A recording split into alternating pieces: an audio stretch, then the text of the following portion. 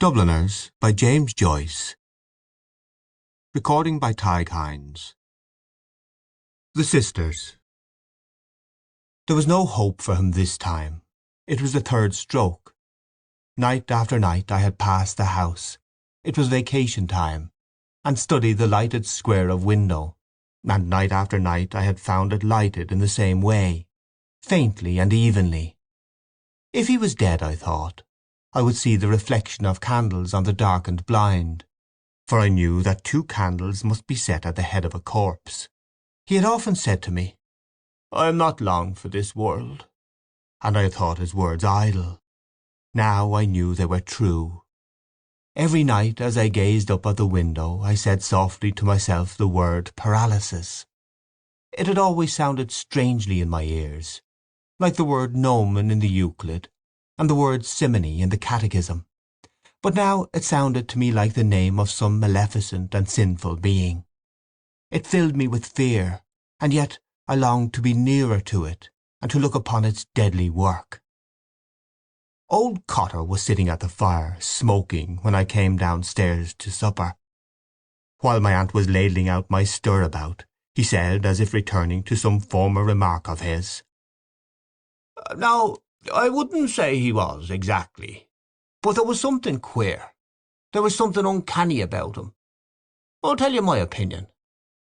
He began to puff at his pipe, no doubt arranging his opinion in his mind. Tiresome old fool. When we knew him first he used to be rather interesting, talking of faints and worms, but I soon grew tired of him and his endless stories about the distillery. "I have my own theory about it," he said. "I think it was one of those peculiar cases, but it's hard to say." He began to puff again at his pipe without giving us his theory. My uncle saw me staring and said to me, "Well, so your old friend is gone, you'd be sorry to hear." "Who?" said I. "Father Flynn." "Is he dead?" "Mr. Cotter here has just told us. He was passing by the house." I knew that I was under observation, so I continued eating as if the news had not interested me. My uncle explained to old Cotter. "The youngster and he were great friends. The old chap taught him a great deal, mind you, and they say he had a great wish for him." "God have mercy on his soul," said my aunt piously. Old Cotter looked at me for a while. I felt that his little beady black eyes were examining me, but I would not satisfy him by looking up from my plate. He returned to his pipe, and finally spat rudely into the grate. "I wouldn't like children of mine," he said, "to have too much to say to a man like that." "How do you mean, Mr. Cotter?" asked my aunt. "What I mean is," said old Cotter, "it's bad for children. My idea is, let a young lad run about and play with young lads of his own age, and not be— Am I right, Jack?" "That's my principle too," said my uncle. "Let him learn to box his corner. That's what I'm always saying to that Rosicrucian there. Take exercise. Why, when I was a nipper, every morning of my life I had a cold bath, winter and summer. And that's what stands to me now. Education is all very fine and large. Mr. Cotter might take a pick of that leg of mutton," he added to my aunt. "No, no, not for me," said old Cotter. My aunt brought the dish from the safe and put it on the table. "But why do you think it's not good for children, Mr. Cotter?" she asked. "It's bad for children," said old Cotter, "because their minds are so impressionable. When children see things like that, it has an effect." I crammed my mouth with stirabout for fear I might give utterance to my anger. Tiresome old red-nosed imbecile. It was late when I fell asleep. Though I was angry with old Cotter for alluding to me as a child, I puzzled my head to extract meaning from his unfinished sentences. In the dark of my room I imagined that I saw again the heavy grey face of the paralytic. I drew the blankets over my head and tried to think of Christmas. But the grey face still followed me. It murmured, and I understood that it desired to confess something. I felt my soul receding into some pleasant and vicious region, and there again I found it waiting for me. It began to confess to me in a murmuring voice, and I wondered why it smiled continually, and why the lips were so moist with spittle. But then I remembered that it had died of paralysis, and I felt that I too was smiling feebly, as if to absolve the simoniac of his sin. The next morning after breakfast I went down to look at the little house in Great Britain Street. It was an unassuming shop, registered under the vague name of drapery. The drapery consisted mainly of children's booties and umbrellas, and on ordinary days a notice used to hang in the window saying, "Umbrellas recovered." No notice was visible now, for the shutters were up. A crape bouquet was tied to the door knocker with ribbon. Two poor women and a telegram boy were reading the card pinned on the crape. I also approached and read, "July 1st, 1895. The Reverend James Flynn, formerly of St. Catherine's Church, Meath Street, aged 65 years. Rest in peace." The reading of the card persuaded me that he was dead, and I was disturbed to find myself at check. Had he not been dead, I would have gone into the little dark room behind the shop to find him sitting in his armchair by the fire, nearly smothered in his greatcoat.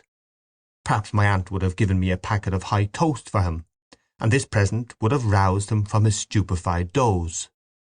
It was always I who emptied the packet into his black snuff-box, for his hands trembled too much to allow him to do this without spilling half the snuff about the floor. Even as he raised his large trembling hand to his nose, little clouds of smoke dribbled through his fingers over the front of his coat. It may have been these constant showers of snuff which gave his ancient priestly garments their green, faded look, for the red handkerchief, blackened as it always was with the snuff-stains of a week, with which he tried to brush away the fallen grains, was quite inefficacious. I wished to go in and look at him, but I had not the courage to knock. I walked away slowly along the sunny side of the street, reading all the theatrical advertisements in the shop windows as I went. I found it strange that neither I nor the day seemed in a mourning mood, and I felt even annoyed at discovering in myself a sensation of freedom, as if I had been freed from something by his death. I wondered at this, for, as my uncle had said the night before, he had taught me a great deal. He had studied in the Irish College in Rome, and he had taught me to pronounce Latin properly. He had told me stories about the catacombs and about Napoleon Bonaparte, and he explained to me the meaning of the different ceremonies of the Mass and of the different vestments worn by the priest. Sometimes he had amused himself by putting difficult questions to me, asking me what one should do in certain circumstances, or whether such and such sins were mortal or venial, or only imperfections. His questions showed me how complex and mysterious were certain institutions of the Church, which I had always regarded as the simplest acts. The duties of the priest towards the Eucharist and towards the secrecy of the confessional seemed so grave to me that I wondered how anybody had ever found in himself the courage to undertake them. And I was not surprised when he told me that the fathers of the Church had written books as thick as the Post Office Directory, and as closely printed as the law notices in the newspaper, elucidating all those intricate questions. Often when I thought of this, I could make no answer, or only a very foolish and halting one, upon which he used to smile and nod his head twice or thrice. Sometimes he used to put me through the responses of the Mass, which he had made me learn by heart, and as I pattered he used to smile pensively and nod his head, now and then pushing huge pinches of snuff up each nostril alternately. When he smiled he used to uncover his big discoloured teeth, and let his tongue lie upon his lower lip, a habit which had made me feel uneasy in the beginning of our acquaintance before I knew him well. As I walked along in the sun I remembered old Cotter's words, and tried to remember what had happened afterwards in the dream. I remembered that I had noticed long velvet curtains and a swinging lamp of antique fashion. I felt that I had been very far away, in some land where the customs were strange, in Persia, I thought, but I could not remember the end of the dream. In the evening my aunt took me with her to visit the house of mourning. It was after sunset, but the window-panes of the houses that looked to the west reflected the tawny gold of a great bank of clouds.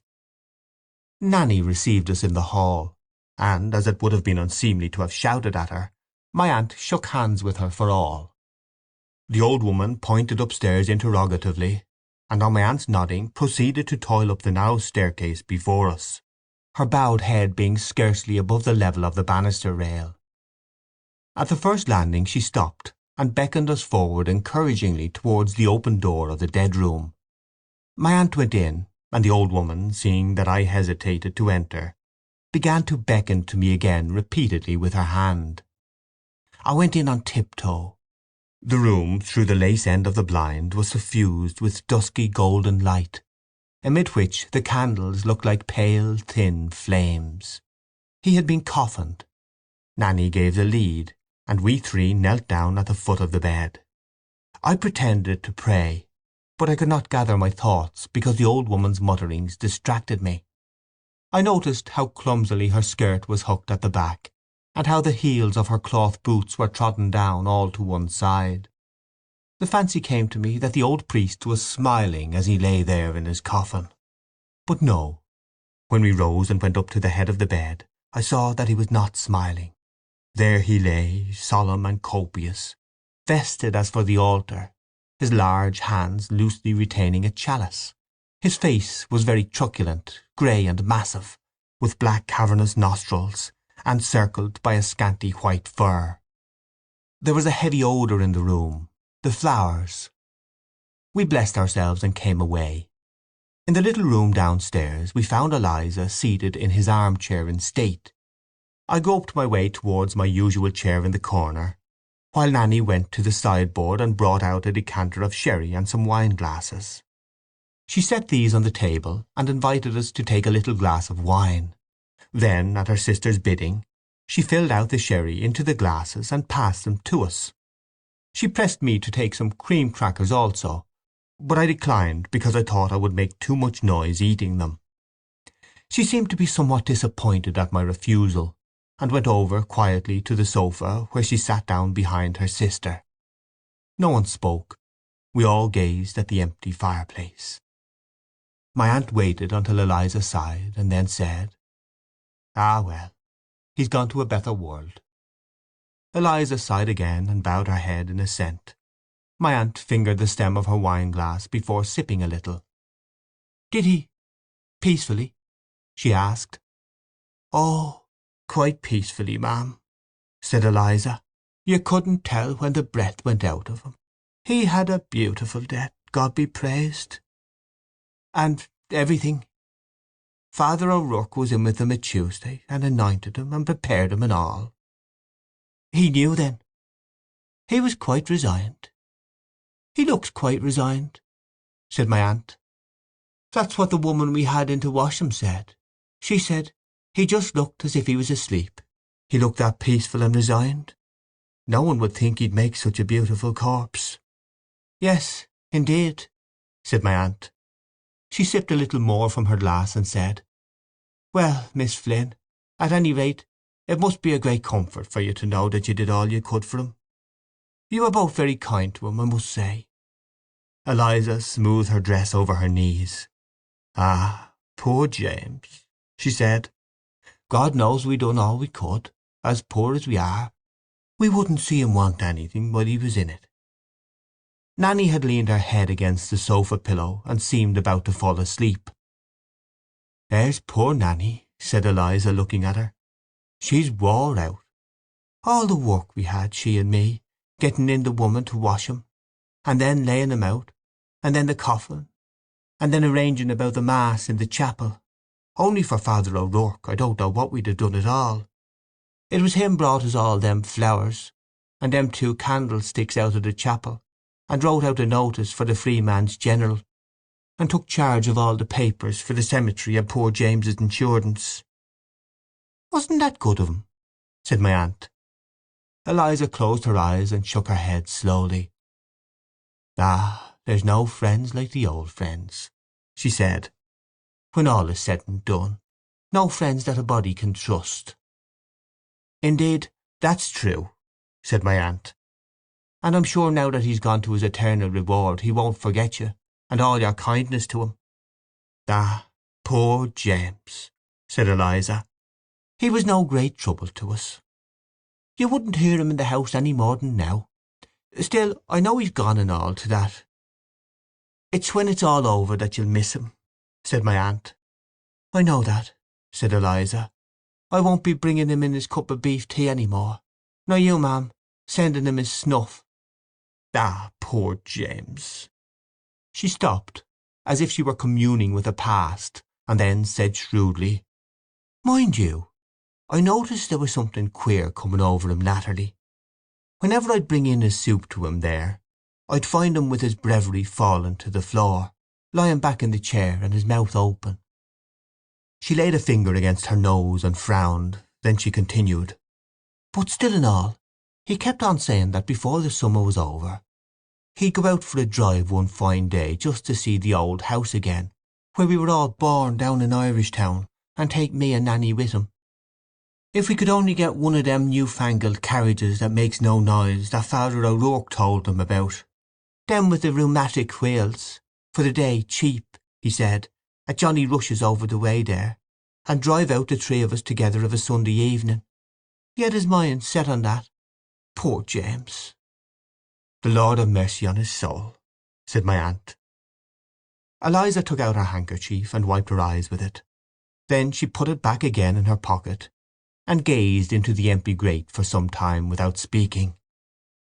"He was too scrupulous always," she said. "The duties of the priesthood was too much for him. And then his life was, you might say, crossed." "Yes," said my aunt. "He was a disappointed man. You could see that."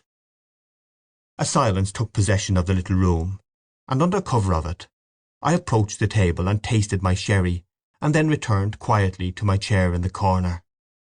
Eliza seemed to have fallen into a deep reverie. We waited respectfully for her to break the silence, and after a long pause she said slowly, "It was that chalice he broke. That was the beginning of it. Of course, they say it was all right, that it contained nothing, I mean. But still, they say it was the boy's fault. But poor James was so nervous, God be merciful to him."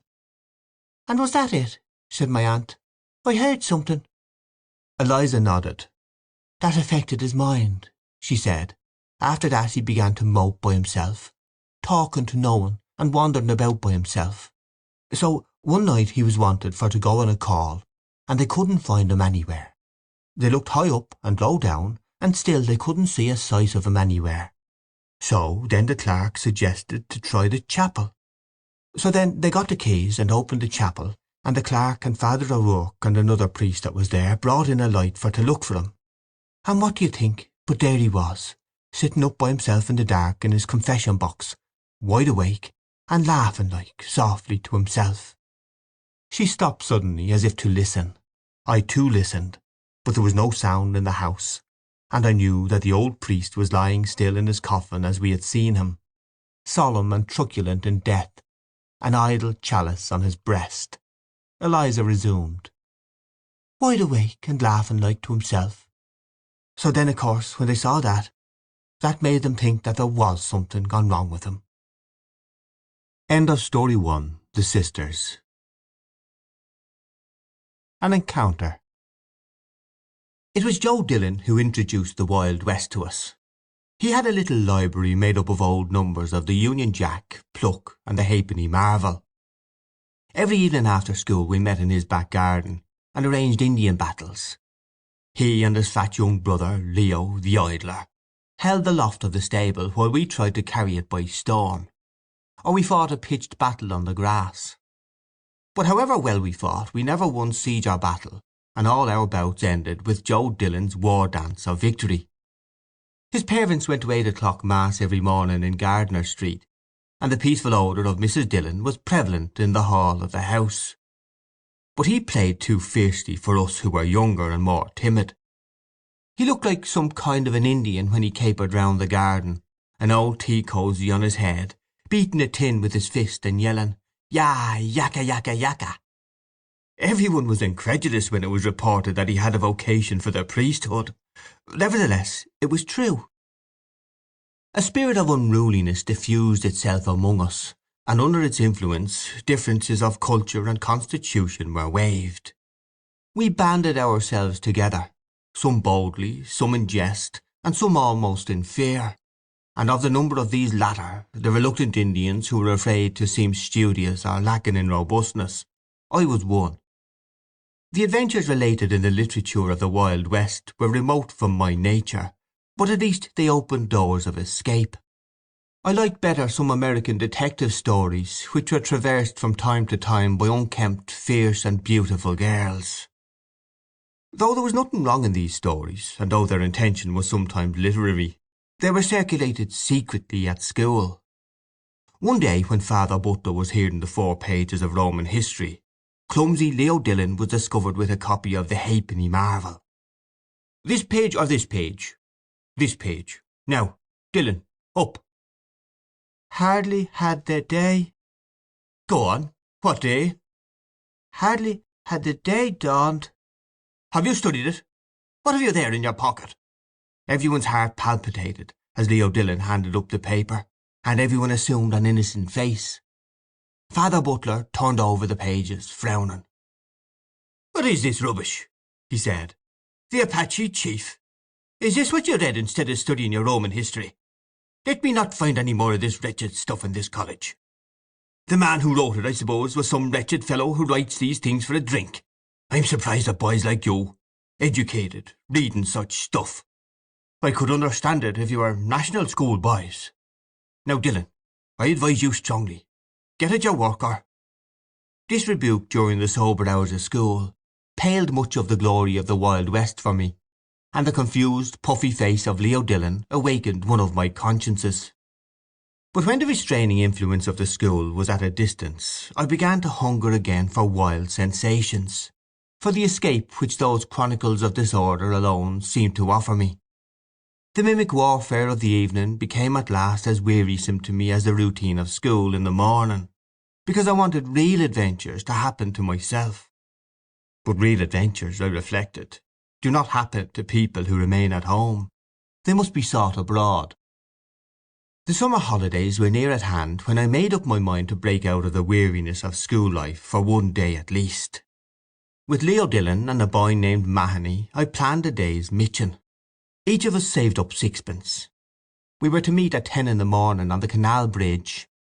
Mahony's big sister was to write an excuse for him, and Leo Dillon was to tell his brother to say he was sick. We arranged to go along the wharf road until we came to the ships, then to cross in the ferry boat and walk out to see the pigeon house. Leo Dillon was afraid we might meet Father Butler or someone out at the college, but Mahony asked, very sensibly, what would Father Butler be doing out at the pigeon house?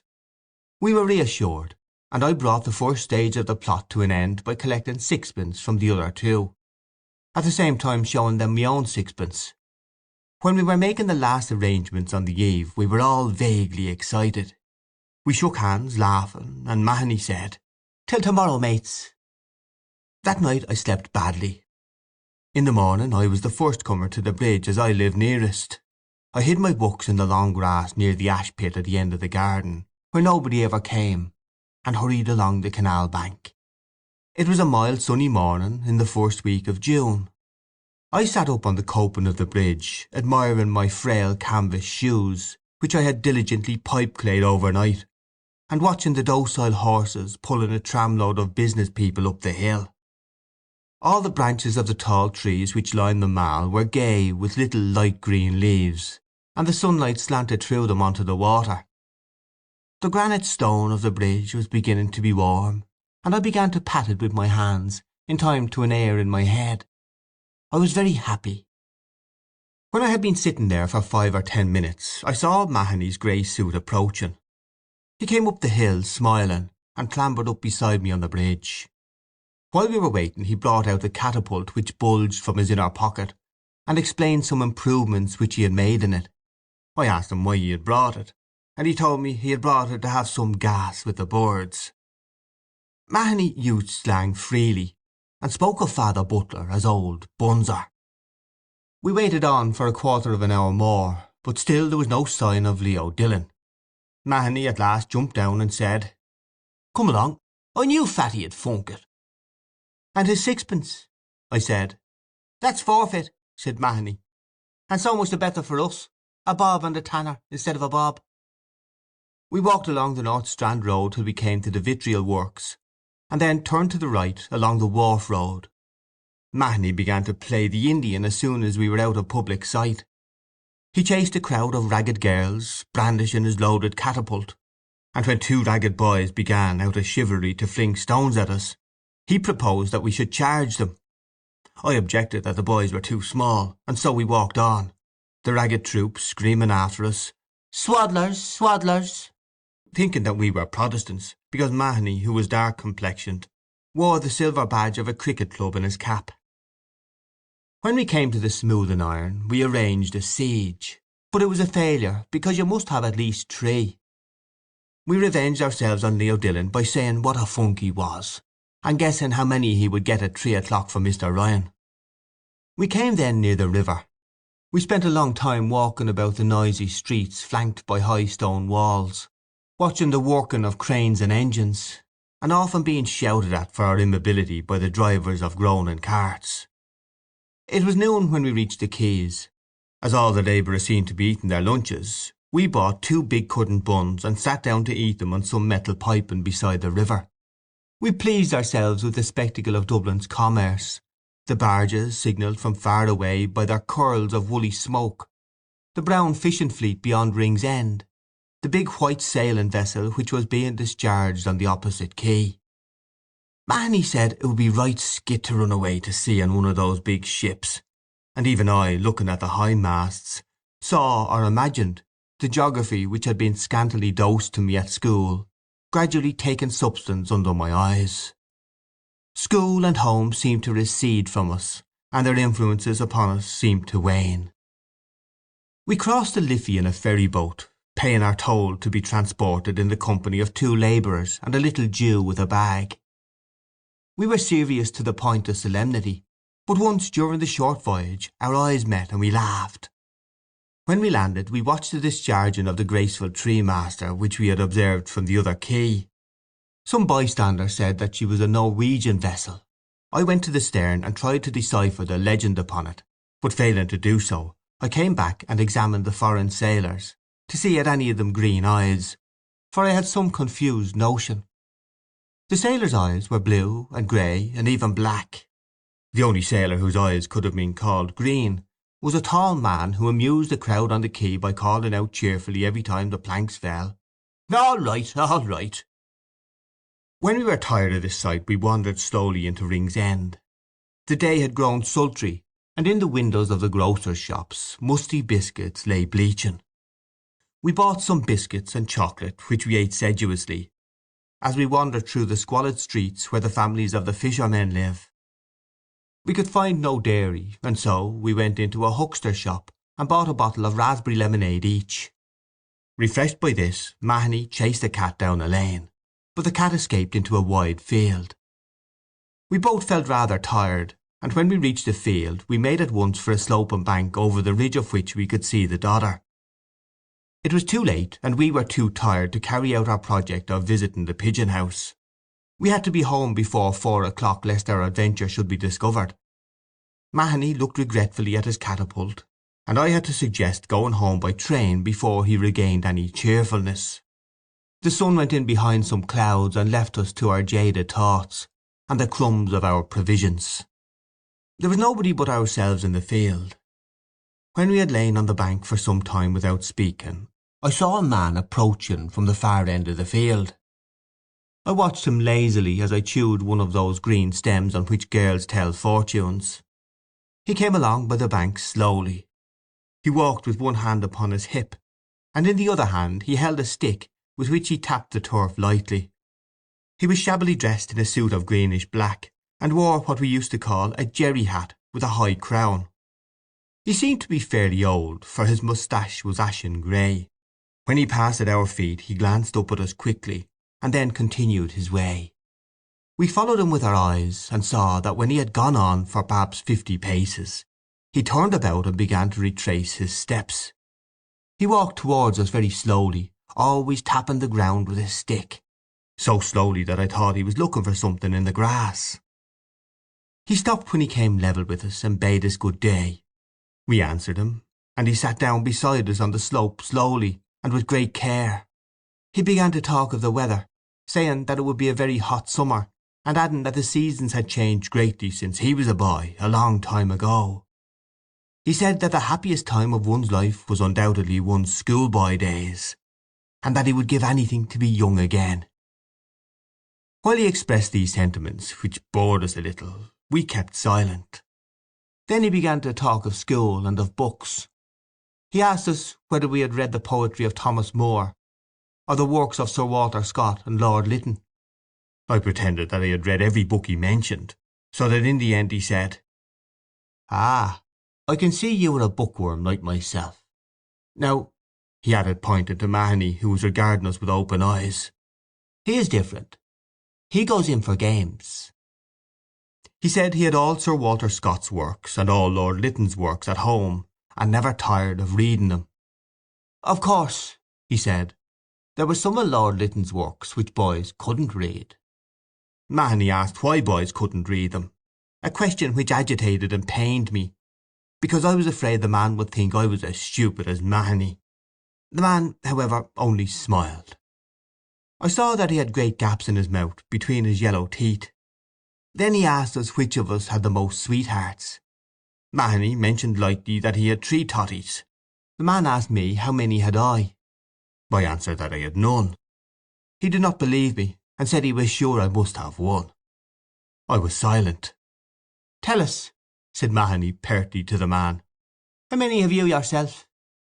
The man smiled as before, and said that when he was our age he had lots of sweethearts. "Every boy," he said, "has a little sweetheart." His attitude on this point struck me as strangely liberal in a man of his age. In my heart I thought that what he said about boys and sweethearts was reasonable, but I disliked the words in his mouth, and I wondered why he shivered once or twice, as if he feared something or felt a sudden chill. As he proceeded I noticed that his accent was good. He began to speak to us about girls, saying what nice soft hair they had, and how soft their hands were, and how all girls were not so good as they seemed to be, if only one knew. There was nothing he liked, he said, so much as looking at a nice young girl, at her nice white hands and her beautiful soft hair. He gave me the impression that he was repeating something which he had learnt by heart, or that, magnetized by some words of his own speech, his mind was slowly circling round and round in the same orbit. At times he spoke as if he were simply alluding to some fact that everybody knew, and at times he lowered his voice and spoke mysteriously, as if he were telling us something secret which he did not wish others to overhear. He repeated his phrases over and over again, varying them and surrounding them with his monotonous voice. I continued to gaze towards the foot of the slope, listening to him. After a long while his monologue paused. He stood up slowly, saying that he had to leave us for a minute or so, a few minutes, and, without changing the direction of my gaze, I saw him walking slowly away from us towards the near end of the field. We remained silent when he had gone. After a silence of a few minutes I heard Mahony exclaim, "I say, look what he's doing!" As I neither answered nor raised my eyes, Mahony exclaimed again, "I say, he's a queer old josser!" "In case he asks us for our names," I said, "let you be Murphy and I'll be Smith." We said nothing further to each other. I was still considering whether I would go away or not, when the man came back and sat down beside us again. Hardly had he sat down when Mahony, catching sight of the cat which had escaped him, sprang up and pursued her across the field. The man and I watched the chase. The cat escaped once more, and Mahony began to throw stones at the wall she had escaladed. Desisting from this, he began to wander about the far end of the field aimlessly. After an interval the man spoke to me. He said that my friend was a very rough boy, and asked did he get whipped often at school. I was going to reply indignantly that we were not national schoolboys to be whipped, as he called it, but I remained silent. He began to speak on the subject of chastising boys. His mind, as if magnetized again by his speech, seemed to circle slowly round and round its new centre. He said that when boys were that kind they ought to be whipped, and well whipped. When a boy was rough and unruly there was nothing would do him any good but a good sound whipping. A slap on the hand or a box on the ear was no good. What he wanted was to get a nice warm whipping. I was surprised at this sentiment, and involuntarily glanced up at his face. As I did so, I met the gaze of a pair of bottle-green eyes, peering at me from under a twitching forehead. I turned my eyes away again. The man continued his monologue. He seemed to have forgotten his recent liberalism. He said that if ever he found a boy talking to girls, or having a girl for a sweetheart, he would whip him and whip him, and that would teach him not to be talking to girls. And if a boy had a girl for a sweetheart and told lies about it, then he would give him such a whipping as no boy ever got in this world. He said that there was nothing in this world he would like so well as that. He described to me how he would whip such a boy, as if he were unfolding some elaborate mystery. He would love that, he said, better than anything in this world. And his voice, as he led me monotonously through the mystery, grew almost affectionate, and seemed to plead with me that I should understand him. I waited till his monologue paused again. Then I stood up abruptly. Lest I should betray my agitation, I delayed a few moments, pretending to fix my shoe properly, and then, saying that I was obliged to go, I bade him good day. I went up the slope calmly, but my heart was beating quickly with fear that he would seize me by the ankles. When I reached the top of the slope, I turned round and, without looking at him, called loudly across the field, "Murphy!" My voice had an accent of forced bravery in it, and I was ashamed of my paltry stratagem. I had to call the name again before Mahony saw me and hallooed in answer. How my heart beat as he came running across the field to me. He ran as if to bring me aid, and I was penitent, for in my heart I had always despised him a little. End of Story 2, An Encounter. Araby. North Richmond Street, being blind, was a quiet street except at the hour when the Christian Brothers' School set the boys free. An uninhabited house of 2 stories stood at the blind end, detached from its neighbours in a square ground. The other houses of the street, conscious of decent lives within them, gazed at one another with brown, imperturbable faces. The former tenant of our house, a priest, had died in the back drawing-room. Air, musty from having been long enclosed, hung in all the rooms, and the waste room behind the kitchen was littered with old, useless papers. Among these I found a few paper-covered books, the pages of which were curled and damp. The Abbot by Walter Scott, The Devout Communicant, and the Memoirs of Vidocq. I liked the last best because its leaves were yellow. The wild garden behind the house contained a central apple tree and a few straggling bushes, under one of which I found the late tenant's rusty bicycle pump. He had been a very charitable priest. In his will he had left all his money to institutions, and the furniture of his house to his sister. When the short days of winter came, dusk fell before we had well eaten our dinners. When we met in the street, the houses had grown sombre. The space of sky above us was the colour of ever-changing violet, and towards it the lamps of the street lifted their feeble lanterns. The cold air stung us, and we played till our bodies glowed. Our shouts echoed in the silent street. The career of our play brought us through the dark muddy lanes behind the houses, where we ran the gauntlet of the rough tribes from the cottages, to the back doors of the dark dripping gardens where odours arose from the ash pits, to the dark odorous stables where a coachman smoothed and combed the horse, or shook music from the buckled harness. When we returned to the street, light from the kitchen windows had filled the areas. If my uncle was seen turning the corner, we hid in the shadow until we had seen him safely housed, or if Mangan's sister came out on the doorstep to call her brother into his tea, we watched her from our shadow peer up and down the street. We waited to see whether she would remain or go in, and if she remained, we left our shadow and walked up to Mangan's steps resignedly. She was waiting for us, her figure defined by the light from the half-open door. Her brother always teased her before he obeyed, and I stood by the railings looking at her. Her dress swung as she moved her body, and the soft rope of her hair tossed from side to side. Every morning I lay on the floor in the front parlour watching her door. The blind was pulled down to within an inch of the sash, so that I could not be seen. When she came out on the doorstep my heart leaped. I ran to the hall, seized my books, and followed her. I kept her brown figure always in my eye, and when we came near the point at which our ways diverged, I quickened my pace and passed her. This happened morning after morning. I had never spoken to her, except for a few casual words, and yet her name was like a summons to all my foolish blood.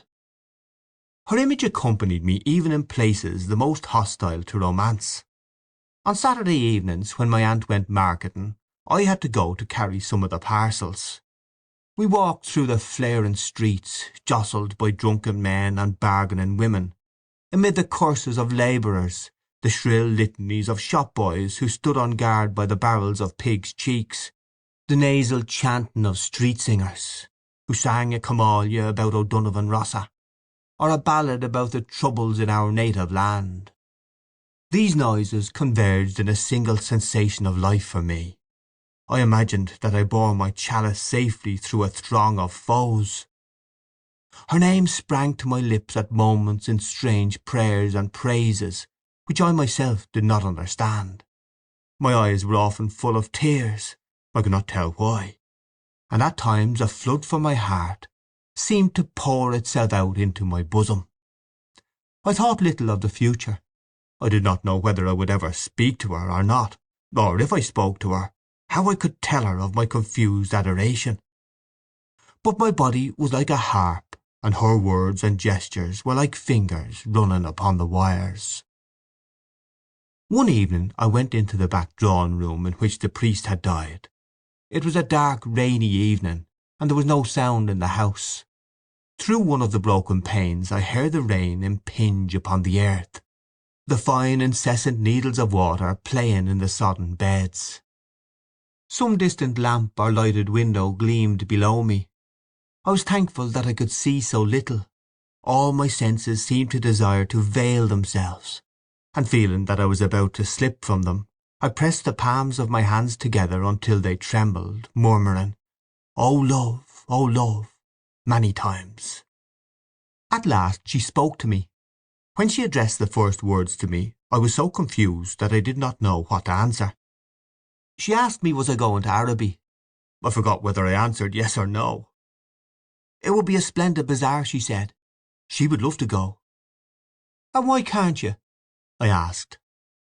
While she spoke she turned a silver bracelet round and round her wrist. She could not go, she said, because there would be a retreat that week in our convent. Her brother and 2 other boys were fighting for their caps, and I was alone at the railings. She held one of the spikes, bowing her head towards me.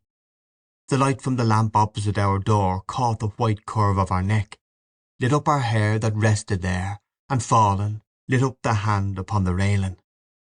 It fell over one side of her dress and caught the white border of a petticoat, just visible as she stood at ease. "It's well for you," she said. "If I go," I said, "I will bring you something." What innumerable follies laid waste to my waking and sleeping thoughts after that evening! I wished to annihilate the tedious intervening days. I chafed against the work of school. At night in my bedroom, and by day in the classroom, her image came between me and the page I strove to read. The syllables of the word Araby were called to me through the silence, in which my soul luxuriated, and cast an Eastern enchantment over me. I asked for leave to go to the bazaar on Saturday night. My aunt was surprised, and hoped it was not some Freemason affair. I answered few questions in class. I watched my master's face pass from amiability to sternness. He hoped I was not beginning to idle. I could not call my wandering thoughts together. I had hardly any patience with the serious work of life, which, now that it stood between me and my desire, seemed to me child's play, ugly, monotonous child's play. On Saturday morning I reminded my uncle that I wished to go to the bazaar in the evening. He was fussing at the hall stand looking for the hat brush, and answered me curtly, "Yes, boy, I know." As he was in the hall I could not go into the front parlour and lie at the window. I left the house in bad humour and walked slowly towards the school. The air was pitilessly raw, and already my heart misgave me. When I came home to dinner, my uncle had not yet been home. Still, it was early. I sat staring at the clock for some time, and when its ticking began to irritate me, I left the room. I mounted the staircase and gained the upper part of the house. The high, cold, empty, gloomy rooms liberated me, and I went from room to room singing. From the front window I saw my companions playing below in the street. Their cries reached me weakened and indistinct, and leaning my forehead against the cool glass, I looked over at the dark house where she lived. I may have stood there for an hour, seeing nothing but the brown-clad figure cast by my imagination, touched discreetly by the lamplight at the curved neck, at the hand upon the railings, and at the border below the dress. When I came downstairs again I found Mrs. Mercer sitting at the fire. She was an old, garrulous woman, a pawnbroker's widow, who collected used stamps for some pious purpose. I had to endure the gossip of the tea-table. The meal was prolonged beyond an hour, and still my uncle did not come. Mrs. Mercer stood up to go. She was sorry she couldn't wait any longer, but it was after 8 o'clock, and she did not like to be out late, as the night air was bad for her. When she had gone, I began to walk up and down the room, clenching my fists. My aunt said, "I am afraid you may have to put off your bazaar for this night of our Lord." At 9 o'clock I heard my uncle's latch key in the hall door. I heard him talking to himself, and heard the hall stand rocking when it had received the weight of his overcoat. I could interpret these signs. When he was midway through his dinner I asked him to give me the money to go to the bazaar. He had forgotten. "The people are in bed, and after their first sleep now," he said. I did not smile. My aunt said to him energetically, "Can't you give him the money and let him go? You've kept him late enough as it is." My uncle said he was very sorry he had forgotten. He said he believed in the old saying, "All work and no play makes Jack a dull boy." He asked me where I was going, and when I had told him a second time he asked me did I know the Arab's farewell to his steed. When I left the kitchen he was about to recite the opening lines of the piece to my aunt. I held a florin tightly in my hand as I strode down Buckingham Street towards the station. The sight of the streets thronged with buyers and glaring with gas recalled to me the purpose of my journey. I took my seat in a third-class carriage of a deserted train. After an intolerable delay the train moved out of the station slowly. It crept onward among ruinous houses and over the twinkling river. At Westland Row Station a crowd of people pressed to the carriage doors, but the porters moved them back, saying that it was a special train for the bazaar. I remained alone in the bare carriage. In a few minutes the train drew up beside an impoverished wooden platform.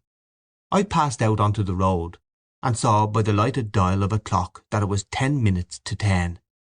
In front of me was a large building which displayed the magical name.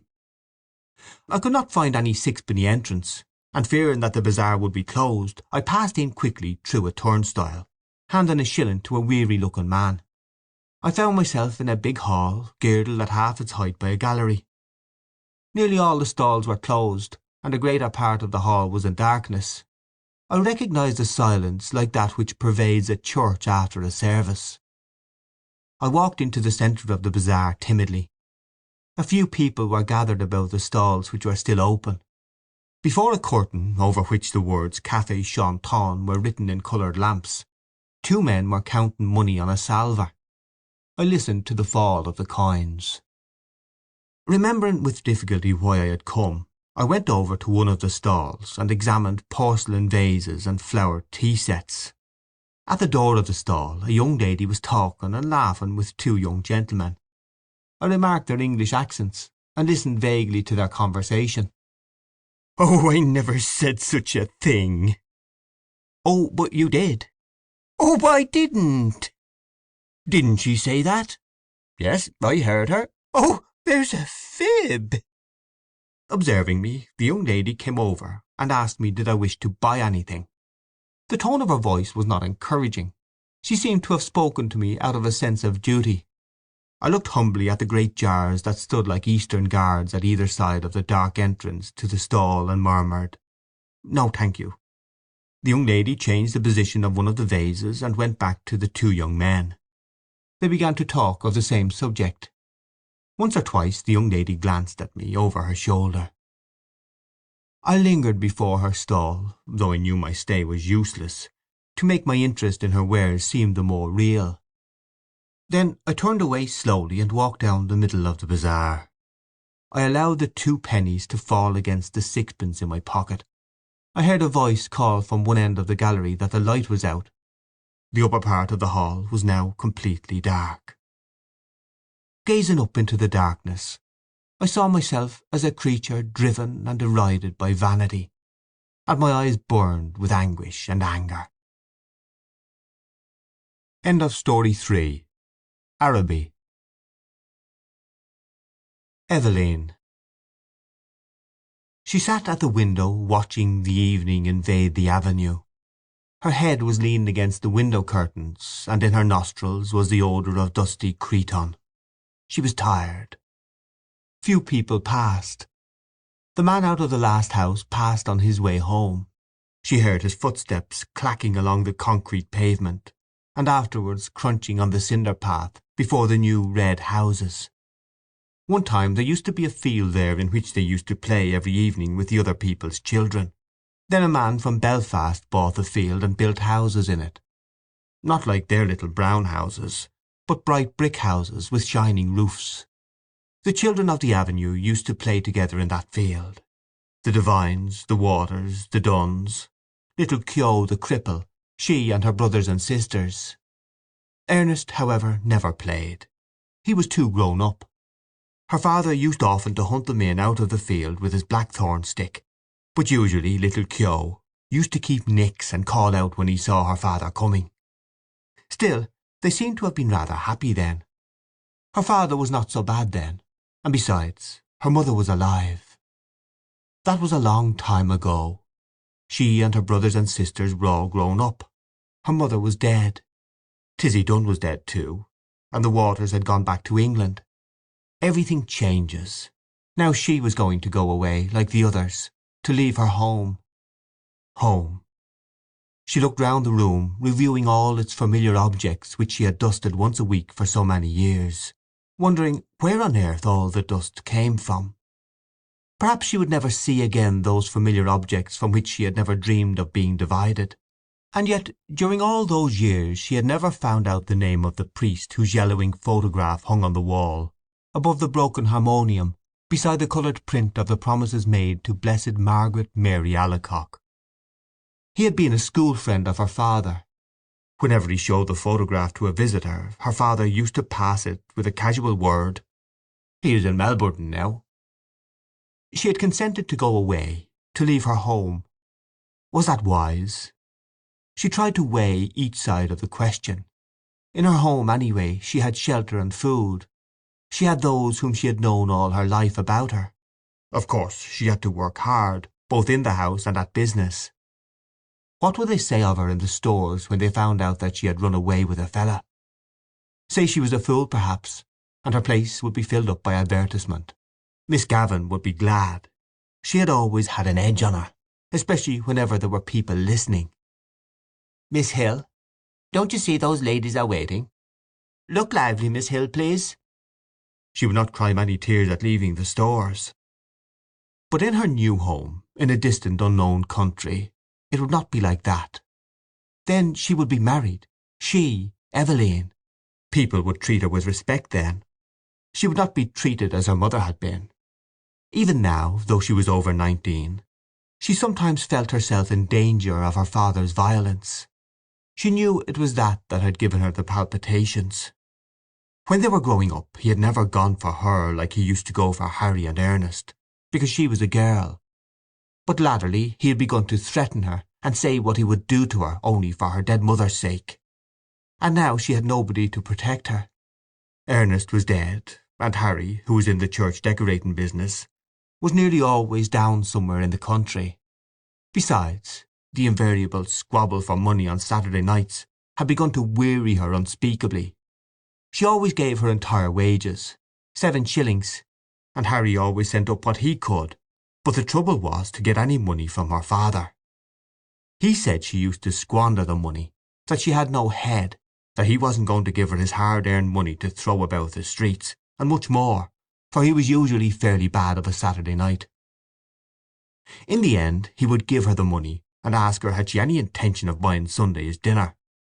Then she had to rush out as quickly as she could and do her marketing, holding her black leather purse tightly in her hand as she elbowed her way through the crowds, and returning home late under her load of provisions.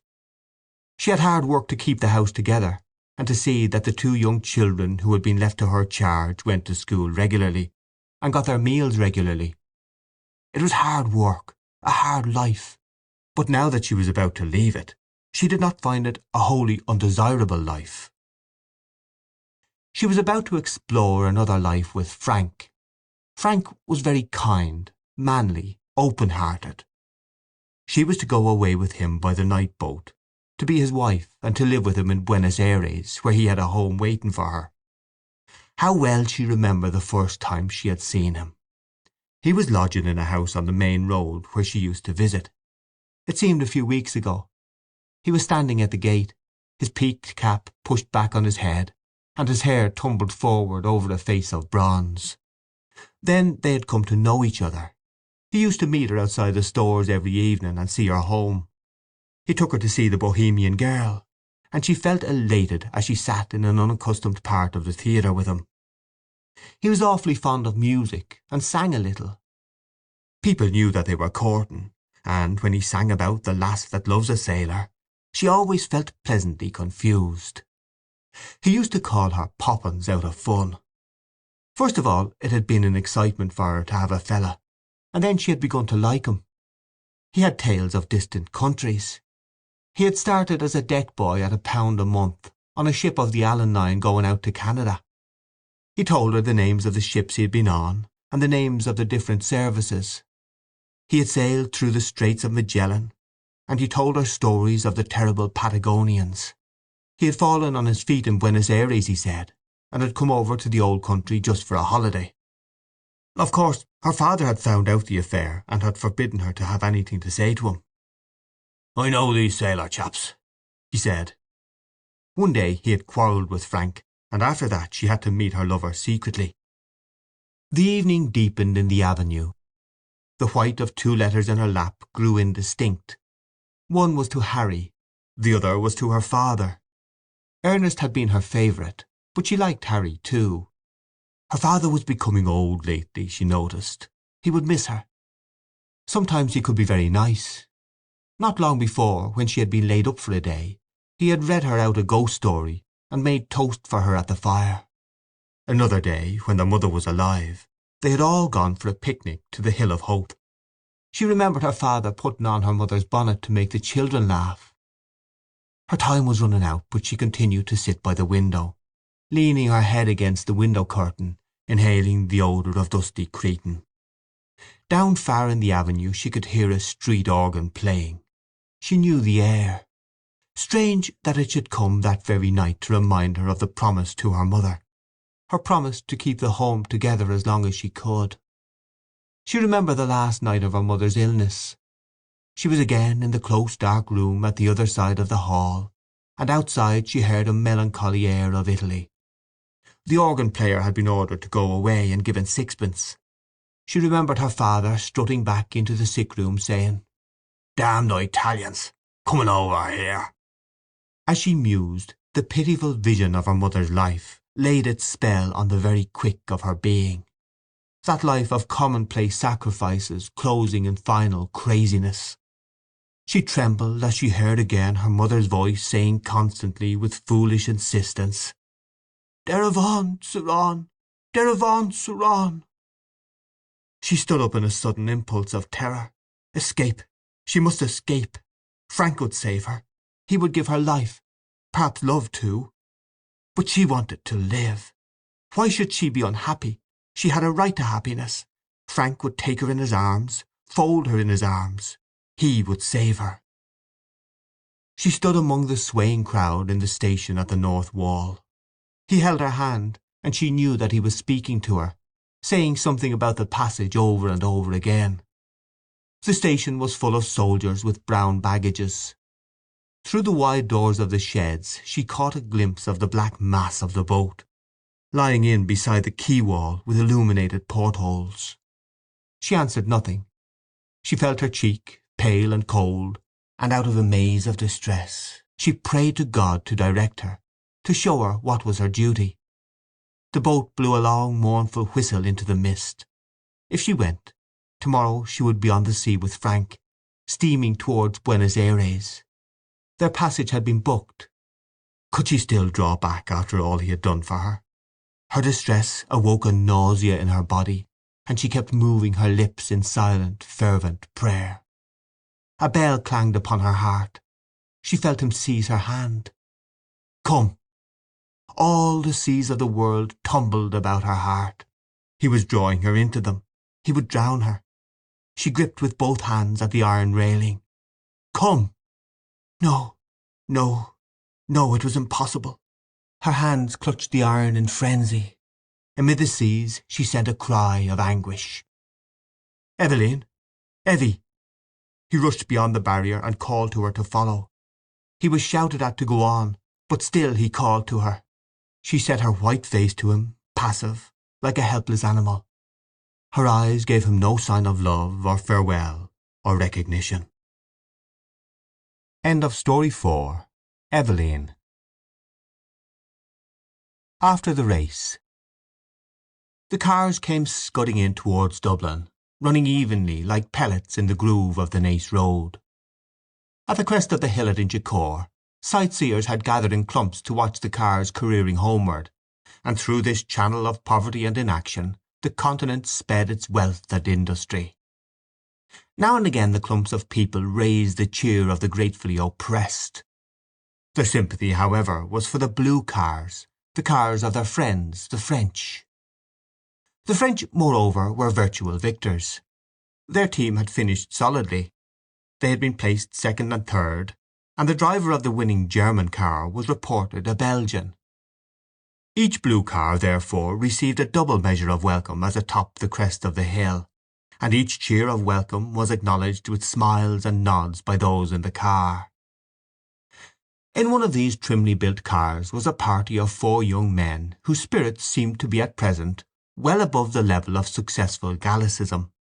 In fact, these 4 young men were almost hilarious. They were Charles Seguin, the owner of the car, André Rivière, a young electrician of Canadian birth, a huge Hungarian named Valona, and a neatly groomed young man named Doyle.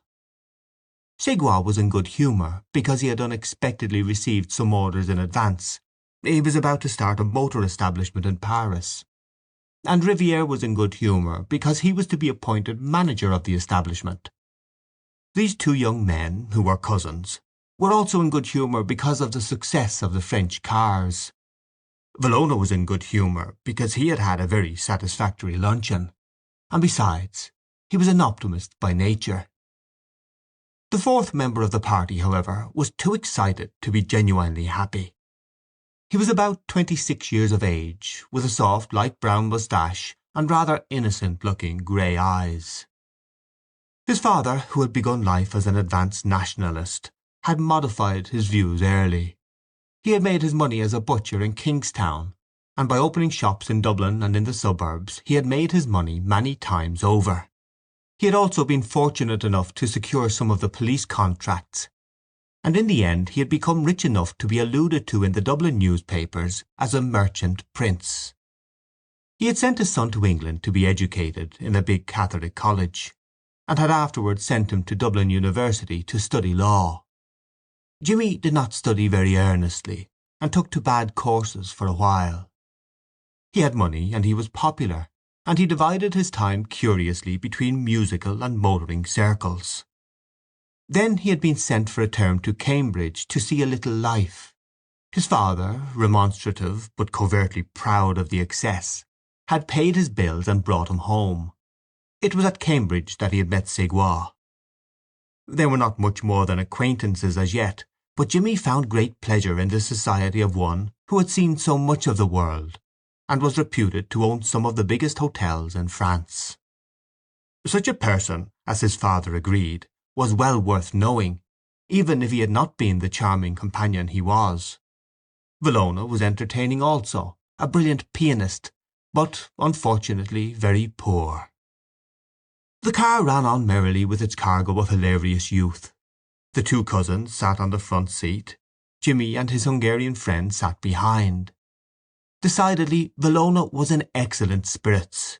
He kept up a deep bass hum of melody for miles of the road. The Frenchmen flung their laughter and light words over their shoulders, and often Jimmy had to strain forward to catch the quick phrase. This was not altogether pleasant for him, as he had nearly always to make a deft guess at the meaning and shout back a suitable answer in the face of a high wind. Besides, Villona's humming would confuse anybody. The noise of the car, too. Rapid motion through space elates one. So does notoriety. So does the possession of money. These were three good reasons for Jimmy's excitement. He had been seen by many of his friends that day in the company of these Continentals. At the control, Ségua had presented him to one of the French competitors, and in answer to his confused murmur of compliment, the swarthy face of the driver had disclosed a line of shining white teeth. It was pleasant after that honour to return to the profane world of spectators, amid nudges and significant looks. Then as to money, he really had a great sum under his control. Ségua perhaps would not think it a great sum, but Jimmy, who, in spite of temporary errors, was at heart the inheritor of solid instincts, knew well with what difficulty it had been got together. This knowledge had previously kept his bills within the limits of reasonable recklessness, and if he had been so conscious of the labour latent in money when there had been question merely of some freak of the higher intelligence, how much more so now when he was about to stake the greater part of his substance. It was a serious thing for him.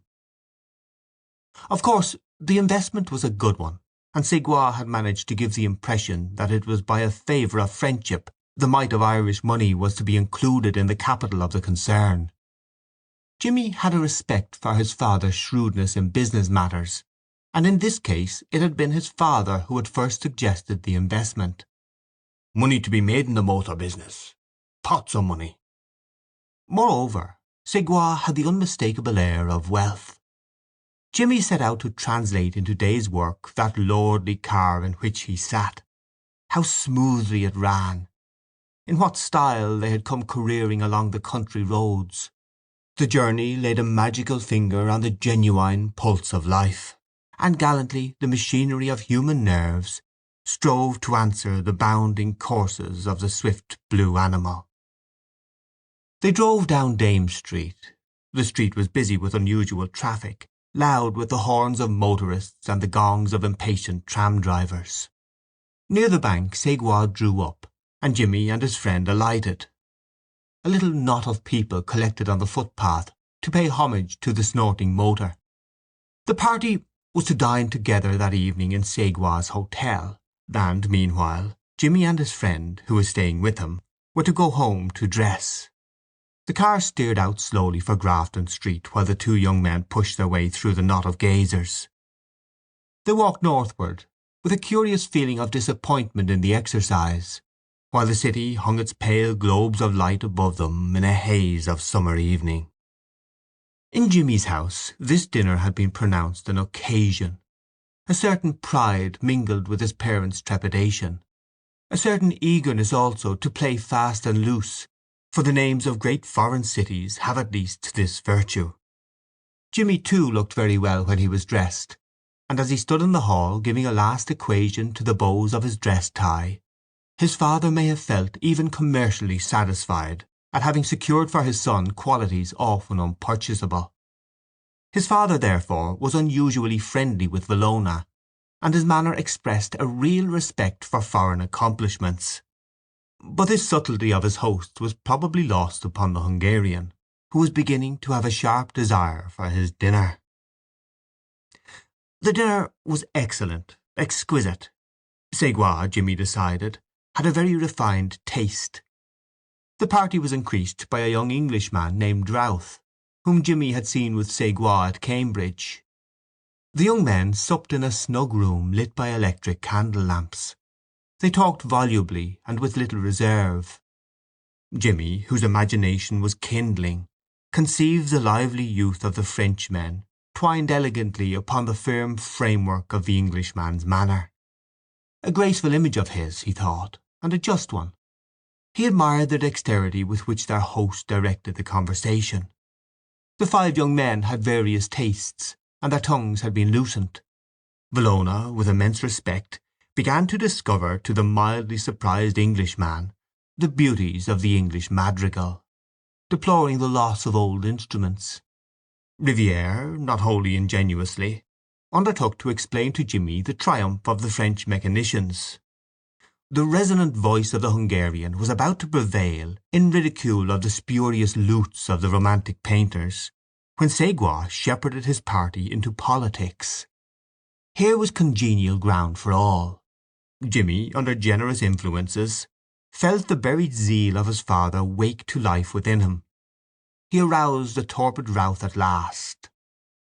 The room grew doubly hot, and Segua's task grew harder each moment. There was even danger of personal spite. The alert host at an opportunity lifted his glass to humanity, and, when the toast had been drunk, he threw open a window significantly. That night the city wore the mask of a capital. The 5 young men strolled along Stephen's Green in a faint cloud of aromatic smoke. They talked loudly and gaily, and their cloaks dangled from their shoulders. The people made way for them. At the corner of Grafton Street a short, fat man was putting 2 handsome ladies on a car, in charge of another fat man. The car drove off, and the short, fat man caught sight of the party. "Andre!" "It's Farley!" A torrent of talk followed. Farley was an American. No one knew very well what the talk was about. Villona and Riviere were the noisiest, but all the men were excited. They got up on a car, squeezing themselves together amid much laughter. They drove by the crowd, blended now into soft colours, to a music of merry bells. They took the train at Westland Row, and in a few seconds, as it seemed to Jimmy, they were walking out of Kingstown station. The ticket collector saluted Jimmy. He was an old man. "Fine night, sir." It was a serene summer night. The harbour lay like a darkened mirror at their feet. They proceeded towards it with linked arms, singing Caddy Roussel in chorus, stamping their feet at every "Ho ho ho hey vraiment." They got into a rowboat at the slip and made out for the American's yacht. There was to be supper, music, cards. Villona said with conviction, "It is delightful." There was a yacht piano in the cabin. Villona played a waltz for Farley and Riviere, Farley acting as cavalier and Riviere as lady. Then an impromptu square dance, the men devising original figures. What merriment! Jimmy took his part with a will. This was seeing life, at least. Then Farley got out of breath and cried, "Stop!" A man brought in a light supper, and the young men sat down to it for form's sake. They drank, however. It was Bohemian. They drank Ireland, England, France, Hungary, the United States of America. Jimmy made a speech, a long speech, Villona saying, "Hear, hear," whenever there was a pause. There was a great clapping of hands when he sat down. It must have been a good speech. Farley clapped him on the back and laughed loudly. What jovial fellows! What good company they were! Cards, cards. The table was cleared. Villona returned quietly to his piano and played voluntaries for them. The other men played game after game, flinging themselves boldly into the adventure. They drank the health of the Queen of Hearts and of the Queen of Diamonds. Jimmy felt obscurely the lack of an audience. The wit was flashing. Play ran very high and paper began to pass. Jimmy did not know exactly who was winning, but he knew that he was losing. But it was his own fault, for he frequently mistook his cards, and the other men had to calculate his IOUs for him. They were devils of fellows, but he wished they would stop. It was getting late. Someone gave the toast of the yacht, the Belle of Newport, and then someone proposed one great game for a finish. The piano had stopped. Villona must have gone up on deck. It was a terrible game. They stopped just before the end of it to drink for luck. Jimmy understood that the game lay between Routh and Segua. What excitement! Jimmy was excited too. He would lose, of course. How much had he written away? The men rose to their feet to play the last tricks, talking and gesticulating. Routh won. The cabin shook with the young men's cheering, and the cards were bundled together. They began then to gather in what they had won. Farley and Jimmy were the heaviest losers.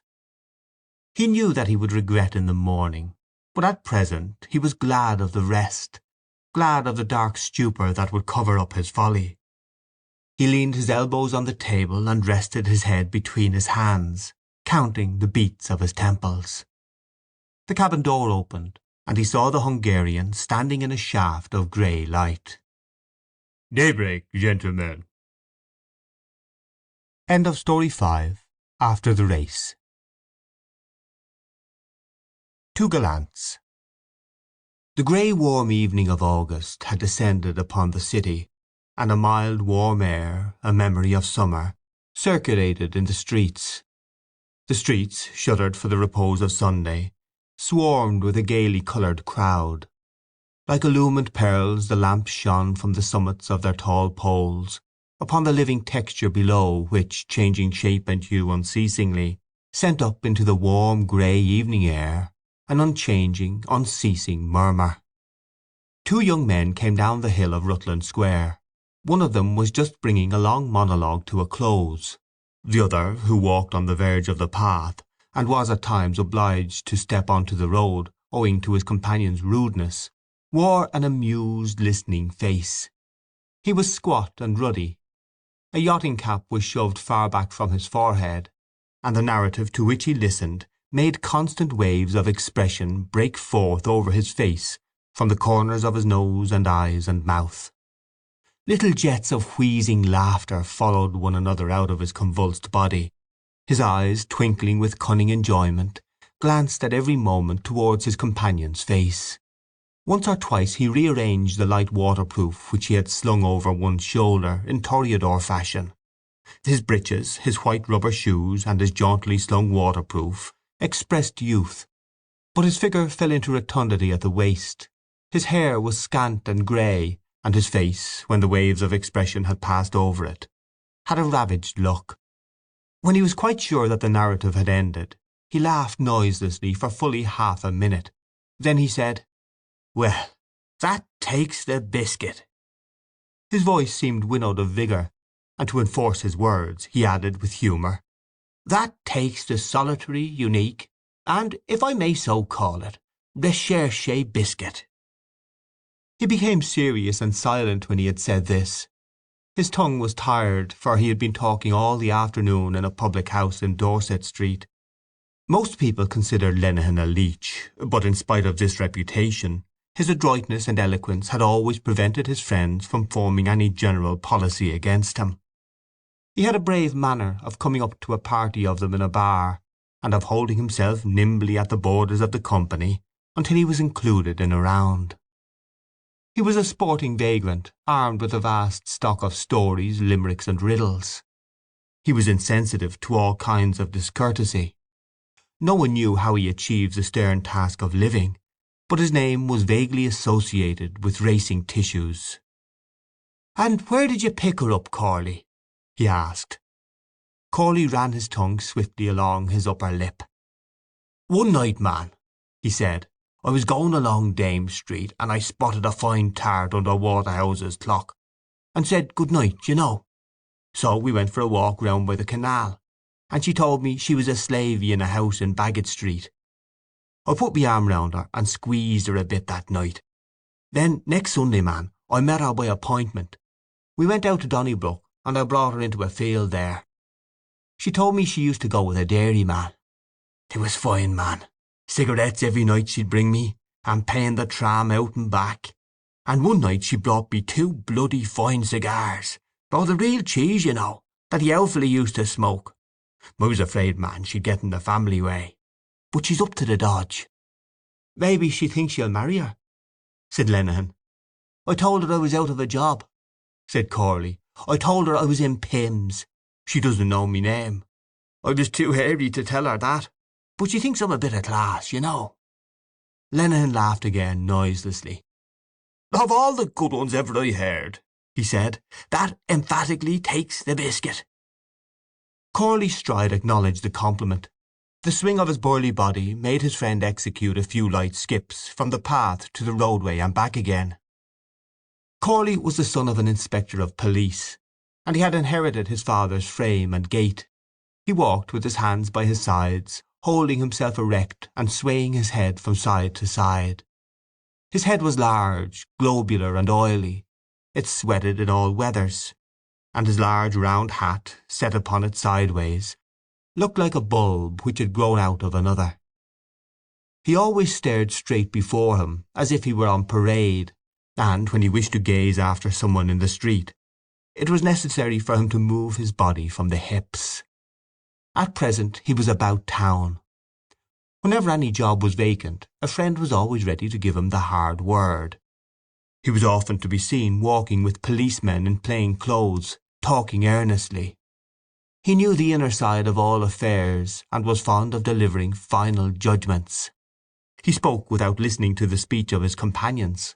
His conversation was mainly about himself, what he had said to such a person, and what such a person had said to him, and what he had said to settle the matter.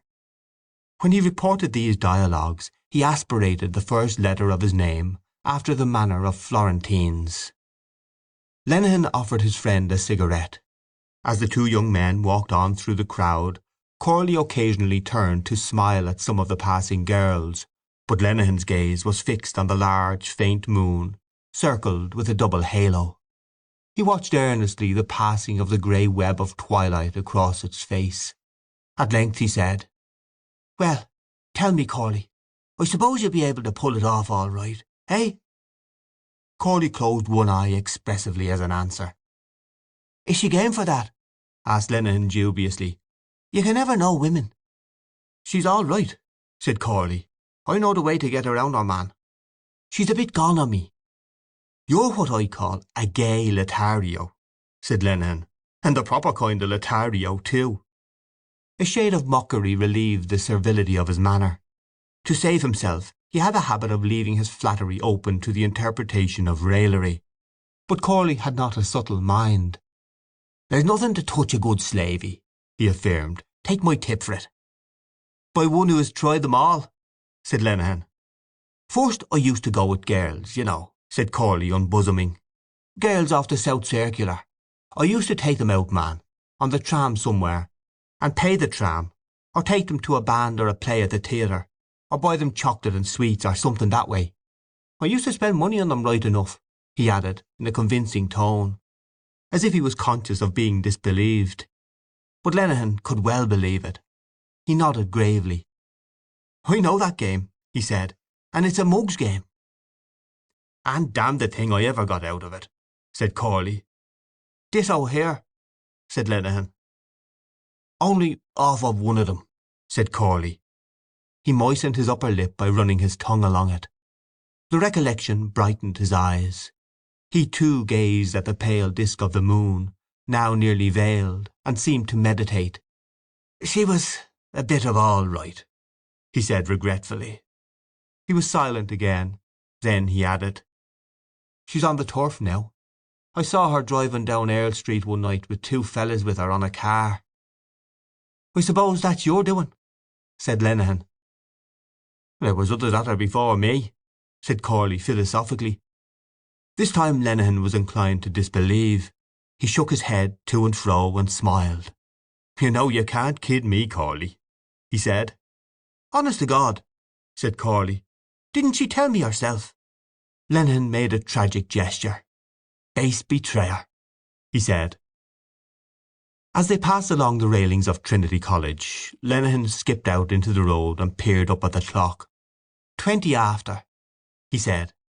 "Time enough," said Corley. "She'll be there all right. I always let her wait a bit." Lenehan laughed quietly. "Ecod, Corley, you know how to take them," he said. "I'm up to all their little tricks," Corley confessed. "But tell me," said Lenehan again, Are you sure you can bring it off all right? You know, it's a ticklish job. They're damn close on that point, eh? What?" His bright small eyes searched his companion's face for reassurance. Corley swung his head to and fro as if to toss aside an insistent insect, and his brows gathered. "I'll pull it off," he said. "Leave it to me, can't you?" Lenehan said no more. He did not wish to ruffle his friend's temper, to be sent to the devil, and told that his advice was not wanted. A little tact was necessary. But Corley's brow was soon smooth again. His thoughts were running another way. "She's a fine decent tart," he said with appreciation. "That's what she is." They walked along Nassau Street, and then turned into Kildare Street. Not far from the porch of the club, a harpist stood in the roadway, playing to a little ring of listeners.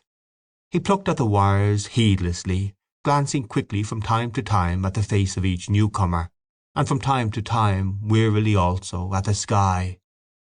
His harp, too, heedless that her coverings had fallen about her knees, seemed weary alike of the eyes of strangers and of her master's hands.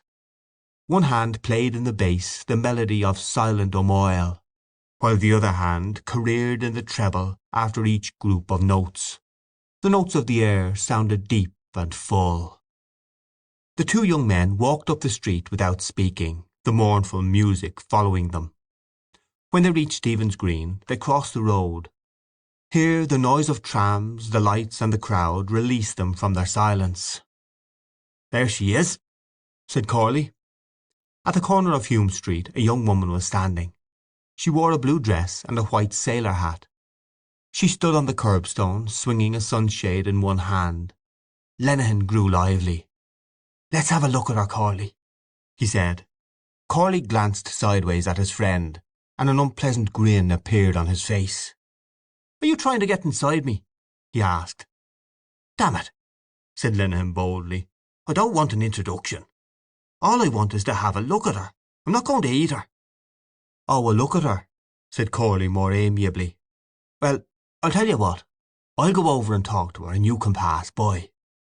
"Right," said Lenehan. Corley had already thrown one leg over the chains when Lenehan called out, "And after, where'll we meet?" 10:30, answered Corley, bringing over his other leg. "Where?" "Corner of Merrion Street. We'll be coming back." "Work it all right now," said Lenehan in farewell. Corley did not answer. He sauntered across the road, swaying his head from side to side. His bulk, his easy pace, and the solid sound of his boots had something of the conqueror in them.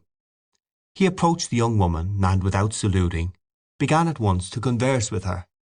She swung her umbrella more quickly, and executed half-turns on her heels. Once or twice when he spoke to her at close quarters, she laughed and bent her head. Lenehan observed them for a few minutes. Then he walked rapidly along beside the chains at some distance, and crossed the road obliquely. As he approached Hume Street corner, he found the air heavily scented, and his eyes made a swift anxious scrutiny of the young woman's appearance. She had her Sunday finery on. Her blue serge skirt was held at the waist by a belt of black leather. The great silver buckle of her belt seemed to depress the centre of her body, catching the light stuff of her white blouse like a clip. She wore a short black jacket with mother-of-pearl buttons and a ragged black boa. The ends of her tulle collarette had been carefully disordered, and a big bunch of red flowers was pinned in her bosom, stems upwards. Lenehan's eyes noted approvingly her stout, short, muscular body. Frank rude health glowed in her face, on her fat red cheeks, and in her unabashed blue eyes. Her features were blunt.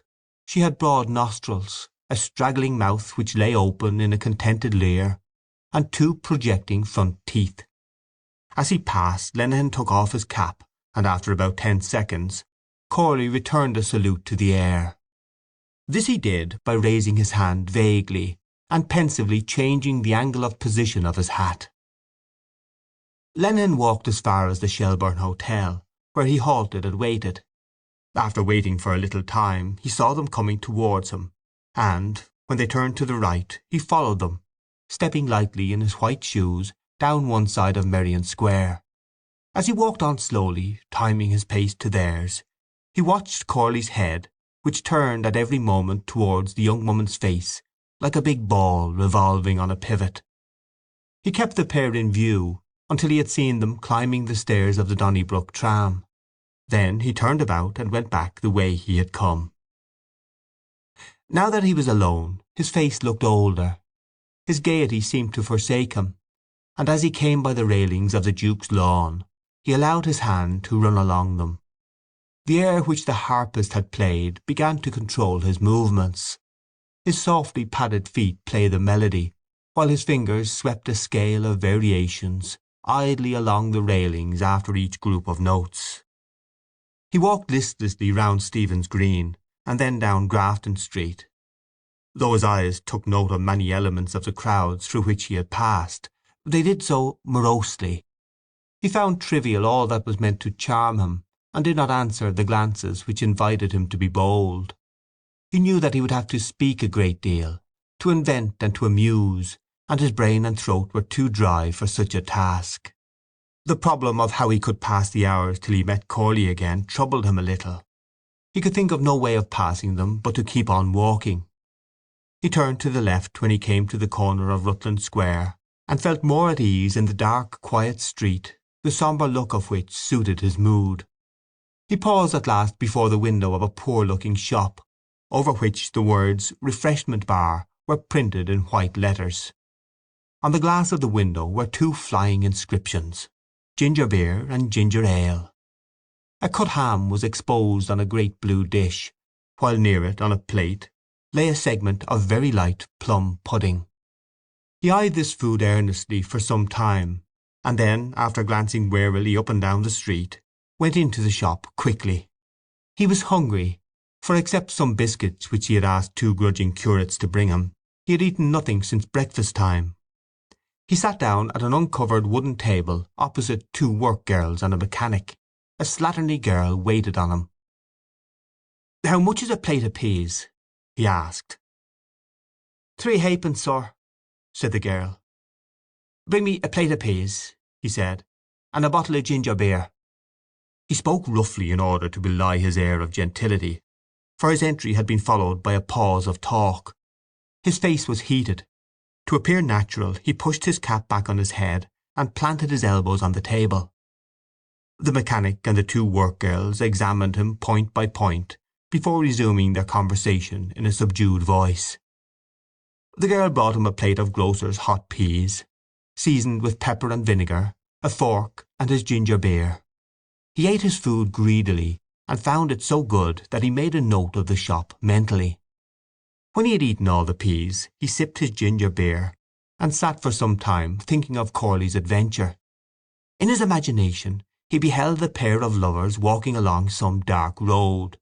He heard Corley's voice in deep energetic gallantries, and saw again the leer of the young woman's mouth. This vision made him feel keenly his own poverty of purse and spirit. He was tired of knocking about, of pulling the devil by the tail, of shifts and intrigues. He would be 31 in November. Would he never get a good job? Would he never have a home of his own? He thought how pleasant it would be to have a warm fire to sit by, and a good dinner to sit down to. He had walked the streets long enough with friends and with girls. He knew what those friends were worth. He knew the girls too. Experience had embittered his heart against the world, but all hope had not left him. He felt better after having eaten than he had felt before, less weary of his life, less vanquished in spirit. He might yet be able to settle down in some snug corner and live happily, if he could only come across some good simple-minded girl with a little of the ready. He paid 2 halfpenny to the slatternly girl, and went out of the shop to begin his wandering again. He went into Capel Street, and walked along towards the City Hall. Then he turned into Dame Street.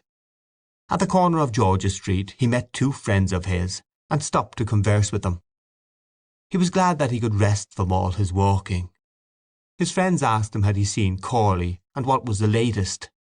He replied that he had spent the day with Corley. His friends talked very little. They looked vacantly after some figures in the crowd, and sometimes made a critical remark. One said that he had seen Mac an hour before in Westmoreland Street.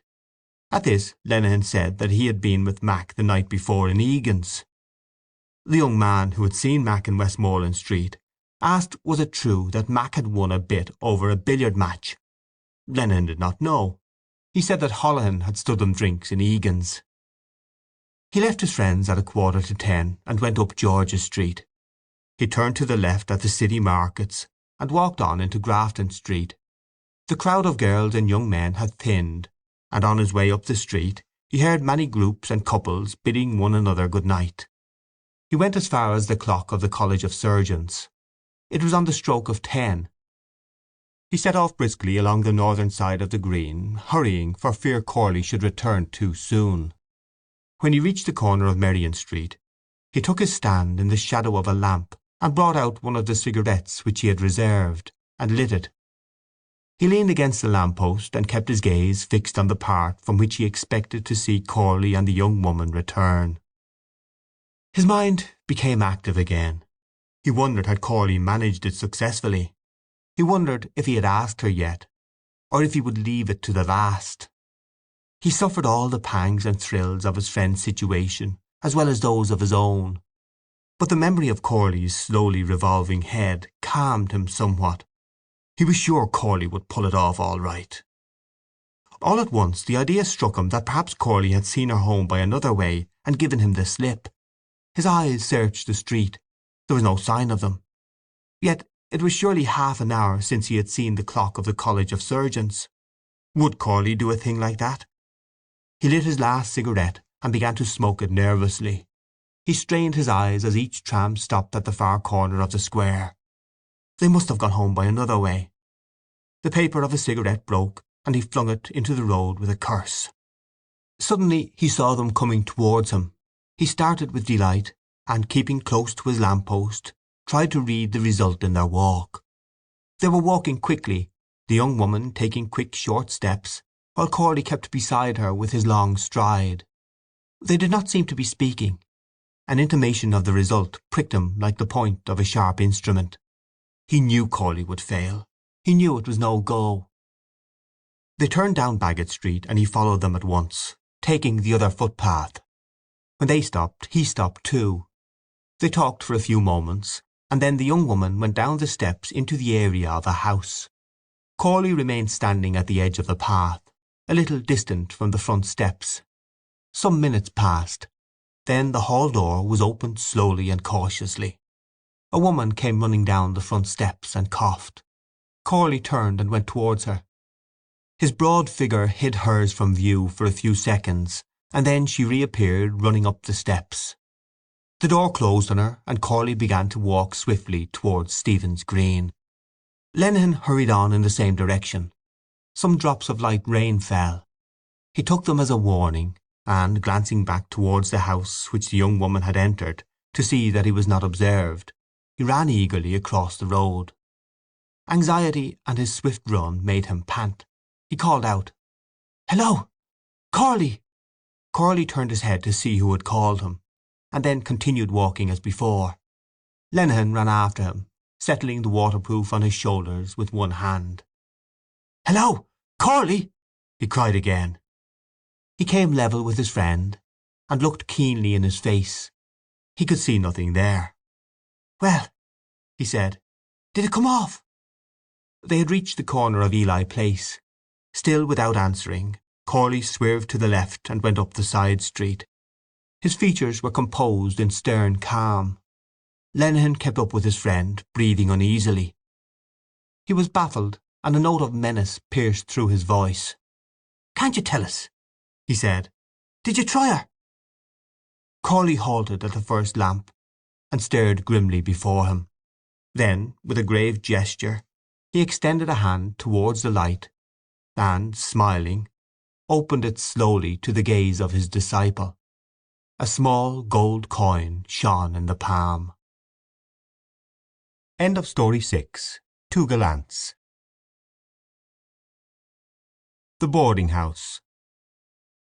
Mrs. Mooney was a butcher's daughter. She was a woman who was quite able to keep things to herself, a determined woman. She had married her father's foreman and opened a butcher's shop near Spring Gardens. But as soon as his father-in-law was dead, Mr. Mooney began to go to the devil. He drank, plundered the till, ran headlong into debt. It was no use making him take the pledge. He was sure to break out again a few days after.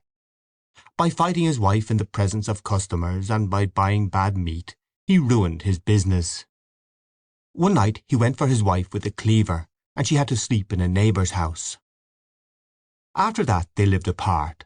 She went to the priest and got a separation from him, with care of the children. She would give him neither money, nor food, nor house-room, and so he was obliged to enlist himself as a sheriff's man. He was a shabby, stooped little drunkard, with a white face and a white moustache and white eyebrows, pencilled above his little eyes, which were pink-veined and raw. And all day long he sat in the bailiff's room, waiting to be put on a job. Mrs. Mooney, who had taken what remained of her money out of the butcher's business, and set up a boarding-house in Hardwicke Street, was a big, imposing woman. Her house had a floating population made up of tourists from Liverpool and the Isle of Man, and occasionally artistes from the music halls. Its resident population was made up of clerks from the city. She governed her house cunningly and firmly, knew when to give credit, when to be stern, and when to let things pass. All the resident young men spoke of her as the Madam. Mrs. Mooney's young men paid 15 shillings a week for board and lodgings, beer or stout at dinner excluded. They shared in common tastes and occupations, and for this reason they were very chummy with one another. They discussed with one another the chances of favourites and outsiders. Jack Mooney, the madam's son, who was a clerk to a commission agent in Fleet Street, had the reputation of being a hard case. He was fond of using soldiers' obscenities. Usually he came home in the small hours. When he met his friends, he had always a good one to tell them, and he was always sure to be on to a good thing, that is to say, a likely horse or a likely artiste. He was also handy with the myths, and sang comic songs. On Sunday nights there would often be a reunion in Mrs. Mooney's front drawing-room. The music-hall artistes would oblige, and Sheridan played waltzes and polkas and vamped accompaniments. Polly Mooney, the madam's daughter, would also sing. She sang, "I'm a naughty girl, you needn't sham, you know I am." Polly was a slim girl of 19. She had light soft hair and a small full mouth. Her eyes, which were grey with a shade of green through them, had a habit of glancing upwards when she spoke with anyone, which made her look like a little perverse Madonna. Mrs. Mooney had first sent her daughter to be a typist in a corn factor's office, but as a disreputable sheriff's man used to come every other day to the office, asking to be allowed to say a word to his daughter, she had taken her daughter home again and set her to do housework. As Polly was very lively, the intention was to give her the run of the young men. Besides, young men like to feel that there is a young woman not very far away. Polly, of course, flirted with the young men, but Mrs. Mooney, who was a shrewd judge, knew that these young men were only passing the time away. None of them meant business. Things went on so for a long time, and Mrs. Mooney began to think of sending Polly back to typewriting, when she noticed that something was going on between Polly and one of the young men. She watched the pair, and kept her own counsel. Polly knew that she was being watched, but still her mother's persistent silence could not be misunderstood. There had been no open complicity between mother and daughter, no open understanding, but though people in the house began to talk of the affair, still Mrs. Mooney did not intervene. Polly began to grow a little strange in her manner, and the young man was evidently perturbed.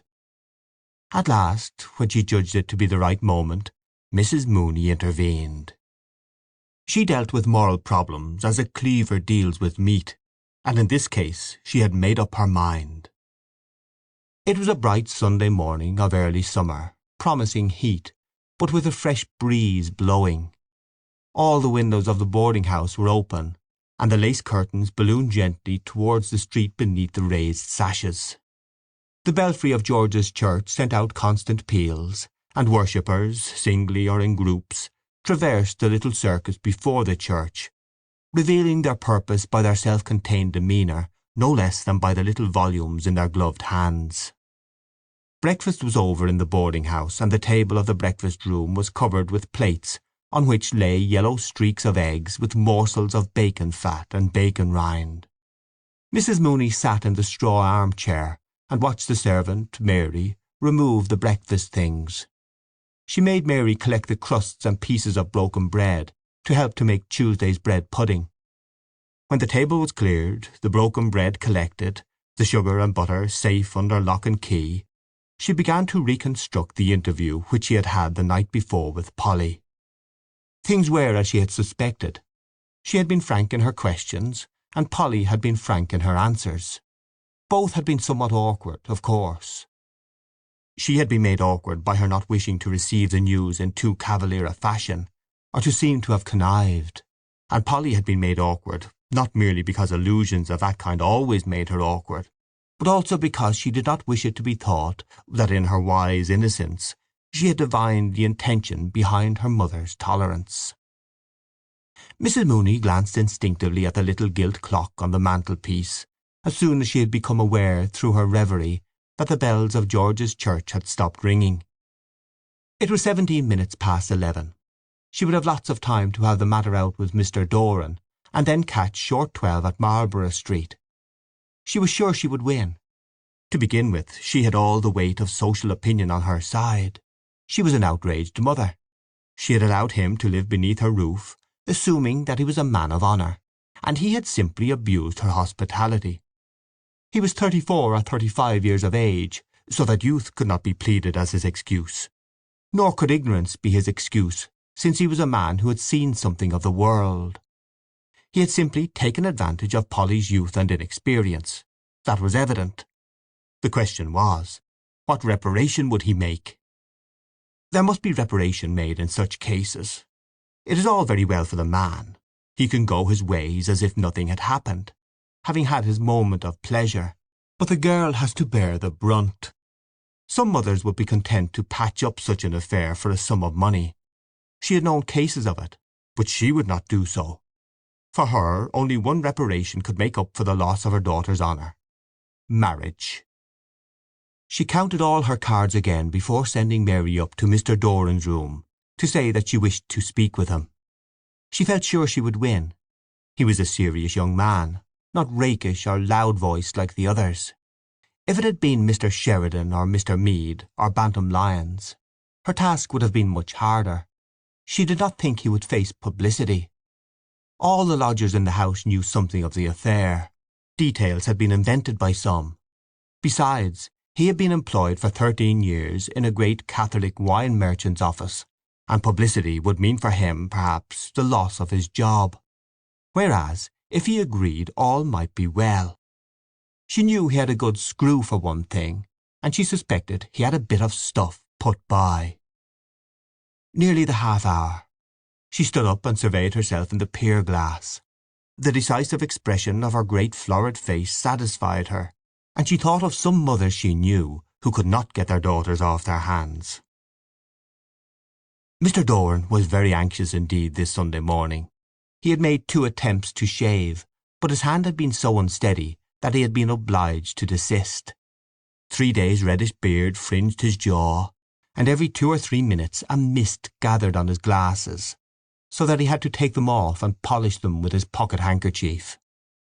The recollection of his confession of the night before was a cause of acute pain to him.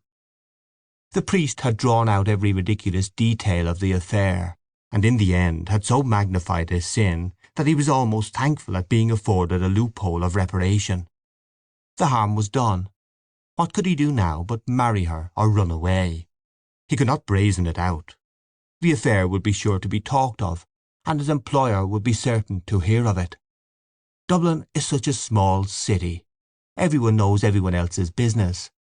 He felt his heart leap warmly in his throat as he heard in his excited imagination old Mr. Leonard calling out in his rasping voice, "Send Mr. Doran here, please." All his long years of service gone for nothing. All his industry and diligence thrown away. As a young man he had sown his wild oats, of course. He had boasted of his free thinking and denied the existence of God to his companions in public houses. But that was all past and done with. Nearly. He still bought a copy of Reynolds' newspaper every week, but he attended to his religious duties, and for 9/10 of the year lived a regular life. He had money enough to settle down on, it was not that.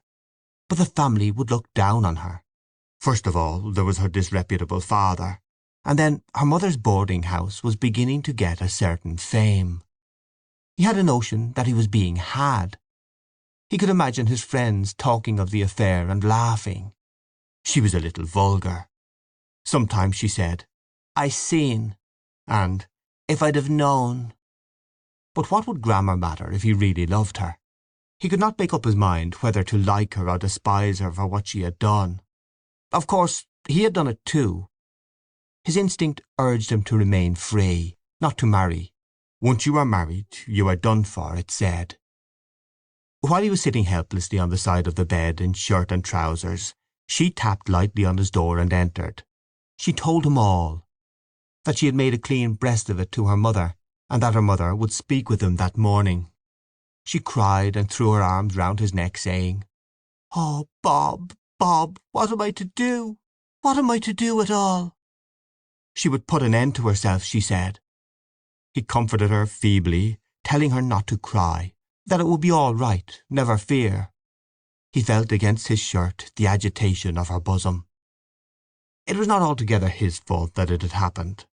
He remembered well, with the curious, patient memory of the celibate, the first casual caresses her dress, her breath, her fingers had given him. Then, late one night, as he was undressing for bed, she had tapped at his door, timidly. She wanted to relight her candle at his, for hers had been blown out by a gust. It was her bath night. She wore a loose, open combing jacket of printed flannel. Her white instep shone in the opening of her furry slippers, and the blood glowed warmly behind her perfumed skin. From her hands and wrists, too, as she lit and steadied her candle, a faint perfume arose. On nights when he came in very late, it was she who warmed up his dinner. He scarcely knew what he was eating, feeling her beside him alone at night in the sleeping house. And her thoughtfulness, if the night was any way cold or wet or windy, there was sure to be a little tumbler of punch ready for him. Perhaps they could be happy together. They used to go upstairs together on tiptoe, each with a candle, and on the third landing exchange reluctant good nights. They used to kiss. He remembered well her eyes, the touch of her hand, and his delirium. But delirium passes. He echoed her phrase, applying it to himself. What am I to do? The instinct of the celibate warned him to hold back, but the sin was there. Even his sense of honour told him that reparation must be made for such a sin. While he was sitting with her on the side of the bed, Mary came to the door and said that the missus wanted to see him in the parlour. He stood up to put on his coat and waistcoat, more helpless than ever. When he was dressed he went over to her to comfort her. It would be all right, never fear. He left her crying on the bed and moaning softly, "Oh, my God!" Going down the stairs his glasses became so dimmed with moisture that he had to take them off and polish them. He longed to ascend through the roof and fly away to another country, where he would never hear again of his trouble, and yet a force pushed him downstairs step by step. The implacable faces of his employer and of the madam stared upon his discomfiture. On the last flight of stairs he passed Jack Mooney, who was coming up from the pantry nursing 2 bottles of Bass. They saluted coldly, and the lover's eyes rested for a second or two on a thick bulldog face and a pair of thick short arms. When he reached the foot of the staircase he glanced up and saw Jack regarding him from the door of the return room. Suddenly he remembered the night when one of the music-hall artistes, a little blonde Londoner, had made a rather free allusion to Polly. The reunion had been almost broken up on account of Jack's violence. Everyone tried to quiet him. The music-hall artiste, a little paler than usual, kept smiling and saying that there was no harm meant, but Jack kept shouting at him that if any fellow tried that sort of game on with his sister, he'd bloody well put his teeth down his throat, so he would. Polly sat for a little time on the side of the bed, crying. Then she dried her eyes and went over to the looking-glass. She dipped the end of the towel in the water jug and refreshed her eyes with the cool water. She looked at herself in profile and readjusted a hairpin above her ear. Then she went back to the bed again and sat at the foot. She regarded the pillows for a long time, and the sight of them awakened in her mind secret, amiable memories. She rested the nape of her neck against the cool iron bed-rail and fell into a reverie. There was no longer any perturbation visible on her face. She waited on patiently, almost cheerfully, without alarm, her memories gradually giving place to hopes and visions of the future. Her hopes and visions were so intricate that she no longer saw the white pillows on which her gaze was fixed, or remembered that she was waiting for anything. At last she heard her mother calling. She started to her feet and ran to the banisters. "Polly? Polly!" "Yes, mamma." "Come down, dear. Mr. Dordan wants to speak to you." Then she remembered what she had been waiting for. End of Story 7. The Boarding House. A little cloud. 8 years before he had seen his friend off at the north wall and wished him Godspeed. Gallagher had got on. You could tell that at once by his travelled air, his well-cut tweed suit, and fearless accent. Few fellows had talents like his, and fewer still could remain unspoiled by such success. Gallagher's heart was in the right place, and he had deserved to win. It was something to have a friend like that. Little Chandler's thoughts ever since lunchtime had been of his meeting with Gallagher, of Gallagher's invitation, and of the great city, London, where Gallagher lived. He was called Little Chandler because, though he was but slightly under the average stature, he gave one the idea of being a little man. His hands were white and small, his frame was fragile, his voice was quiet, and his manners were refined. He took the greatest care of his fair silken hair and moustache, and used perfume discreetly on his handkerchief. The half-moons of his nails were perfect, and when he smiled you caught a glimpse of a row of childish white teeth. As he sat at his desk in the King's Inns, he thought what changes those 8 years had brought.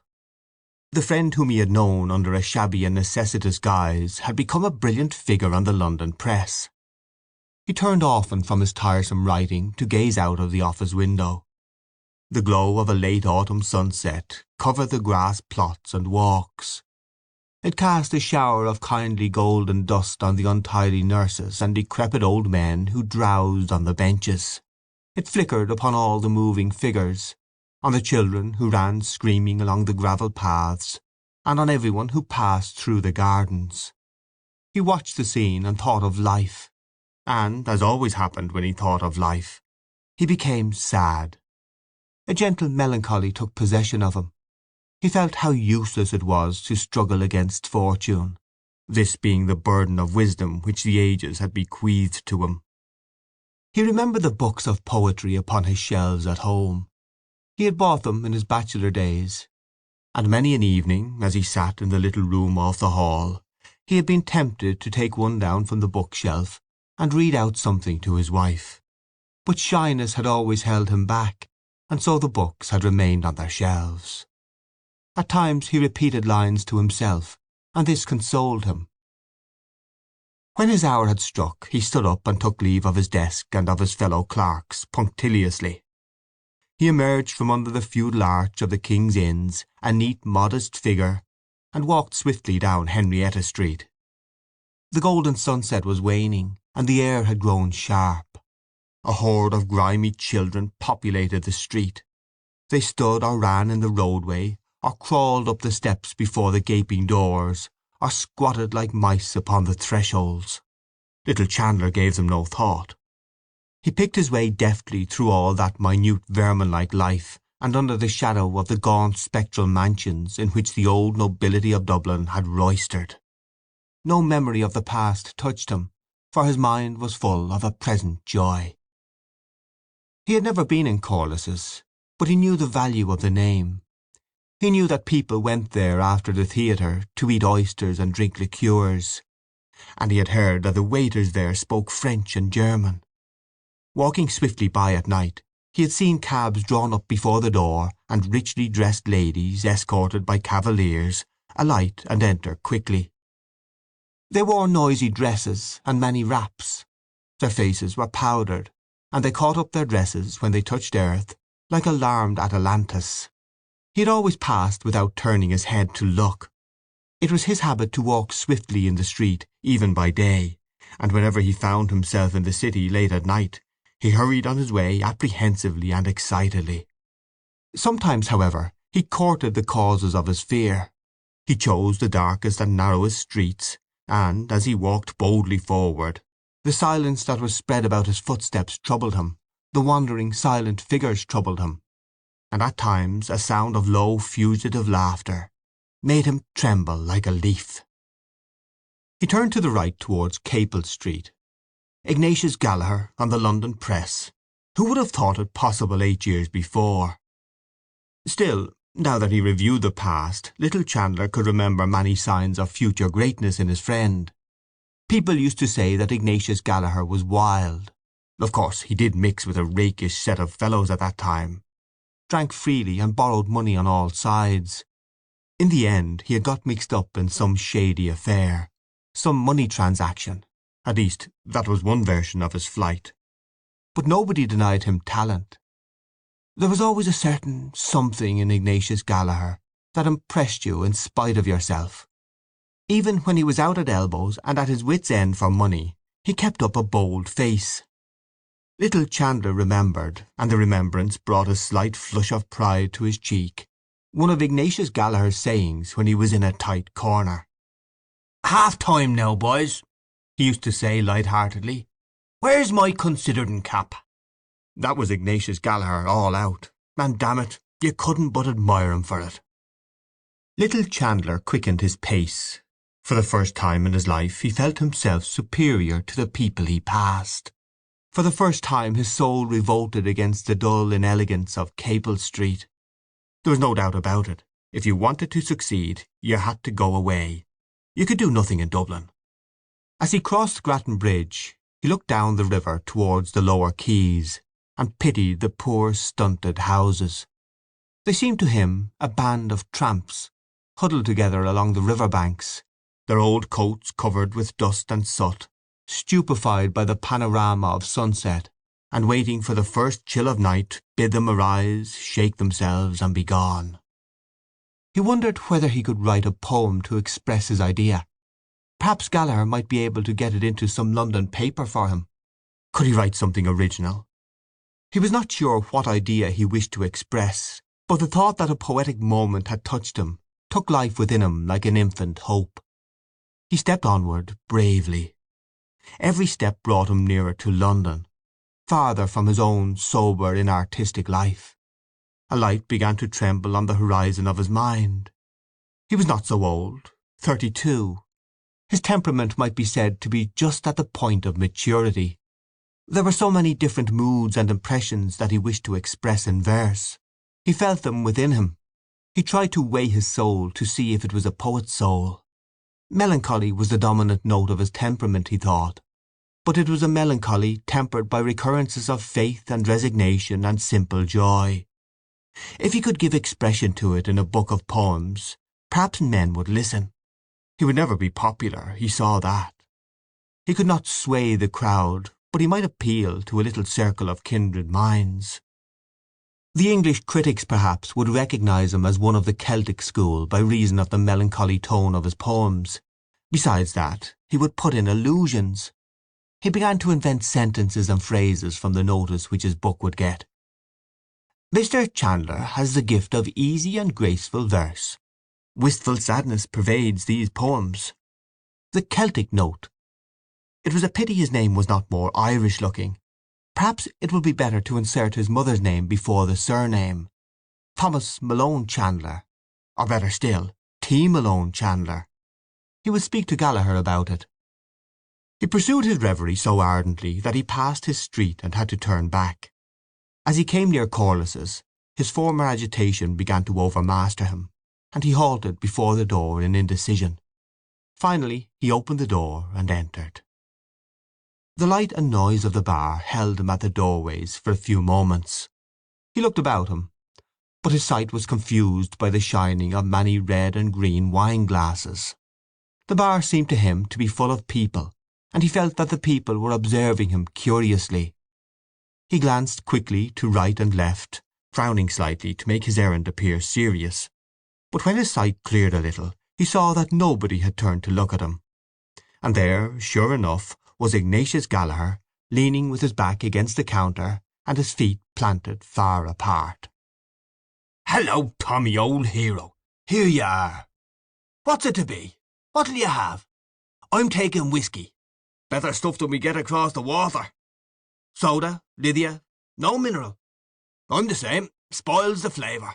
Here, garçon, bring us 2 halves of malt whisky like a good fella. Well, and how have you been pulling along since I saw you last? Dear God, how old we're getting.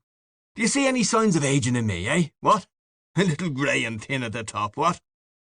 Ignatius Gallaher took off his hat and displayed a large, closely cropped head. His face was heavy, pale and clean-shaven. His eyes, which were of bluish slate colour, relieved his unhealthy pallor and shone out plainly above the vivid orange tie he wore. Between these rival features his lips appeared very long and shapeless and colourless. He bent his head and felt with 2 sympathetic fingers the thin hair at the crown.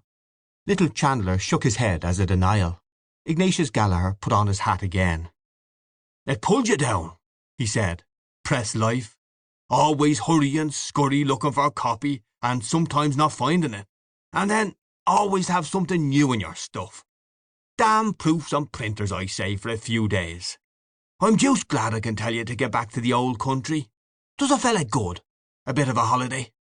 I feel a ton better since I landed again in dear dirty Dublin. Here you are, Tommy. Water. Say when." Little Chandler allowed his whisky to be very much diluted. "You don't know what's good for you, my boy," said Ignatius Gallaher. "I drink mine neat." "I drink very little as a rule," said little Chandler modestly. "An odd half one or so when I meet any of the old crowd, that's all." "Ah, well," said Ignatius Gallaher cheerfully. "Here's to us, and to old times and old acquaintance."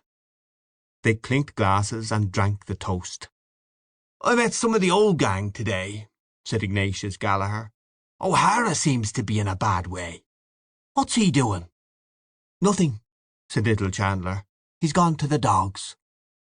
"But Hogan has a good sit, hasn't he?" "Yes, he's in the Land Commission."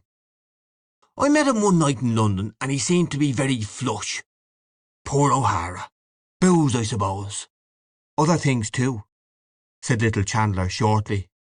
Ignatius Gallaher laughed. "Tommy," he said, "I see you haven't changed an atom.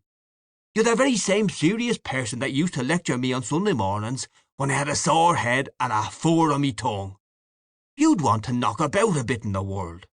Have you ever been anywhere, even for a trip?" "I've been to the Isle of Man," said little Chandler. Ignatius Gallaher laughed. "The Isle of Man," he said. "Go to London or Paris. Paris for choice. It'll do you good." "Have you seen Paris?" "I should think I have. I've knocked about there a little." "And is it really so beautiful as they say?" asked little Chandler. He sipped a little of his drink, while Ignatius Gallaher finished his boldly. "Beautiful," said Ignatius Gallaher, pausing on the word and on the flavour of his drink. "It's not so beautiful, you know.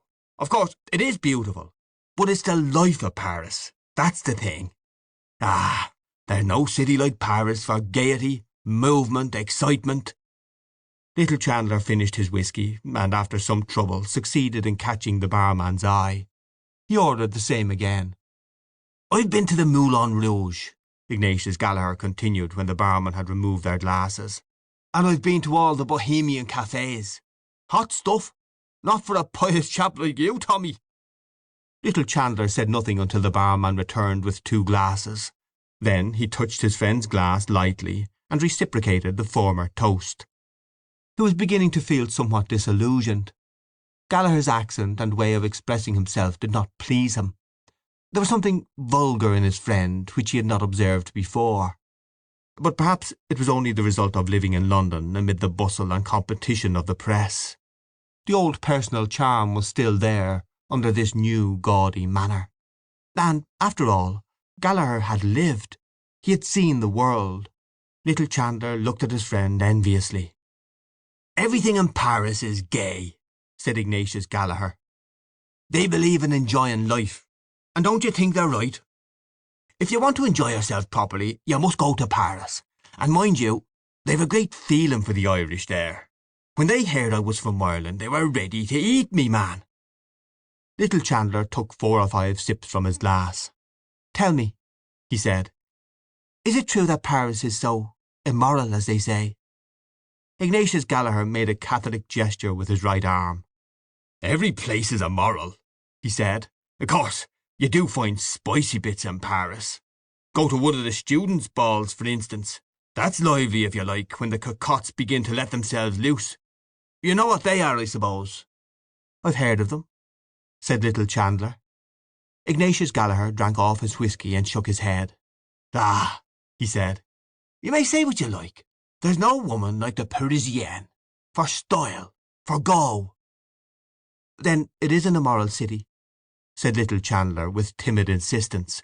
"I mean, compared with London or Dublin." "London," said Ignatius Gallagher. "It's 6 of one and half a dozen of the other. You ask Hogan, my boy. I showed him a bit about London when he was over there.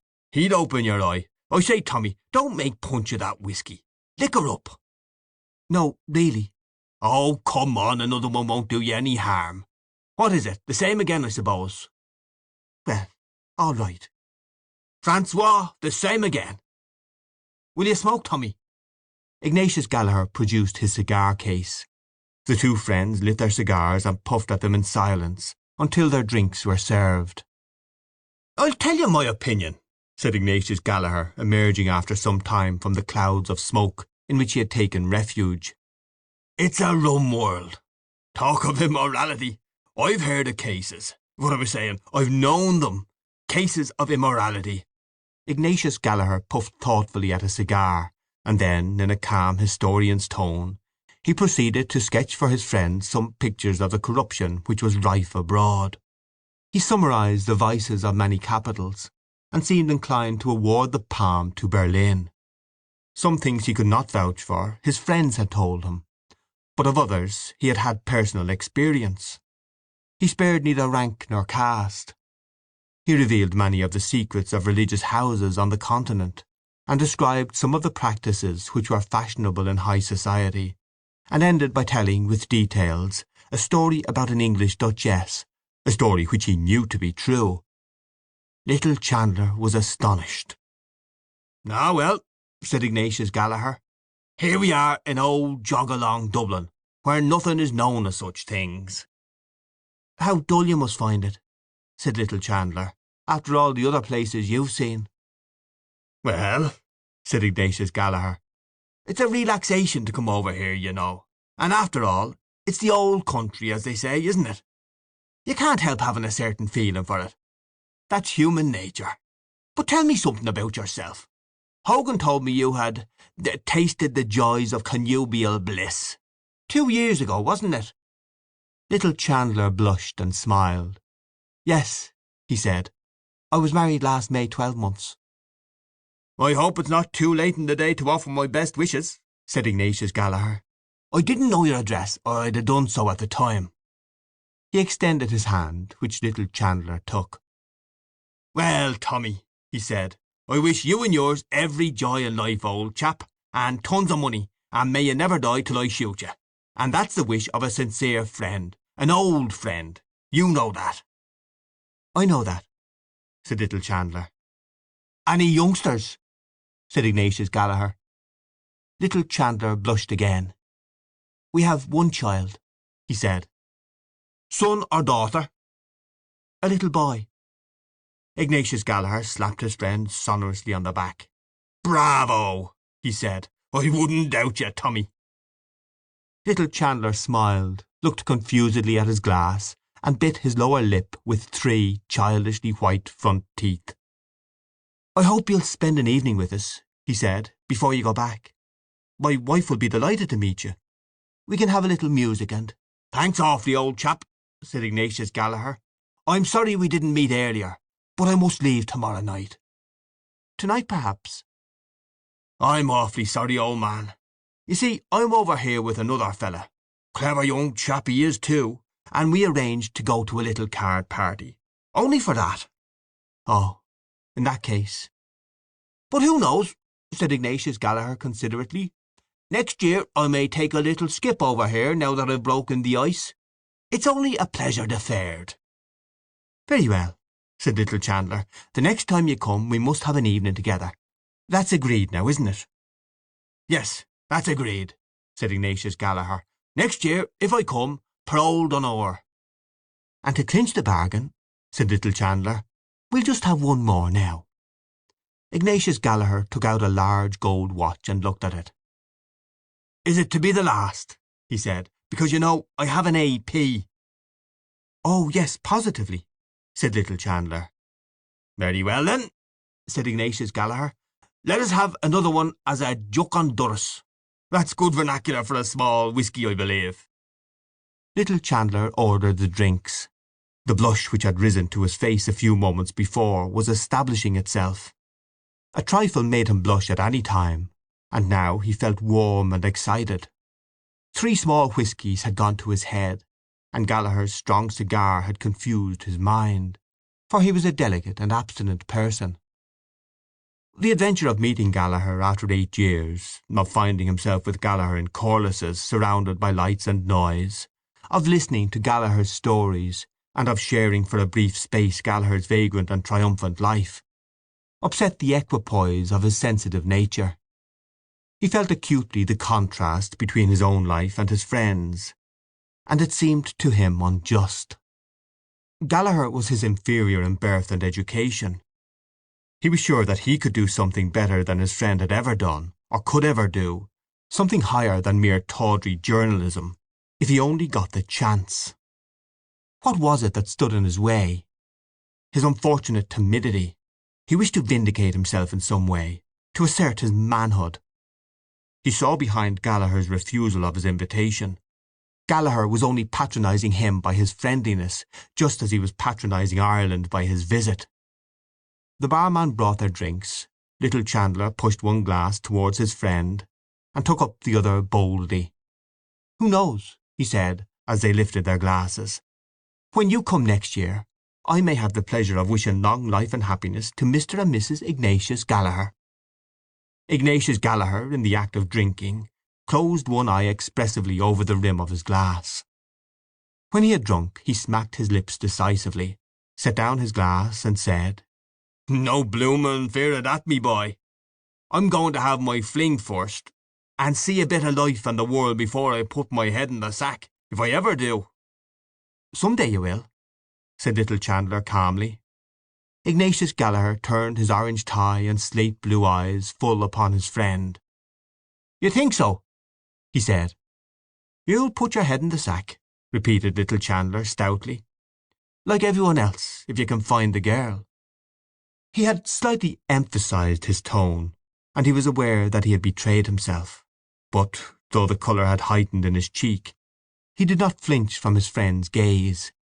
Ignatius Gallaher watched him for a few moments, and then said, "If ever it occurs, you may bet your bottom dollar there'll be no mooning and spooning about it. I mean to marry money. She'll have a good fat account at the bank, or she won't do for me." Little Chandler shook his head. "Why, man alive," said Ignatius Gallaher vehemently. "Do you know what it is? I've only to say the word, and tomorrow I can have the woman and the cash. You don't believe it? Well, I know it. There are hundreds, what am I saying, thousands of rich Germans and Jews rotten with money, that'd only be too glad. You wait a while, me boy. See if I don't play my cards properly. When I go about a thing, I mean business. I tell you, you just wait." He tossed his glass to his mouth, finished his drink, and laughed loudly. Then he looked thoughtfully before him, and said in a calmer tone, "But I'm in no hurry. They can wait.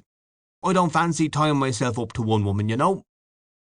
He imitated with his mouth the act of tasting, and made a wry face. "Must get a bit stale, I should think," he said. Little Chandler sat in the room off the hall, holding a child in his arms. To save money they kept no servant, but Annie's young sister Monica came for an hour or so in the morning and an hour or so in the evening to help. But Monica had gone home long ago. It was 9:15. Little Chandler had come home late for tea, and, moreover, he had forgotten to bring Annie home the parcel of coffee from Bewley's. Of course she was in a bad humour, and gave him short answers. She said she would do without any tea, but when it came near the time at which the shop at the corner closed, she decided to go out herself for a £1/4 of tea and 2 pounds of sugar. She put the sleeping child deftly in his arms and said, "Here, don't waken him." A little lamp with a white china shade stood upon the table, and its light fell over a photograph which was enclosed in a frame of crumpled horn. It was Annie's photograph. Little Chandler looked at it, pausing at the thin, tight lips. She wore the pale blue summer blouse which he had brought her home as a present one Saturday. It had cost him 10 and 11 pence. But what an agony of nervousness it had cost him!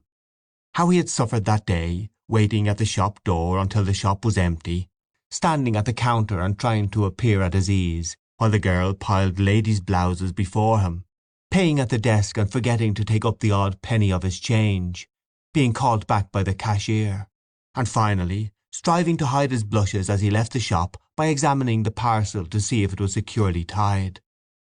When he brought the blouse home, Annie kissed him and said it was very pretty and stylish. But when she heard the price, she threw the blouse on the table and said it was a regular swindle to charge 10 and 11 pence for it. At first she wanted to take it back, but when she tried it on she was delighted with it, especially with the make of the sleeves, and kissed him and said he was very good to think of her. He looked coldly into the eyes of the photograph, and they answered coldly. Certainly they were pretty, and the face itself was pretty, but he found something mean in it. Why was it so unconscious and ladylike? The composure of the eyes irritated him. They repelled him and defied him. There was no passion in them, no rapture. He thought of what Gallagher had said about rich Jewesses. Those dark oriental eyes, he thought. How full they are of passion, of voluptuous longing. Why had he married the eyes in the photograph? He caught himself up at the question, and glanced nervously round the room. He found something mean in the pretty furniture which he had bought for his house on the hire system. Annie had chosen it herself, and it reminded him of her. It was too prim and pretty. A dull resentment against his life awoke within him. Could he not escape from his little house? Was it too late for him to try to live bravely like Gallagher? Could he go to London? There was the furniture still to be paid for. If he could only write a book and get it published, that might open the way for him. A volume of Byron's poems lay before him on the table. He opened it cautiously with his left hand, lest he should waken the child, and began to read the first poem in the book. Hushed are the winds and still the evening gloom, not e'en a zephyr wanders through the grove, whilst I return to view my Margaret's tomb, and scatter flowers on the dust I love. He paused. He felt the rhythm of the verse about him in the room. How melancholy it was! Could he too write like that? Express the melancholy of his soul in verse? There were so many things he wanted to describe. His sensation of a few hours before on Grattan Bridge, for example. If he could get back again into that mood. The child awoke and began to cry. He turned from the page and tried to hush it, but it would not be hushed. He began to rock it to and fro in his arms, but its wailing cry grew keener. He rocked it faster while his eyes began to read the second stanza. Within this narrow cell reclines her clay, that clay where once— It was useless. He couldn't read. He couldn't do anything. The wailing of the child pierced the drum of his ear. It was useless, useless. He was a prisoner for life. His arms trembled with anger, and suddenly bending to the child's face he shouted, "Stop!" The child stopped for an instant, had a spasm of fright, and began to scream. He jumped up from his chair and walked hastily up and down the room with the child in his arms. It began to sob piteously, losing its breath for 4 or 5 seconds, and then bursting out anew. The thin walls of the room echoed the sound. He tried to soothe it, but it sobbed more convulsively. He looked at the contracted and quivering face of the child, and began to be alarmed. He counted 7 sobs without a break between them, and caught the child to his breast in fright. If it died— The door was burst open, and a young woman ran in panting. "What is it? What is it?" she cried. The child, hearing its mother's voice, broke out into a paroxysm of sobbing. "It's nothing, Annie. It's nothing. He began to cry." She flung her parcels on the floor and snatched the child from him. "What have you done to him?" she cried, glaring into his face.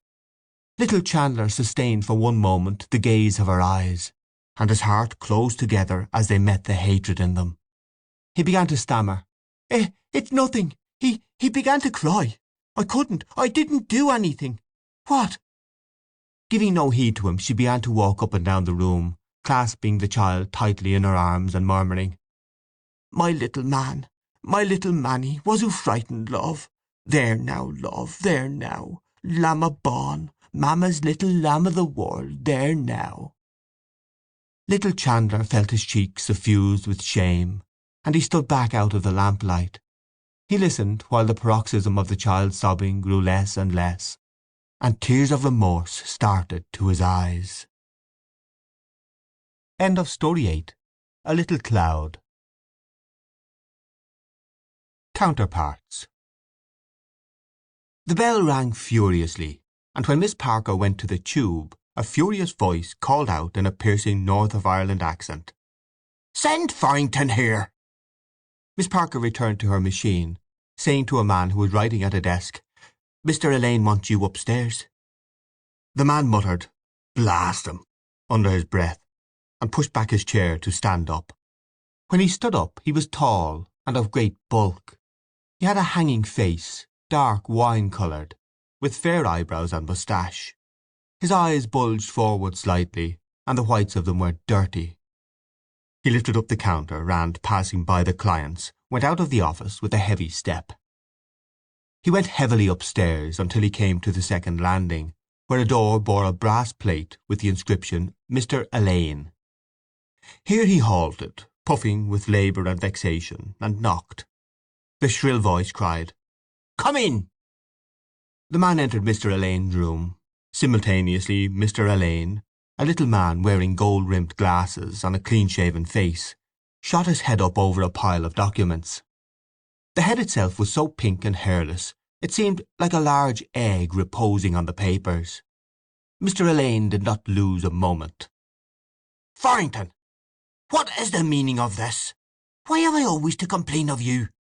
May I ask you why you haven't made a copy of that contract between Bodley and Kerwin? I told you it must be ready by 4 o'clock." "But Mr. Shelley said, sir—" "Mr. Shelley said, sir. Kindly attend to what I say, and not to what Mr. Shelley says, sir. You have always some excuse or another for shirking work. Let me tell you that if the contract is not copied before this evening, I'll lay the matter before Mr. Crosby. Do you hear me now?" "Yes, sir." "Do you hear me now? Aye. And another little matter. I might as well be talking to the wall as talking to you. Understand, once for all, that you get a half hour for your lunch, and not an hour and a half. How many courses do you want, I'd like to know? Do you mind me now?" "Yes, sir." Mr. Elaine bent his head again upon his pile of papers. The man stared fixedly at the polished skull which directed the affairs of Crosby and Elaine, gauging its fragility. A spasm of rage gripped his throat for a few moments, and then passed, leaving after it a sharp sensation of thirst. The man recognized the sensation, and felt that he must have a good night's drinking. The middle of the month was past, and if he could get a copy done in time, Mr. Elaine might give him an order on the cashier. He stood still, gazing fixedly at the head upon the pile of papers. Suddenly Mr. Elaine began to upset all the papers, searching for something. Then, as if he had been unaware of the man's presence till that moment, he shot up his head again, saying, "Hey, are you going to stand there all day? Upon my word, Farrington, you take things easy." "I was waiting to see." "Very good. You needn't wait to see. Go downstairs and do your work." The man walked heavily towards the door, and as he went out of the room he heard Mr. Alleyne cry after him that if the contract was not copied by evening Mr. Crosby would hear of the matter. He returned to his desk in the lower office and counted the sheets which remained to be copied. He took up his pen and dipped it in the ink, but he continued to stare stupidly at the last words he had written. "In no case shall the said Bernard Bodley be—" The evening was falling, and in a few minutes they would be lighting the gas. Then he could write. He felt that he must slake the thirst in his throat. He stood up from his desk and, lifting the counter as before, passed out of the office. As he was passing out, the chief clerk looked at him inquiringly. "It's all right, Mr. Shelley," said the man, pointing with his finger to indicate the objective of his journey. The chief clerk glanced at the hat rack, but seeing the row complete, offered no remark. As soon as he was on the landing, the man pulled a shepherd's plaid cap out of his pocket, put it on his head, and ran quickly down the rickety stairs. From the street door he walked on furtively on the inner side of the path towards the corner, and all at once dived into a doorway. He was now safe in the dark snug of O'Neill's shop, and filling up the little window that looked into the bar with his inflamed face the colour of dark wine or dark meat, he called out, "Here, Pat, give us a G.P. like a good fella." The curate brought him a glass of plain porter. The man drank it at a gulp, and asked for a caraway seed. He put his penny on the counter, and leaving the curate to grope for it in the gloom, retreated out of the snug as furtively as he had entered it. Darkness, accompanied by a thick fog, was gaining upon the dusk of February, and the lamps in Eustace Street had been lit. The man went up by the houses until he reached the door of the office, wondering whether he could finish his copy in time. On the stairs a moist, pungent odour of perfumes saluted his nose. Evidently Miss Delacour had come in while he was out at O'Neill's. He crammed his cap back again into his pocket and re-entered the office, assuming an air of absent-mindedness. "Mr. Alleyne has been calling for you," said the chief clerk severely. "Where were you?" The man glanced at the two clients who were standing at the counter, as if to intimate that their presence prevented him from answering. As the clients were both male, the chief clerk allowed himself a laugh. "I know that game," he said. 5 times in one day is a little bit. Well, you better look sharp, and get a copy of our correspondence in the Delacour case for Mr. Alleyne." This address in the presence of the public, his run upstairs, and the porter he had gulped down so hastily, confused the man, and as he sat down at his desk to get what was required, he realized how hopeless was the task of finishing his copy of the contract before 5:30. The dark, damp night was coming, and he longed to spend it in the bars, drinking with his friends amid the glare of gas and the clatter of glasses. He got out the Delacour correspondence, and passed out of the office. He hoped Mr. Alleyne would not discover that the last 2 letters were missing. The moist, pungent perfume lay all the way up to Mr. Alleyne's room. Miss Delacour was a middle-aged woman of Jewish appearance. Mr. Alleyne was said to be sweet on her, or on her money. She came to the office often, and stayed a long time when she came. She was sitting beside his desk now in an aroma of perfumes, smoothing the handle of her umbrella and nodding the great black feather in her hat. Mr. Alleyne had swivelled his chair round to see her, and thrown his right foot jauntily upon his left knee. The man put the correspondence on the desk and bowed respectfully, but neither Mr. Alleyne nor Miss Delacour took any notice of his bow. Mr. Alleyne tapped a finger on the correspondence, and then flicked it towards him as if to say, "That's all right. You can go." The man returned to the lower office and sat down again at his desk. He stared intently at the incomplete phrase, "In no case shall the said Bernard Bodley be," and thought how strange it was that the last 3 words began with the same letter. The chief clerk began to hurry Miss Parker, saying she would never have the letters typed in time for post. The man listened to the clicking of the machine for a few minutes, and then set to work to finish his copy. But his head was not clear, and his mind wandered away to the glare and rattle of the public house. It was a night for hot punches. He struggled on with his copy, But when the clock struck 5 he had still 14 pages to write. Blast it! He couldn't finish it in time. He longed to execrate aloud, to bring his fist down on something violently. He was so enraged that he wrote Bernard Bernard instead of Bernard Bodley, and had to begin again on a clean sheet. He felt strong enough to clear out the whole office single-handed. His body ached to do something, to rush out and revel in violence. All the indignities of his life enraged him. Could he ask the cashier privately for an advance?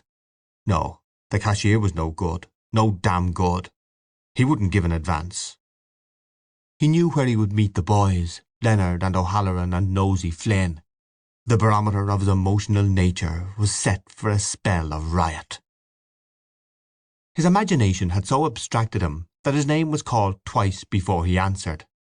Mr. Elaine and Miss Delacour were standing outside the counter, and all the clerks had turned round in anticipation of something. The man got up from his desk. Mr. Elaine began a tirade of abuse, saying that 2 letters were missing. The man answered that he knew nothing about them, that he had made a faithful copy. The tirade continued. It was so bitter and violent that the man could hardly restrain his fist from descending upon the head of the mannequin before him. "I know nothing about any other 2 letters," he said stupidly. "You know nothing. Of course you know nothing," said Mr. Elaine. "Tell me," he added, glancing first for approval to the lady beside him. "Do you take me for a fool? Do you think me another fool?" The man glanced from the lady's face to the little egg-shaped head, and back again, and, almost before he was aware of it, his tongue had found a felicitous moment. "I don't think, sir," he said, "that that's a fair question to put to me." There was a pause in the very breathing of the clerks. Every one was astounded, the author of the witticism no less than his neighbours, and Miss Delacour, who was a stout amiable person, began to smile broadly.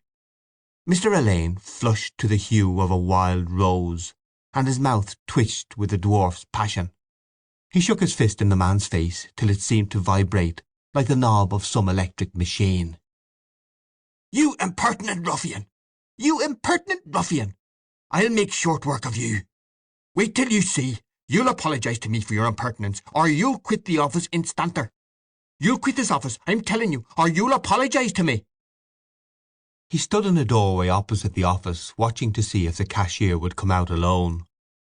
All the clerks passed out, and finally the cashier came out with the chief clerk.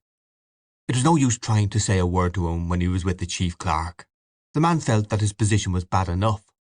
He had been obliged to offer an abject apology to Mr. Elaine for his impertinence, but he knew what a hornet's nest the office would be for him. He could remember the way in which Mr. Elaine had hounded little Peake out of the office in order to make room for his own nephew. He felt savage and thirsty and revengeful, annoyed with himself and with everyone else. Mr. Elaine would never give him an hour's rest. His life would be a hell to him. He had made a proper fool of himself this time. Could he not keep his tongue in his cheek? But they had never pulled together from the first, he and Mr. Elaine, ever since the day Mr. Elaine had overheard him mimicking his North of Ireland accent to amuse Higgins and Miss Parker. That had been the beginning of it. He might have tried Higgins for the money, but your Higgins never had anything for himself. A man with 2 establishments to keep up, of course he couldn't. He felt his great body again aching for the comfort of the public house. The fog had begun to chill him, and he wondered could he touch Pat and O'Neill's. He could not touch him for more than a bob, and a bob was no use. Yet he must get money somewhere or other. He had spent his last penny for the GP, and soon it would be too late for getting money anywhere. Suddenly, as he was fingering his watch chain, he thought of Terry Kelly's pawn office in Fleet Street. That was the dart. Why didn't he think of it sooner? He went through the narrow alley of Temple Bar quickly, muttering to himself that they could all go to hell, because he was going to have a good night of it. The clerk in Terry Kelly's said £1, but the consignor held out for 6 shillings, and in the end the 6 shillings was allowed him literally. He came out of the pawn office joyfully, making a little cylinder of the coins between his thumb and fingers. In Westmoreland Street the footpaths were crowded with young men and women returning from business, and ragged urchins ran here and there, yelling out the names of the evening editions. The man passed through the crowd, looking on the spectacle generally with proud satisfaction and staring masterfully at the office girls. His head was full of the noises of tram gongs and swishing trolleys, and his nose already sniffed the curling fumes of punch. As he walked on, he preconsidered the terms in which he would narrate the incident to the boys. "So I just looked at him coolly, and looked at her. Then I looked back at him again, taking my time, I don't think that's a fair question to put to me," says I. Nosey Flynn was sitting up in his usual corner of Davy Byrne's, and when he heard the story he stood Farrington a half one, saying it was as smart a thing as ever he heard. Farrington stood a drink in his turn. After a while O'Halloran and Paddy Leonard came in, and the story was repeated to them. O'Halloran stood tailors of malt, hot all round, and told the story of the retort he had made to the chief clerk when he was in Callans of Fownes's Street. But as the retort was after the manner of the liberal shepherds in the eclogues, he had to admit that it was not as clever as Farrington's retort. At this Farrington told the boys to polish off that, and have another. Just as they were naming their poisons, who should come in but Higgins? Of course he had to join in with the others. The men asked him to give his version of it, and he did so with great vivacity, for the sight of 5 small hot whiskies was very exhilarating. Every one roared laughing when he showed the way in which Mr. Elaine shook his fist in Farrington's face. Then he imitated Farrington, saying, "And here was my nabs, as cool as you please," while Farrington looked at the company out of his heavy, dirty eyes, smiling and at times drawing forth stray drops of liquor from his moustache with the aid of his lower lip. When that round was over there was a pause. O'Halloran had money, but neither of the other two seemed to have any, so the whole party left the shop somewhat regretfully. At the corner of Duke Street, Higgins and Nosey Flynn bevelled off to the left, while the other 3 turned back towards the city. Rain was drizzling down on the cold streets, and when they reached the ballast office Farrington suggested the Scotch House. The bar was full of men, and loud with the noise of tongues and glasses. The 3 men pushed past the whining match-sellers at the door, and formed a little party at the corner of the counter. They began to exchange stories.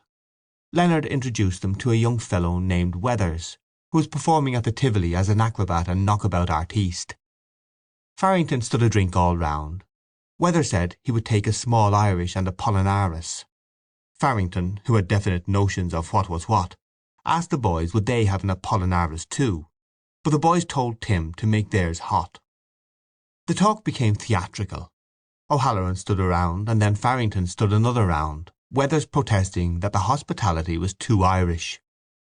He promised to get them in behind the scenes and introduce them to some nice girls. O'Halloran said that he and Leonard would go, but that Farrington wouldn't go because he was a married man, and Farrington's heavy dirty eyes leered at the company, in token that he understood he was being chaffed.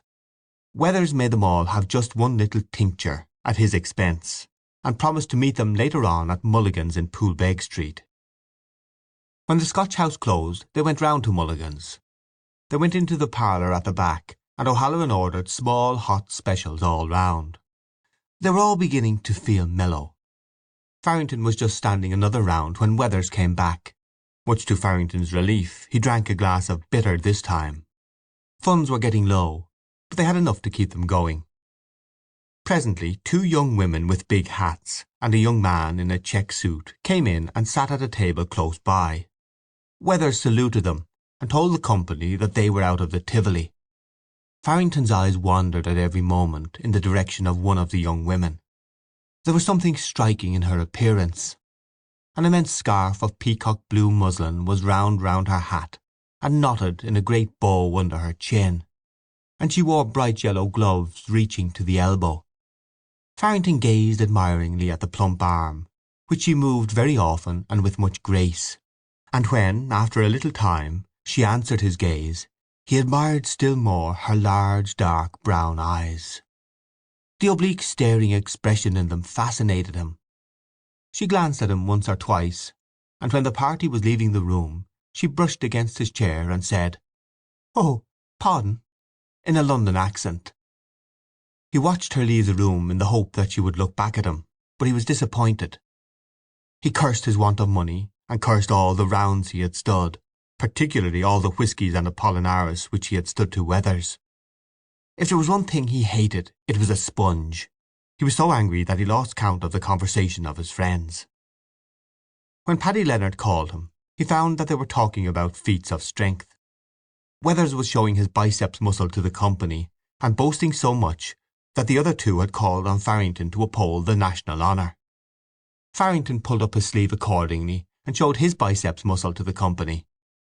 The two arms were examined and compared, and finally it was agreed to have a trial of strength. The table was cleared, and the two men rested their elbows on it, clasping hands. When Paddy Leonard said "Go," each was to try to bring down the other's hand onto the table. Farrington looked very serious and determined. The trial began. After about 30 seconds, Weathers brought his opponent's hand slowly down onto the table. Farrington's dark wine-coloured face flushed darker still with anger and humiliation at having been defeated by such a stripling. "You're not to put the weight of your body behind it. Play fair," he said. "Who's not playing fair?"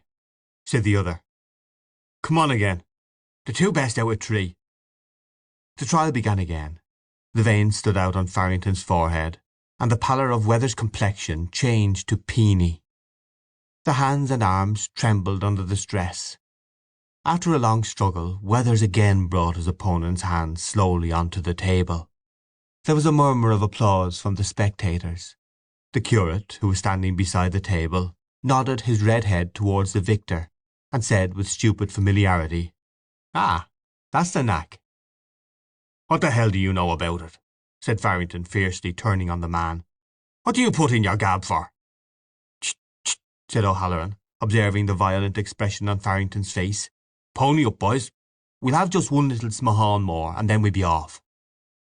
A very sullen-faced man stood at the corner of O'Connell Bridge, waiting for the little Sandymount tram to take him home.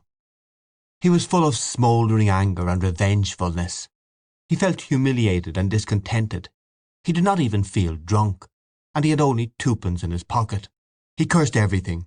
He had done for himself at the office, pawned his watch, spent all his money, and he had not even got drunk. He began to feel thirsty again, and longed to be back again in the hot, reeking public house. He had lost his reputation as a strong man, having been defeated twice by a mere boy. His heart swelled with fury, and when he thought of the woman in the big hat who had brushed against him and said "Pardon," his fury nearly choked him. His tram let him down at Shelburne Road, and he steered his great body along the shadow of the wall of the barracks. He loathed returning to his home.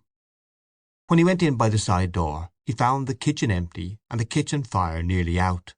He bawled upstairs, "Ada! Ada!" His wife was a little sharp-faced woman who bullied her husband when he was sober, and was bullied by him when he was drunk. They had 5 children. A little boy came running down the stairs. "Who is that?" said a man peering through the darkness. "Me, Pa." "Who are you? Charlie?" "No, Pa. Tom." "Where's your mother?" "She's out at the chapel." "That's right. Did she think of leaving any dinner for me?" "Yes, Pa. Light the lamp. What do you mean by having the place in darkness? Are the other children in bed?" The man sat down heavily on one of the chairs while the little boy lit the lamp. He began to mimic his son's flat accent, saying half to himself, "At the chapel. At the chapel, if you please." When the lamp was lit he banged his fist on the table and shouted, "What's for my dinner?" "I'm going to cook it, Pa," said the little boy. The man jumped up furiously and pointed to the fire. "On that fire? You let the fire out? By God, I'll teach you to do that again." He took a step to the door and seized the walking stick which was standing behind it. "I'll teach you to let the fire out," he said, rolling up his sleeve in order to give his arm free play. The little boy cried, "Oh, Pa!" and ran whimpering round the table, but the man followed him and caught him by the coat. The little boy looked wildly about him, but seeing no way of escape fell upon his knees. "Now you'll let the fire out the next time," said the man, striking at him vigorously with a stick. "Take that, you little whelp!" The boy uttered a squeal of pain as the stick cut his thigh. He clasped his hands together in the air, and his voice shook with fright. "Oh, Pa!" he cried. "Don't beat me, Pa! And I'll say a Hail Mary for you! I'll say a Hail Mary for you, Pa, if you don't beat me! I'll say a Hail Mary!" End of Story 9. Counterparts. Play. The matron had given her leave to go out as soon as the women's tea was over, and Maria looked forward to her evening out. The kitchen was spick and span. The cook said you could see yourself in the big copper boilers. The fire was nice and bright, and on one of the side tables were 4 very big barmbracks. These barmbracks seemed uncut, but if you went closer you could see that they had been cut into long, thick, even slices, and were ready to be handed round at tea. Maria had cut them herself. Maria was a very, very small person indeed, but she had a very long nose and a very long chin. She talked a little through her nose, always soothingly. "Yes, my dear," and "No, my dear." She was always sent for when the women quarrelled over their tubs, and always succeeded in making peace. One day the matron had said to her, "Maria, you are a veritable peacemaker." And the sub-matron and 2 of the board ladies had heard the compliment, and Ginger Mooney was always saying what she wouldn't do to the dummy who had charge of the irons if it wasn't for Maria. Everyone was so fond of Maria. The women would have their tea at 6 o'clock, and she would be able to get away before 7. From Ballsbridge to the Pillar, 20 minutes. From the Pillar to Drumcondra, 20 minutes, and 20 minutes to buy the things. She would be there before 8. She took out her purse with the silver clasps and read again the words, "A present from Belfast." She was very fond of that purse, because Joe had brought it to her 5 years before, when he and Alfie had gone to Belfast on a Whit Monday trip. In the purse were 2 half-crowns and some coppers. She would have 5 shillings clear after paying tram fare. What a nice evening they would have, all the children singing. Only she hoped that Joe wouldn't come in drunk. He was so different when he took any drink. Often he had wanted her to go and live with them, but she would have felt herself in the way, though Joe's wife was ever so nice with her, and she had become accustomed to the life of the laundry. Joe was a good fellow. She had nursed him, and Alfie too, and Joe used often to say, "Mamma is Mamma, but Maria is my proper mother." After the break-up at home, the boys had got her that position in the Dublin by Lamplight laundry, and she liked it. She used to have such a bad opinion of Protestants, but now she thought they were very nice people. A little quiet and serious, but still very nice people to live with. Then she had her plants in the conservatory, and she liked looking after them. She had lovely ferns and wax plants, and whenever anyone came to visit her, she always gave the visitor 1 or 2 slips from her conservatory. There was one thing she didn't like, and that was the tracks on the walls. But the matron was such a nice person to deal with, so genteel. When the cook told her everything was ready, she went into the women's room and began to pull the big bell. In a few minutes the women began to come in by 2s and 3s, wiping their steaming hands in their petticoats, and pulling down the sleeves of their blouses over their red, steaming arms. They settled down before their huge mugs, which the cook and the dummy filled up with hot tea, already mixed with milk and sugar in huge tin cans. Maria superintended the distribution of the barmbrack, and saw that every woman got her 4 slices. There was a great deal of laughing and joking during the meal. Lizzie Fleming said Maria was sure to get the ring, and though Fleming had said that for so many Hallow Eves, Maria had to laugh and say she didn't want any ring, or man either. And when she laughed her grey-green eyes sparkled with disappointed shyness, and the tip of her nose nearly met the tip of her chin. Then Ginger Mooney lifted her mug of tea and proposed Maria's health, while all the other women clattered with their mugs on the table, and she said she was sorry she hadn't a sup of porter to drink it in. And Maria laughed again, till the tip of her nose nearly met the tip of her chin. until her minute body nearly shook itself asunder because she knew that Mooney meant well, though of course she had the notions of a common woman. But wasn't Maria glad when the women had finished their tea, and the cook and the dummy had begun to clear away the tea things? She went into her little bedroom, and remembering that the next morning was a mass morning, changed the hand of the alarm from 7 to 6. Then she took off her working skirt and her house boots, and laid her best skirt out on the bed and her tiny dress boots beside the foot of the bed. She changed her blouse too, and as she stood before the mirror she thought of how she used to dress for mass on Sunday morning when she was a young girl, and she looked with quaint affection at the diminutive body which she had so often adorned. In spite of its years, she found it a nice, tidy little body. When she got outside, the streets were shining with rain, and she was glad of her old brown waterproof. The tram was full, and she had to sit on the little stool at the end of the car, facing all the people, with her toes barely touching the floor. She arranged in her mind all she was going to do, and thought how much better it was to be independent and to have your own money in your pocket. She hoped they would have a nice evening. She was sure they would, but she could not help thinking what a pity it was Alfie and Joe were not speaking. They were always falling out now, but when they were boys together they used to be the best of friends. But such was life. She got out of her tram at the pillar and ferreted her way quickly among the crowds. She went into Downes's cake shop, but the shop was so full of people that it was a long time before she could get herself attended to. She bought a dozen of mixed penny cakes, and at last came out of the shop laden with a big bag. Then she thought, what else would she buy? She wanted to buy something really nice. They would be sure to have plenty of apples and nuts. It was hard to know what to buy, and all she could think of was cake. She decided to buy some plum cake, but Downes's plum cake had not enough almond icing on top of it, so she went over to a shop in Henry Street. Here she was a long time in suiting herself, and the stylish young lady behind the counter, who was evidently a little annoyed by her, asked her was it a wedding cake she wanted to buy. That made Maria blush and smile at the young lady.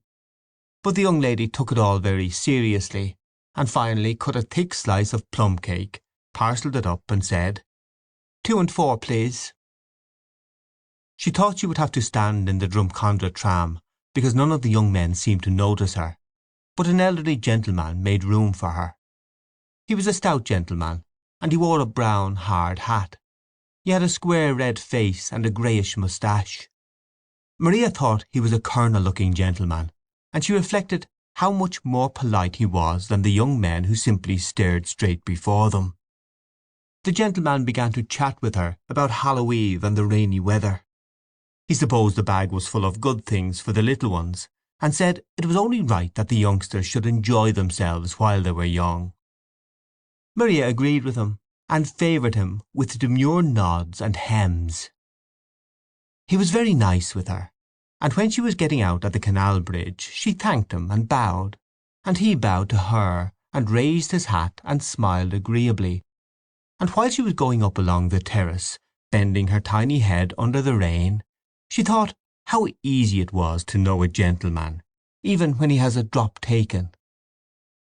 Everybody said, "Oh, here's Maria," when she came to Joe's house. Joe was there, having come home from business, and all the children had their Sunday dresses on. There were 2 big girls in from next door, and games were going on. Maria gave the bag of cakes to the eldest boy, Alfie, to divide, and Mrs. Donnelly said it was too good of her to bring such a big bag of cakes, and made all the children say, "Thanks, Maria." But Maria said she had brought something special for Papa and Mamma, something they would be sure to like, and she began to look for her plum cake. She tried in Downes's bag, and then in the pockets of her waterproof, and then on the hall stand, but nowhere could she find it. Then she asked all the children had any of them eaten it, by mistake of course, but the children all said no, and looked as if they did not like to eat cakes if they were to be accused of stealing. Everybody had a solution for the mystery, and Mrs. Donnelly said it was plain that Maria had left it behind her in the tram. Maria, remembering how confused the gentleman with the greyish moustache had made her, coloured with shame and vexation and disappointment. At the thought of the failure of her little surprise, and of the 2 and 4pence she had thrown away for nothing, she nearly cried outright. But Joe said it didn't matter, and made her sit down by the fire. He was very nice with her. He told her all that went on in his office, repeating for her a smart answer which he had made to the manager. Maria did not understand why Joe laughed so much over the answer he had made, but she said that the manager must have been a very overbearing person to deal with. Joe said he wasn't so bad when you knew how to take him, that he was a decent sort so long as you didn't rub him the wrong way. Mrs. Donnelly played the piano for the children, and they danced and sang. Then the 2 next-door girls handed round the nuts. Nobody could find the nutcrackers, and Joe was nearly getting cross over it, and asked how did they expect Maria to crack nuts without a nutcracker. But Maria said she didn't like nuts, and that they weren't to bother about her. Then Joe asked would she take a bottle of stout, and Mrs. Donnelly said there was port wine too in the house if she would prefer that. Maria said she would rather they didn't ask her to take anything, but Joe insisted. So Maria let him have his way, and they sat by the fire talking over old times, and Maria thought she would put in a good word for Alfie. But Joe cried that God might strike him stone dead if ever he spoke a word to his brother again, and Maria said she was sorry she had mentioned the matter. Mrs. Donnelly told her husband it was a great shame for him to speak that way of his own flesh and blood, but Joe said that Alfie was no brother of his, and there was nearly being a row on the head of it. But Joe said he would not lose his temper on account of the night it was, and asked his wife to open some more stout. The 2 next-door girls had arranged some Hallow Eve games, and soon everything was merry again. Maria was delighted to see the children so merry, and Joe and his wife in such good spirits. The next-door girls put some saucers on the table, and then led the children up to the table blindfold. One got the prayer book, and the other 3 got the water. And when one of the next-door girls got the ring, Mrs. Donnelly shook her finger at the blushing girl as much as to say, "Oh, I know all about it." They insisted then on blindfolding Maria and leading her up to the table to see what she would get. And while they were putting on the bandage, Maria laughed and laughed again, till the tip of her nose nearly met the tip of her chin. They led her up to the table amid laughing and joking, and she put her hand out in the air as she was told to do. She moved her hand about here and there in the air, and descended on one of the saucers.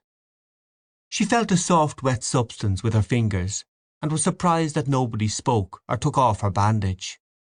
There was a pause for a few seconds, and then a great deal of scuffling and whispering. Somebody said something about the garden, and at last Mrs. Donnelly said something very cross to one of the next-door girls, and told her to throw it out at once. That was no play. Maria understood that it was wrong that time, and so she had to do it over again, and this time she got the prayer book. After that Mrs. Donnelly played Miss MacLeod's reel for the children, and Joe made Maria take a glass of wine. Soon they were all quite merry again, and Mrs. Donnelly said Maria would enter a convent before the year was out, because she had got the prayer book. Maria had never seen Joe so nice to her as he was that night, so full of pleasant talk and reminiscences. She said they were all very good to her. At last the children grew tired and sleepy, and Joe asked Maria would she not sing some little song before she went, one of the old songs. Mrs. Donnelly said, "Do, please, Maria." And so Maria had to get up and stand beside the piano. Mrs. Donnelly bade the children be quiet and listen to Maria's song. Then she played the prelude and said, "Now, Maria." And Maria, blushing very much, began to sing in a tiny, quivering voice.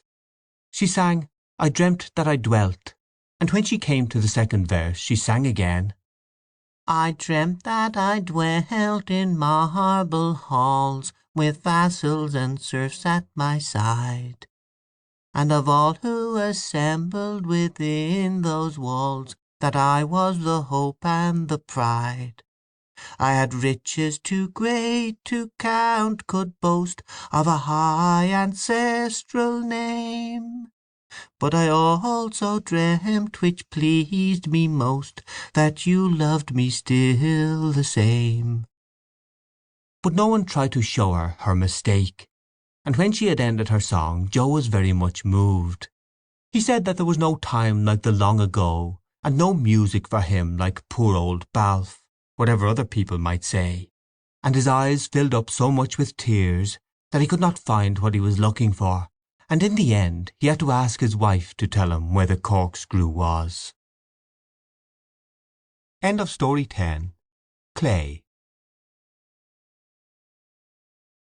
A painful case. Mr. James Duffy lived in Chapel Lizard because he wished to live as far as possible from the city of which he was a citizen, and because he found all the other suburbs of Dublin mean, modern, and pretentious. He lived in an old sombre house, and from his windows he could look into the disused distillery or upwards along the shallow river on which Dublin is built. The lofty walls of his uncarpeted room were free from pictures. He had himself bought every article of furniture in the room: a black iron bedstead, an iron washstand, 4 cane chairs, a clothes rack, a coal scuttle, a fender and irons, and a square table on which lay a double desk. A bookcase had been made in an alcove by means of shelves of white wood. The bed was clothed in white bedclothes, and a black and scarlet rug covered the foot. A little hand mirror hung above the washstand, and during the day a white-shaded lamp stood as the sole ornament of the mantelpiece. The books on the white wooden shelves were arranged from below upwards according to bulk. A complete Wordsworth stood at one end of the lowest shelf, and a copy of the Maynooth Catechism, sewn into the cloth cover of a notebook, stood at one end of the top shelf. Writing materials were always on the desk. In the desk lay a manuscript translation of Hauptmann's Michael Kramer, the stage directions of which were written in purple ink, and a little sheaf of papers held together by a brass pin. In these sheets a sentence was inscribed from time to time, and in an ironical moment the headline of an advertisement for bile beans had been pasted on to the first sheet. On lifting the lid of the desk a faint fragrance escaped, the fragrance of new cedarwood pencils, or of a bottle of gum, or of an overripe apple which might have been left there and forgotten. Mr. Duffy abhorred anything which betokened physical or mental disorder. A medieval doctor would have called him saturnine. His face, which carried the entire tale of his years, was of the brown tint of Dublin streets. On his long and rather large head grew dry black hair, and a tawny moustache did not quite cover an unamiable mouth. His cheekbones also gave his face a harsh character, but there was no harshness in the eyes, which, looking at the world from under their tawny eyebrows, gave the impression of a man ever alert to greet a redeeming instinct in others, but often disappointed. He lived at a little distance from his body, regarding his own acts with doubtful side-glances. He had an odd autobiographical habit which led him to compose in his mind from time to time a short sentence about himself, containing a subject in the third person and a predicate in the past tense. He never gave alms to beggars, and walked firmly, carrying a stout hazel. He had been for many years cashier of a private bank in Baggot Street. Every morning he came in from Chapel Lizard by tram. At midday he went to Dan Burke's and took his lunch, a bottle of lager beer and a small trayful of arrowroot biscuits. At 4 o'clock he was set free. He dined in an eating-house in George's Street, where he felt himself safe from the society of Dublin's gilded youth, and where there was a certain plain honesty in the bill of fare. His evenings were spent either before his landlady's piano or roaming about the outskirts of the city. His liking for Mozart's music brought him sometimes to an opera or a concert. These were the only dissipations of his life. He had neither companions nor friends, church nor creed. He lived his spiritual life without any communion with others, visiting his relatives at Christmas and escorting them to the cemetery when they died. He performed these two social duties for old dignity's sake, but conceded nothing further to the conventions which regulate the civic life. He allowed himself to think that in certain circumstances he would rob his bank, but as these circumstances never arose, his life rolled out evenly, an adventureless tale. One evening he found himself sitting beside two ladies in the rotunda. The house, thinly peopled and silent, gave distressing prophecy of failure. The lady who sat next him looked round at the deserted house once or twice, and then said, "What a pity there is such a poor house to-night! It is so hard on people to have to sing to empty benches." He took the remark as an invitation to talk. He was surprised that she seemed so little awkward. While they talked he tried to fix her permanently in his memory. When he learned that the young girl beside her was her daughter, he judged her to be a year or so younger than himself. Her face, which must have been handsome, had remained intelligent. It was an oval face with strongly marked features. The eyes were very dark blue and steady. Their gaze began with a defiant note, but was confused by what seemed a deliberate swoon of the pupil into the iris, revealing for an instant a temperament of great sensibility. The pupil reasserted itself quickly. This half-disclosed nature fell again under the reign of prudence, and her astrakhan jacket, moulding a bosom of a certain fullness, struck the note of defiance more definitely. He met her again a few weeks afterwards at a concert in Earlsford Terrace, and seized the moments when her daughter's attention was diverted to become intimate. She alluded once or twice to her husband, but her tone was not such as to make the allusion a warning. Her name was Mrs. Sinico. Her husband's great-great-grandfather had come from Leghorn. Her husband was captain of a mercantile boat plying between Dublin and Holland, and they had one child. Meeting her a third time by accident, he found courage to make an appointment. She came. This was the first of many meetings. They met always in the evening, and chose the most quiet quarters for their walks together. Mr. Duffy, however, had a distaste for underhand ways, and finding that they were compelled to meet stealthily, he forced her to ask him to her house. Captain Sinico encouraged his visits, thinking that his daughter's hand was in question. He had dismissed his wife so sincerely from his gallery of pleasures that he did not suspect that anyone else would take an interest in her. As the husband was often away, and the daughter out giving music lessons, Mr. Duffy had many opportunities of enjoying the lady's society. Neither he nor she had had any such adventure before, and neither was conscious of any incongruity. Little by little he entangled his thoughts with hers. He lent her books, provided her with ideas, shared his intellectual life with her. She listened to all. Sometimes, in return for his theories, she gave out some fact of her own life. With almost maternal solicitude she urged him to let his nature open to the full. She became his confessor. He told her that for some time he had assisted at the meetings of an Irish Socialist party, where he had felt himself a unique figure amidst a score of sober workmen in a garret lit by an inefficient oil lamp. When the party had divided into 3 sections, each under its own leader and in its own garret, he had discontinued his attendances. The workmen's discussions, he said, were too timorous. The interest they took in the question of wages was inordinate. He felt that they were hard-featured realists, and that they resented an exactitude which was the produce of a leisure not within their reach. No social revolution, he told her, would be likely to strike Dublin for some centuries. She asked him why he did not write out his thoughts. For what? He asked her with careful scorn. To compete with phrasemongers, incapable of thinking consecutively for 60 seconds? To submit himself to the criticisms of an obtuse middle class, which entrusted its morality to policemen and its fine arts to impresarios? He went often to her little cottage outside Dublin. Often they spent their evenings alone. Little by little, as their thoughts entangled, they spoke of subjects less remote. Her companionship was like a warm soil about an exotic. Many times she allowed the dark to fall upon them, refraining from lighting the lamp. The dark, discreet room, their isolation, the music that still vibrated in their ears, united them. This union exalted him, wore away the rough edges of his character, emotionalized his mental life. Sometimes he caught himself listening to the sound of his own voice.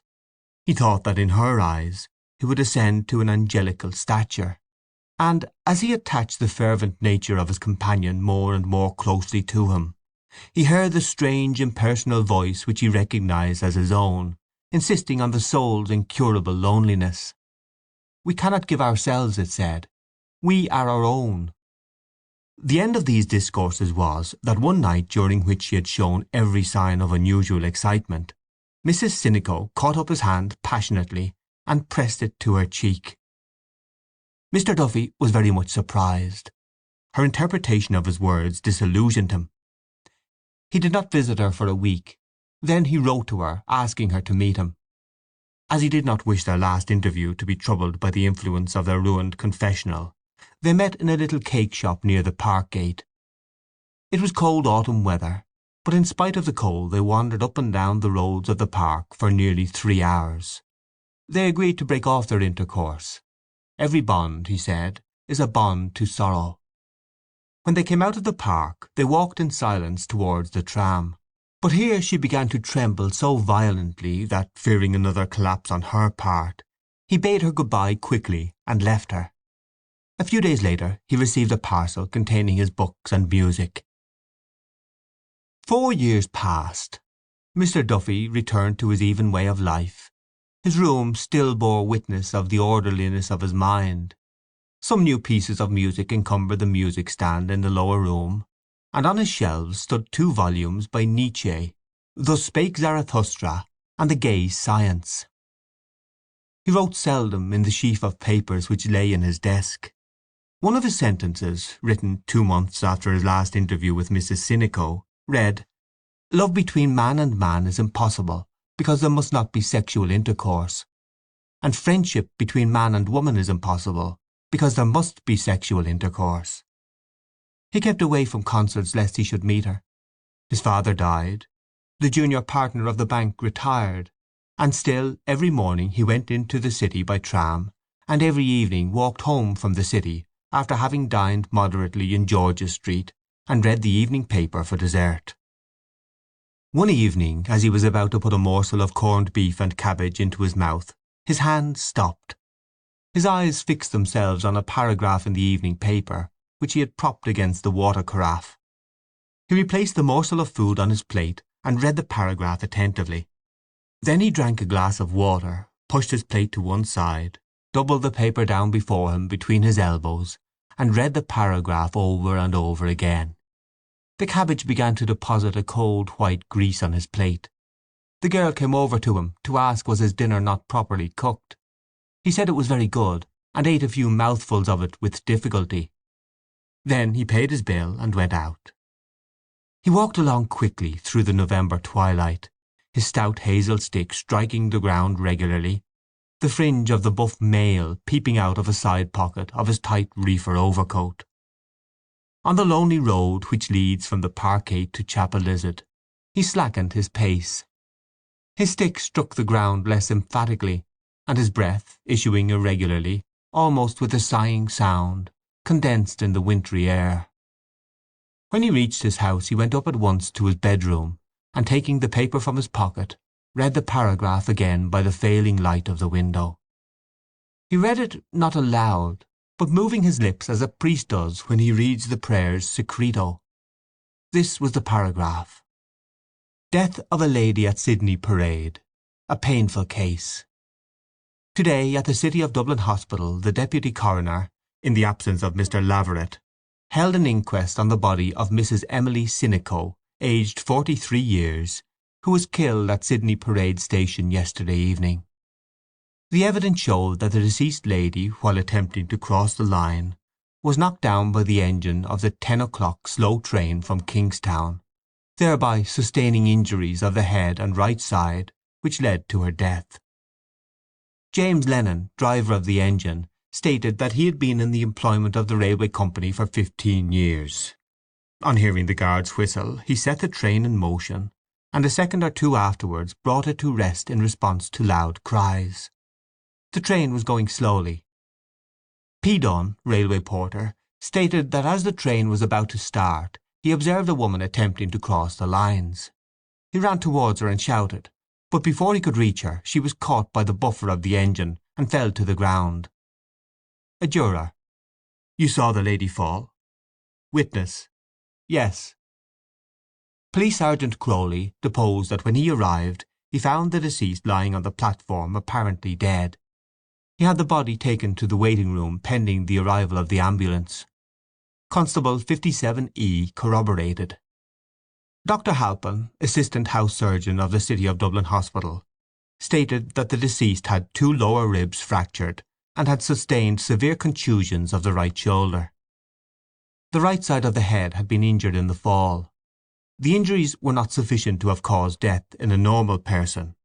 Death, in his opinion, had been probably due to shock and sudden failure of the heart's action.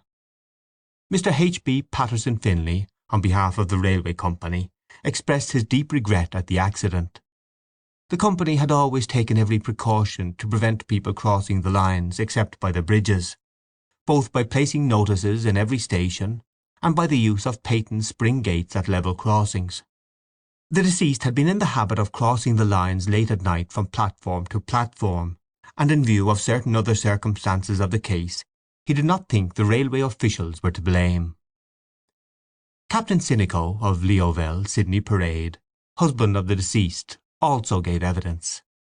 He stated that the deceased was his wife.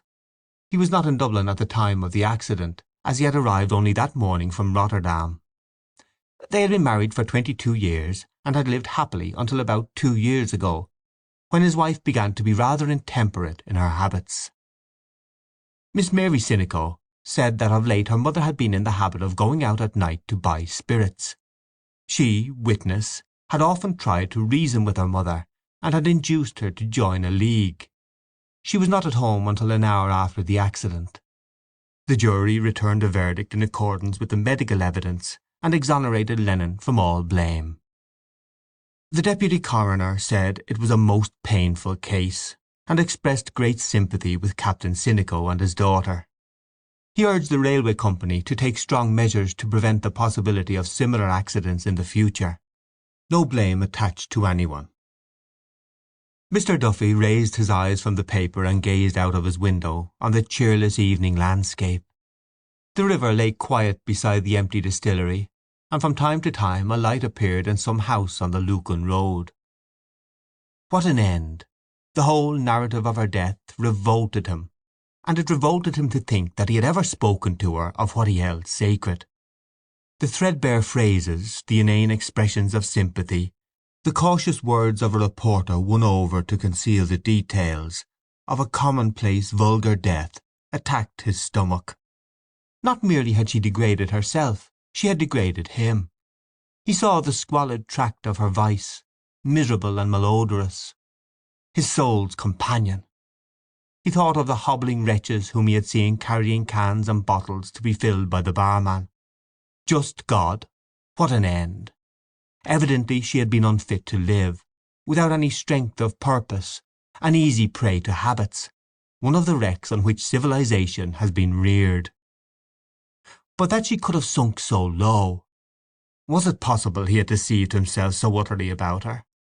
He remembered her outburst of that night, and interpreted it in a harsher sense than he had ever done. He had no difficulty now in approving of the course he had taken. As the light failed and his memory began to wander, he thought her hand touched his. The shock which had first attacked his stomach was now attacking his nerves. He put on his overcoat and hat quickly and went out. The cold air met him on the threshold. It crept into the sleeves of his coat. When he came to the public house at Chapelizod Bridge, he went in and ordered a hot punch. The proprietor served him obsequiously, but did not venture to talk.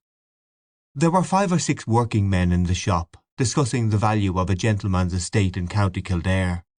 They drank at intervals from their huge pint tumblers, and smoked, spitting often on the floor, and sometimes dragging the sawdust over their spits with their heavy boots. Mr. Duffy sat on a stool and gazed at them, without seeing or hearing them. After a while they went out, and he called for another punch. He sat a long time over it. The shop was very quiet. The proprietor sprawled on the counter reading the Herald and yawning. Now and again a tram was heard swishing along the lonely road outside. As he sat there, living over his life with her, and evoking alternately the two images in which he now conceived her, he realized that she was dead, that she had ceased to exist, that she had become a memory. He began to feel ill at ease. He asked himself, what else could he have done? He could not have carried on a comedy of deception with her. He could not have lived with her openly. He had done what seemed to him best. How was he to blame? Now that she was gone he understood how lonely her life must have been, sitting night after night alone in that room. His life would be lonely too, until he too died, ceased to exist, became a memory, if anyone remembered him. It was after 9 o'clock when he left the shop. The night was cold and gloomy. He entered the park by the first gate and walked along under the gaunt trees. He walked through the bleak alleys where they had walked 4 years before. She seemed to be near him in the darkness. At moments he seemed to feel her voice touch his ear, her hand touch his. He stood still to listen. Why had he withheld life from her? Why had he sentenced her to death? He felt his moral nature falling to pieces. When he gained the crest of the Magazine Hill he halted and looked along the river towards Dublin, the lights of which burned redly and hospitably in the cold night. He looked down the slope, and at the base, in the shadow of the wall of the park, he saw some human figures lying. Those venal and furtive loves filled him with despair. He gnawed the rectitude of his life. He felt that he had been outcast from life's feast. One human being had seemed to love him, and he had denied her life and happiness. He had sentenced her to ignominy, a death of shame. He knew that the prostrate creatures down by the wall were watching him and wished him gone. No one wanted him. He was outcast from life's feast. He turned his eyes to the grey gleaming river winding along towards Dublin. Beyond the river he saw a goods train winding out of Kingsbridge station, like a worm with a fiery head winding through the darkness, obstinately and laboriously. It passed slowly out of sight, but still he heard in his ears the laborious drone of the engine reiterating the syllables of her name. He turned back the way he had come, the rhythm of the engine pounding in his ears. He began to doubt the reality of what memory told him. He halted under a tree and allowed the rhythm to die away. He could not feel her near him in the darkness, nor her voice touch his ear. He waited for some minutes, listening. He could hear nothing. The night was perfectly silent. He listened again. Perfectly silent. He felt that he was alone.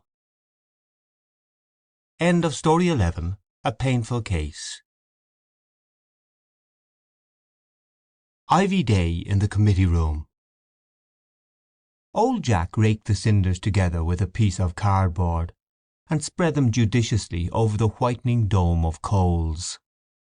When the dome was thinly covered, his face lapsed into darkness, but as he set himself to fan the fire again, his crouching shadow ascended the opposite wall, and his face slowly re-emerged into light. It was an old man's face, very bony and hairy. The moist blue eyes blinked at the fire, and the moist mouth fell open at times, munching once or twice mechanically when it closed. When the cinders had caught, he laid the piece of cardboard against the wall, sighed, and said, "That's better now, Mr. O'Connor." Mr. O'Connor, a grey-haired young man, whose face was disfigured by many blotches and pimples, had just brought the tobacco for a cigarette into a shapely cylinder, but when spoken to he undid his handiwork meditatively. Then he began to roll the tobacco again meditatively, and after a moment's thought decided to lick the paper. "Did Mr. Tierney say when he'd be back?" he asked in a husky falsetto. "He didn't say." Mr. O'Connor put a cigarette into his mouth and began searching his pockets. He took out a pack of thin pasteboard cards. "I'll get you a match," said the old man. "Never mind, this'll do." said Mr. O'Connor. He selected one of the cards and read what was printed on it. Municipal Elections, Royal Exchange Ward. Mr. Richard J. Tierney, PLG, respectfully solicits the favour of your vote and influence at the coming election in the Royal Exchange Ward. Mr. O'Connor had been engaged by Tierney's agent to canvass one part of the ward, but as the weather was inclement and his boots led in the wet, he spent a great part of the day sitting by the fire in the committee room in Wicklow Street with Jack, the old caretaker. They had been sitting thus since the short day had grown dark. It was the 6th of October, dismal and cold out of doors. Mr. O'Connor tore a strip off the card, and lighting it, lit his cigarette. As he did so, the flame lit up a leaf of dark glossy ivy on the lapel of his coat. The old man watched him attentively, and then, taking up the piece of cardboard again, began to fan the fire slowly while his companion smoked. "Ah, yes," he said, continuing. "It's hard to know what way to bring up children. Now who'd think he'd turn out like that? I sent him to the Christian Brothers, and I done what I could for him. And there he goes, boozing about. I tried to make him some way decent." He replaced the cardboard wearily. "Only I'm an old man now, I'd change his tune for him. I'd take the stick to his back and beat him while I could stand over him, as I done many a time before. The mother, you know, she cocks him up with this and that." "That's what ruins children," said Mr. O'Connor. "To be sure it is," said the old man. "And little thanks you get for it, only impudence. He takes tupper hand of me whenever he sees of a sup taken. What's the world coming to when sons speaks that way to their father?" "What age is he?" said Mr. O'Connor. 19, said the old man. "Why don't you put him to something?" "Sure, haven't I never done at the drunken bowsy ever since he left school? 'I won't keep you,' says I. 'You must get a job for yourself.' But sure, it's worse whenever he gets a job. He drinks it all." Mr. O'Connor shook his head in sympathy, and the old man fell silent, gazing into the fire. Someone opened the door of the room and called out, "Hello! Is this a Freemasons' meeting?" "Who's that?" said the old man. "What are you doing in the dark?" asked the voice. "Is that you, Hines?" asked Mr. O'Connor. "Yes. What are you doing in the dark?" said Mr. Hines, advancing into the light of the fire. He was a tall, slender young man, with a light brown moustache. Imminent little drops of rain hung at the brim of his hat, and the collar of his jacket coat was turned up. "Well, Matt," he said to Mr. O'Connor, "how goes it?" Mr. O'Connor shook his head. The old man left the hearth, and after stumbling about the room returned with 2 candlesticks, which he thrust one after the other into the fire and carried to the table. A denuded room came into view, and the fire lost all its cheerful colour. The walls of the room were bare, except for a copy of an election address. In the middle of the room was a small table on which papers were heaped.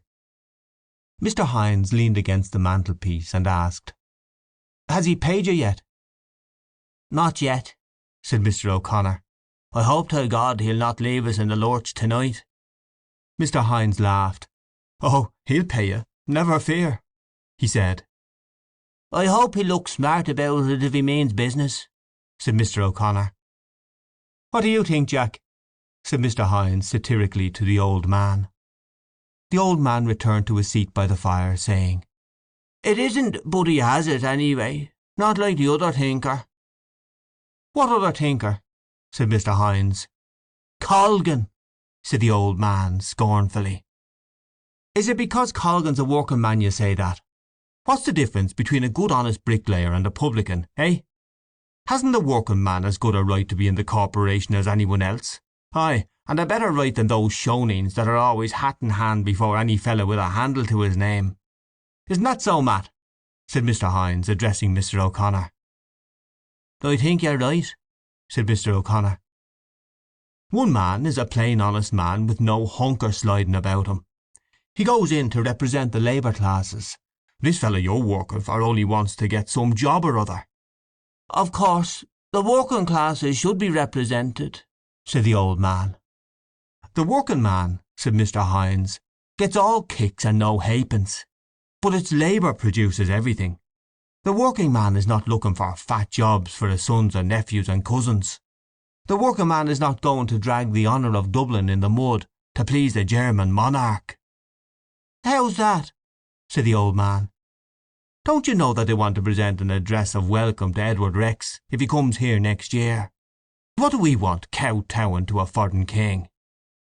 "Our man won't vote for the address," said Mr. O'Connor. "He goes in on the nationalist ticket." "Won't he?" said Mr. Hynes. "Wait till you see whether he will or not. I know him. Is it Tricky Dicky Tierney?" "By God, perhaps you're right, Joe," said Mr. O'Connor. "Anyway, I wish he'd turn up with the spondulics." The three men fell silent. The old man began to rake more cinders together. Mr. Hynes took off his hat, shook it, and then turned down the collar of his coat, displaying as he did so an ivy leaf in the lapel. "If this man was alive," he said, pointing to the leaf, "we'd have no talk of an address of welcome."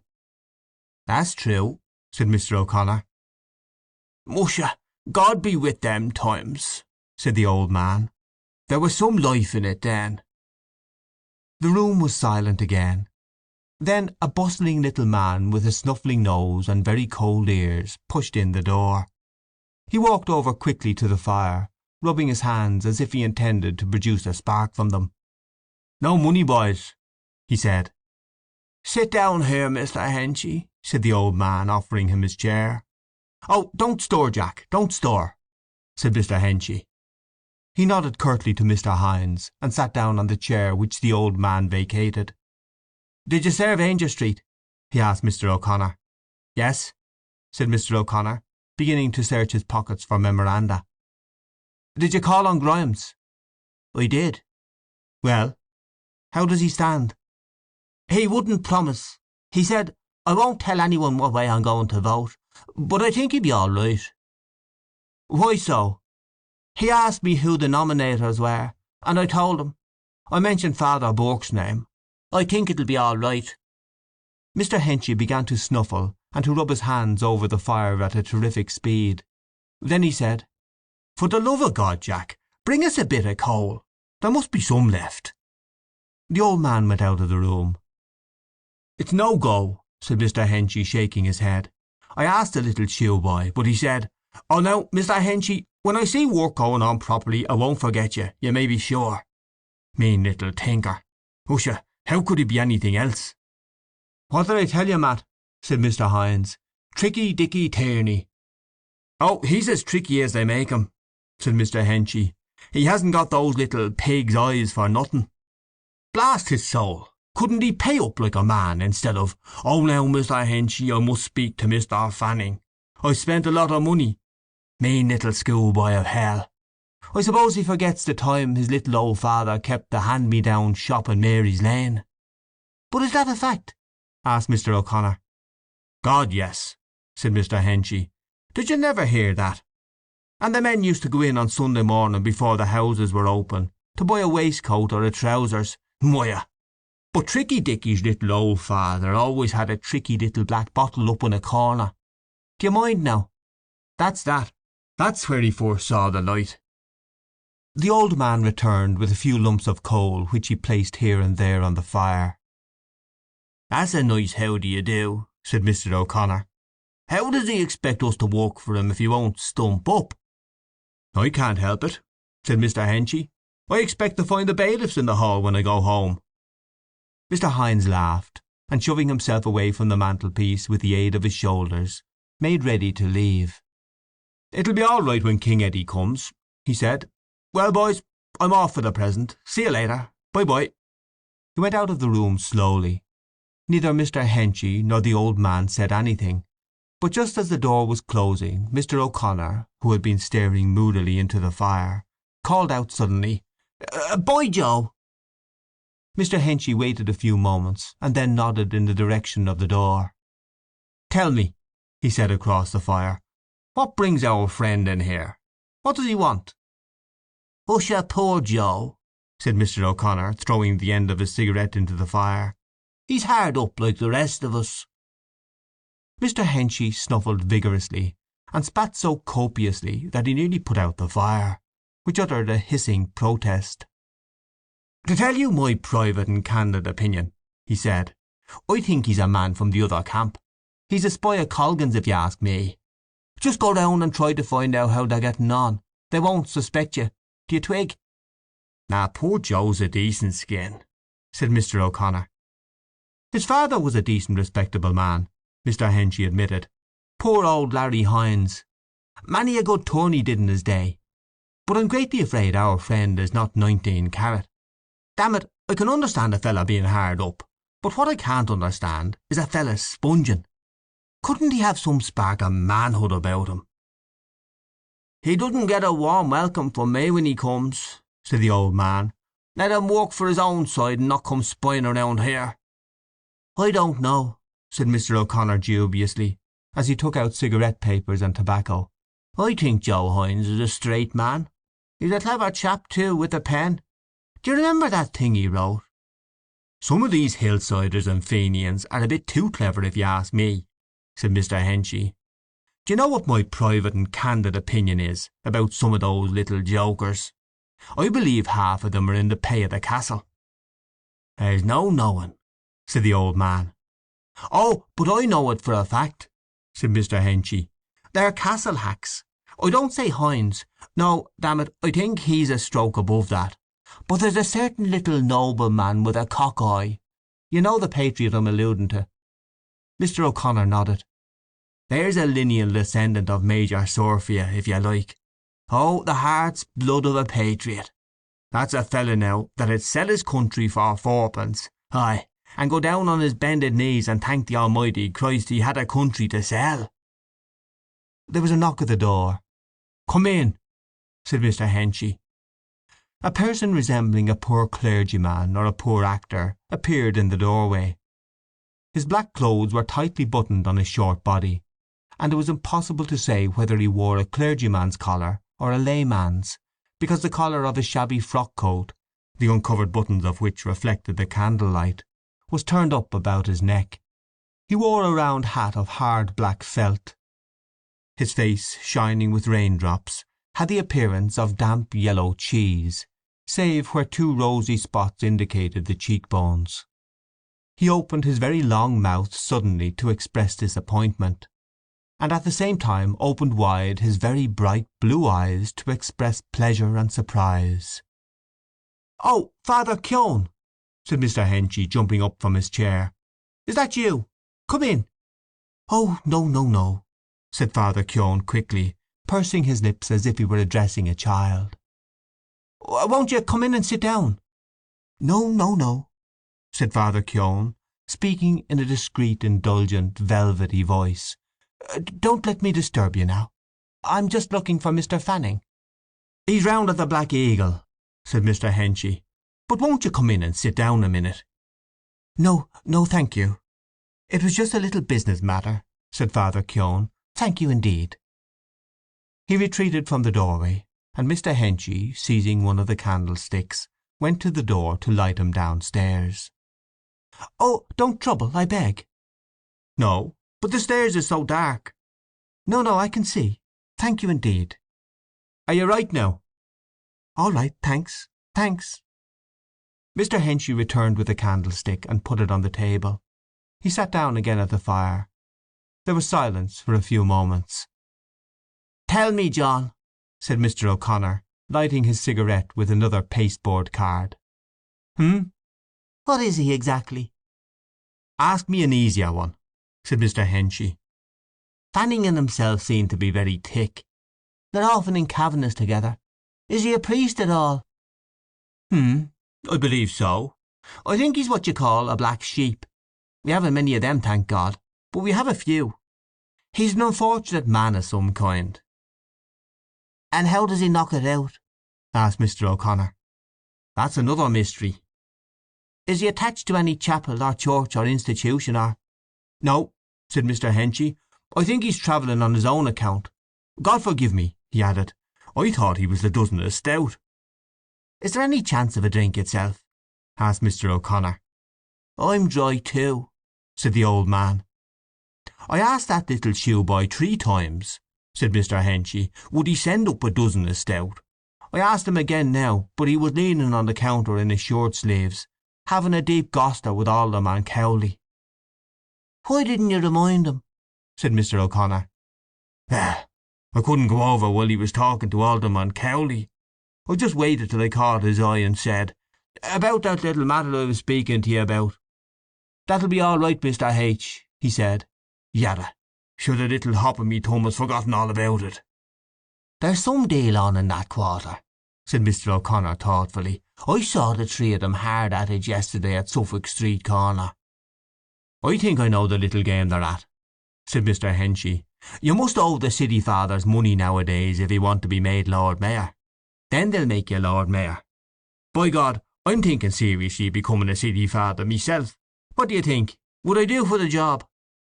Mr. O'Connor laughed. "So far as owing money goes." "Driving out of the Mansion House," said Mr. Henchy, "in all me vermin, with Jack here standing up behind me in a powdered wig, eh?" "And make me your private secretary, John." "Yes, and I'll make Father Keown me private chaplain. We'll have a family party." "Faith, Mr. Henchy," said the old man, "you'd keep up better style than some of them. I was talking one day to old Keegan, the porter. 'And how do you like your new master, Pat?' says I to him. 'You haven't much entertaining now,' says I. 'Entertaining,' says he. 'He'd live on the smell of an oil rag.' And you know what he told me? Now, I declare to God I didn't believe him." "What?" said Mr. Henchy and Mr. O'Connor. "He told me, 'What do you think of a Lord Mayor of Dublin sending out for a pound of chops for his dinner? How's that for a high living?' says he. 'Wisha,' says I. 'A pound of chops,' says he, 'coming into the Mansion House.' 'Wisha,' says I. 'What kind of people is going at all now?'" At this point there was a knock at the door, and a boy put in his head. "What is it?" said the old man. "From the Black Eagle," said the boy, walking in sideways, and depositing a basket on the floor with a noise of shaken bottles. The old man helped the boy to transfer the bottles from the basket to the table and counted the full tally. After the transfer the boy put his basket on his arm and asked, "Any bottles?" "What bottles?" said the old man. "Won't you let us drink them first?" said Mr. Henchy. "I was told to ask for the bottles." "Come back to-morrow," said the old man. "Here, boy," said Mr. Henchy, "will you run over to O'Farrell's and ask him to lend us a corkscrew? For Mr. Henchy, say. Tell him we won't keep it a minute. Leave the basket there." The boy went out, and Mr. Henchy began to rub his hands cheerfully, saying, "Ah, well, he's not so bad after all. He's as good as his word, anyhow." "There's no tumblers," said the old man. "No, don't let that trouble you, Jack," said Mr. Henchy. "Many's the good man before now drank out of the bottle." "Anyway, it's better than nothing," said Mr. O'Connor. "He's not a bad sort," said Mr. Henchy. "Only Fannin has such a loan of him. He means well, you know, in his own tin-pot way." The boy came back with a corkscrew. The old man opened 3 bottles, and was handing back the corkscrew when Mr. Henchy said to the boy, "Would you like a drink, boy?" "If you please, sir," said the boy. The old man opened another bottle grudgingly, and handed it to the boy. "What age are you?" he asked. 17, said the boy. As the old man said nothing further, the boy took the bottle and said, "Here's my best respects, sir," to Mr. Henchy, drank the contents, put the bottle back on the table, and wiped his mouth with his sleeve. Then he took up the corkscrew and went out of the door sideways, muttering some sort of salutation. "That's the way it begins," said the old man. "The thin end of the wedge," said Mr. Henchy. The old man distributed the 3 bottles which he had opened, and the men drank from them simultaneously. After having drunk, each placed his bottle on the mantelpiece within hand's reach, and drew in a long breath of satisfaction. "Well, I did a good day's work to day," said Mr. Henchy after a pause. That's so, John. Yes, I got him one or two sure things in Dawson Street, Crofton and myself. Between ourselves, you know, Crofton, he's a decent chap, of course, but he's not worth a damn as a canvasser. He hasn't a word to throw to a dog. He stands and looks at the people while I do the talking." Here two men entered the room. One of them was a very fat man whose blue serge clothes seemed to be in danger of falling from his sloping figure. He had a big face which resembled a young ox's face in expression, staring blue eyes, and a grizzled moustache. The other man, who was much younger and frailer, had a thin, clean-shaven face. He wore a very high double collar and a wide-brimmed bowler hat. "Hello, Crofton," said Mr. Henchy to the fat man. "Talk of the devil!" "Where did the booze come from?" asked the young man. "Did the cow calve?" "Oh, of course. Lion spots the drinks first thing," said Mr. O'Connor, laughing. "Is that the way you chaps canvass?" said Mr. Lyons. "And Crofton and I out in the cold and rain looking for votes?" "Why, blast your soul," said Mr. Henchy, "I'd get more votes in 5 minutes than you two would get in a week." "Open 2 bottles of stout, Jack," said Mr. O'Connor. How can I," said the old man, "when there is no corkscrew?" Wait now," said Mr. Henchy, getting up quickly. "Did you ever see this little trick?" He took 2 bottles from the table, and carrying them to the fire put them on the hob. Then he sat down again by the fire and took another drink from his bottle. Mr. Lyons sat on the edge of the table, pushed his hat towards the nape of his neck, and began to swing his legs. "Which is my bottle?" he asked. "This, lad," said Mr. Henchy. Mr. Crofton sat down on a box and looked fixedly at the other bottle on the hob. He was silent for 2 reasons. The first reason, sufficient in itself, was that he had nothing to say. The second reason was that he considered his companions beneath him. He had been a canvasser for Wilkins the Conservative, but when the Conservatives had withdrawn their man, and, choosing the lesser of 2 evils, given their support to the nationalist candidate, he had been engaged to work for Mr. Tierney. In a few minutes an apologetic was heard as the cork flew out of Mr. Lyons's bottle. Mr. Lyons jumped off the table, went to the fire, took his bottle, and carried it back to the table. "I was just telling them, Crofton," said Mr. Henchy, "that we got a good few votes to-day." "Who did you get?" asked Mr. Lyons. "Well, I got Parks for 1, and I got Atkinson for 2, and got Ward off Dawson Street. He's a fine old chap, he is too. Regular old toff, old Conservative. 'But isn't your candidate a nationalist?' said he. 'He's a respectable man,' said I. 'He's in favour of whatever will benefit his country.' 'He's a big ratepayer,' I said. 'He has extensive house property in the city, and 3 places of business, and isn't it to his own advantage to keep down the rates?' 'He's a prominent and respected citizen,' said I, 'and a poor law guardian. And he doesn't belong to any party, good, bad, or indifferent.' That's the way to talk to them." "And what about the address to the king?" said Mr. Lyons, after drinking and smacking his lips. "Listen to me," said Mr. Henchy. "What we want in this country, as I said to old Ward, is capital. The king's coming here will mean an influx of money into this country. The citizens of Dublin will benefit by it. Look at all the factories down by the quays there, idle. Look at all the money there is in the country if only we work the old industries, the mills, the shipbuilding yards and factories. It's capital we want." "But look here, John," said Mr. O'Connor. "Why should we welcome the King of England? Didn't Parnell himself—" "Parnell," said Mr. Henchy, "is dead. Now, here's the way I look at it. Here's this chap come to the throne after his old mother keeping him out of it till the man was grey. He's a man of the world, and he means well by us. He's a jolly fine decent fellow if you ask me, and no damn nonsense about him. He just says to himself, 'The old one never went to see these wild Irish. By Christ, I'll go myself and see what they're like.' And are we going to insult a man when he comes over here on a friendly visit, eh? Isn't that right, Crofton?" Mr. Crofton nodded his head. "But after all, now," said Mr. Lyons argumentatively, "King Edward's life, you know, is not the very—" "Let bygones be bygones," said Mr. Henchy. "I admire the man personally. He's just an ordinary knockabout like you and me. He's fond of his glass of grog, and he's a bit of a rake perhaps. And he's a good sportsman. Damn it, can't we Irish play fair?" "That's all very fine," said Mr. Lyons. "But look at the case of Parnell now." "In the name of God," said Mr. Henchy, "where's the analogy between the two cases?" "What I mean," said Mr. Lyons, "is we have our ideals. Why now would we welcome a man like that? Do you think now after what he did Parnell was a fit man to lead us? And why then would we do it for Edward the Seventh?" "This is Parnell's anniversary," said Mr. O'Connor, "and don't let us stir up any bad blood.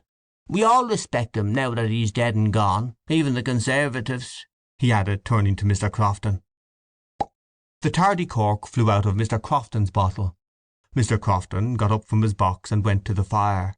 As he returned with his capture, he said in a deep voice, "Our side of the house respects him because he was a gentleman." "Right you are, Crofton," said Mr. Henchy fiercely. "He was the only man that could keep that bag of cats in order. Down, you dogs! Lie down, you curs! That's the way he treated them. Come in, Joe, come in!" he called out, catching sight of Mr. Hines in the doorway. Mr. Hines came in slowly.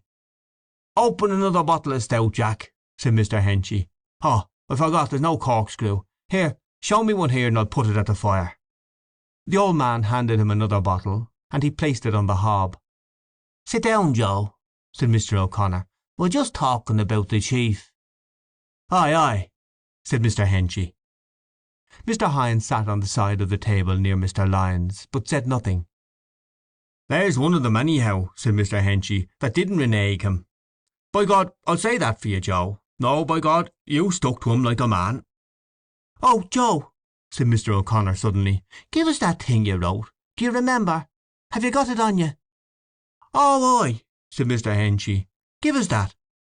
Did you ever hear that, Crofton? Listen to this now. Splendid thing." "Go on," said Mr. O'Connor. "Fire away, Joe." Mr. Hines did not seem to remember at once the piece to which they were alluding, but after reflecting a while he said, "Oh, that thing is it? Sure, that's old now." "Out with it, man," said Mr. O'Connor. "Shush, shush," said Mr. Henchy. "Now, Joe." Mr. Hines hesitated a little longer. Then, amid the silence, he took off his hat, laid it on the table, and stood up. He seemed to be rehearsing the piece in his mind. After a rather long pause he announced, "The Death of Parnell, 6th of October, 1891." He cleared his throat once or twice, and then began to recite. "He is dead, our uncrowned king is dead. O Erin, mourn with grief and woe, for he lies dead whom the fell gang of modern hypocrites laid low. He lies slain by the coward hounds, he raised to glory from the mire, and Erin's hopes and Erin's dreams perish upon her monarch's pyre. In palace, cabin, or in cot, the Irish heart where'er it be is bowed with woe, for he is gone who would have wrought her destiny. He would have had his Erin famed, the green flag gloriously unfurled, her statesmen, bards, and warriors raised before the nations of the world. He dreamed, alas, 'twas but a dream, of liberty, but as he strove to clutch that idol, treachery sundered him from the thing he loved. Shame on the coward, cautive hands that smote their lord, or with a kiss betrayed him to the rabble rout of fawning priests no friends of his. May everlasting shame consume the memory of those who tried to befoul and smear the exalted name of one who spurned them in his pride. He fell as fall the mighty ones, nobly undaunted to the last, and death has now united him with Erin's heroes of the past. No sound of strife disturb his sleep, calmly he rests, no human pain or high ambition spurns him now the peaks of glory to attain. They had their way, they laid him low, but Erin list his spirit may rise like the phoenix from the flames when breaks the dawning of the day that brings us freedom's reign, and on that day may Erin well pledge in the cup she lifts to joy, one grief, the memory of Parnell." Mr. Hynes sat down again on the table. When he had finished his recitation there was a silence, and then a burst of clapping. Even Mr. Lyons clapped. The applause continued for a little time. When it had ceased all the auditors drank from their bottles in silence. The cork flew out of Mr. Hynes's bottle, but Mr. Hynes remained sitting, flushed and bareheaded, on the table. He did not seem to have heard the invitation. "Good man, Joe," said Mr. O'Connor, taking out his cigarette papers and pouch the better to hide his emotion. "What do you think of that, Crofton?" cried Mr. Henchy. "Isn't that fine, what?" Mr. Crofton said that it was a very fine piece of writing. End of Story 12. Ivy Day in the Committee Room. A Mother. Mr. Holohan, Assistant Secretary of the Araby Society, had been walking up and down Dublin for nearly a month, with his hands and pockets full of dirty pieces of paper, arranging about the series of concerts. He had a gammy leg, and for this his friends called him Hoppy Holohan. He walked up and down constantly, stood by the hour at street corners arguing the point, and made notes. But in the end it was Mrs. Kearney who arranged everything. Miss Devlin had become Mrs. Kearney out of spite. She had been educated in a high-class convent, where she had learned French and music. As she was naturally pale and unbending in manner, she made few friends at school. When she came to the age of marriage she was sent out to many houses, where her playing and ivory manners were much admired. She sat amid the chilly circle of her accomplishments, waiting for some suitor to brave it and offer her a brilliant life. But the young men whom she met were ordinary, and she gave them no encouragement, trying to console her romantic desires by eating a great deal of Turkish delight in secret. However, when she drew near the limit, and her friends began to loosen their tongues about her, she silenced them by marrying Mr. Kearney, who was a bootmaker on Ormond Quay. He was much older than she. His conversation, which was serious, took place at intervals in his great brown beard. After the first year of married life, Mrs. Kearney perceived that such a man would wear better than a romantic person, but she never put her own romantic ideas away. He was sober, thrifty, and pious. He went to the altar every first Friday, sometimes with her, oftener by himself. But she never weakened in her religion, and was a good wife to him. At some party in a strange house, when she lifted her eyebrow ever so slightly, he stood up to take his leave, and when his cough troubled him, she put the eider-down quilt over his feet and made a strong rum punch. For his part he was a model father. By paying a small sum every week into a society, he ensured for both his daughters a dowry of £100 each when they came to the age of 24. He sent the older daughter, Kathleen, to a good convent, where she learned French and music, and afterward paid her fees at the academy. Every year in the month of July Mrs. Kearney found occasion to say to some friend, "My good man is packing us off to Skerries for a few weeks." If it was not Skerries, it was Howth or Greystones. When the Irish revival began to be appreciable, Mrs. Kearney determined to take advantage of her daughter's name, and brought an Irish teacher to the house. Kathleen and her sister sent Irish picture postcards to their friends, and these friends sent back other Irish picture postcards. On special Sundays, when Mr. Kearney went with his family to the Pro-Cathedral, a little crowd of people would assemble after Mass at the corner of Cathedral Street. They were all friends of the Kearneys, musical friends or nationalist friends, and when they had played every little counter of gossip, they shook hands with one another all together, laughing at the crossing of so many hands, and said good-bye to one another in Irish. Soon the name of Miss Catherine Kearney began to be heard often on people's lips. People said that she was very clever at music, and a very nice girl, and moreover that she was a believer in the language movement. Mrs. Kearney was well content at this. Therefore she was not surprised when one day Mr. Holohan came to her and proposed that her daughter should be the accompanist at a series of 4 grand concerts which his society was going to give in the ancient concert rooms. She brought him into the drawing-room, made him sit down, and brought out the decanter and the silver biscuit barrel. She entered heart and soul into the details of the enterprise, advised and dissuaded, and finally a contract was drawn up by which Catherine was to receive 8 guineas for her services as accompanist at the 4 grand concerts. As Mr. Holohan was a novice in such delicate matters as the wording of bills and the disposing of items for a programme, Mrs. Kearney helped him. She had tact. She knew what artistes should go into capitals and what artistes should go into small type. She knew that the first tenor would not like to come on after Mr. Meade's comic turn. To keep the audience continually diverted, she slipped the doubtful items in between the old favourites. Mr. Holohan called to see her every day, and to have her advice on some point. She was invariably friendly and advising. Homely, in fact. She pushed the decanter towards him, saying, "Now, help yourself, Mr. Holohan." And while he was helping himself she said, "Don't be afraid. Don't be afraid of it." Everything went on smoothly. Mrs. Kearney bought some lovely blush-pink charmeuse in brown Thomases to let into the front of Catherine's dress. It cost a pretty penny, but there are occasions when a little expense is justifiable. She took a dozen of 2-shilling tickets for the final concert, and sent them to those friends who could not be trusted to come otherwise. She forgot nothing, and, thanks to her, everything that was to be done was done. The concerts were to be on Wednesday, Thursday, Friday, and Saturday. When Mrs. Kearney arrived with her daughter at the ancient concert rooms on Wednesday night, she did not like the look of things. A few young men, wearing bright blue badges in their coats, stood idle in the vestibule. None of them wore evening dress. She passed by with her daughter, and a quick glance through the open door of the hall showed her the cause of the steward's idleness. At first she wondered had she mistaken the hour. No, it was 20 minutes to 8.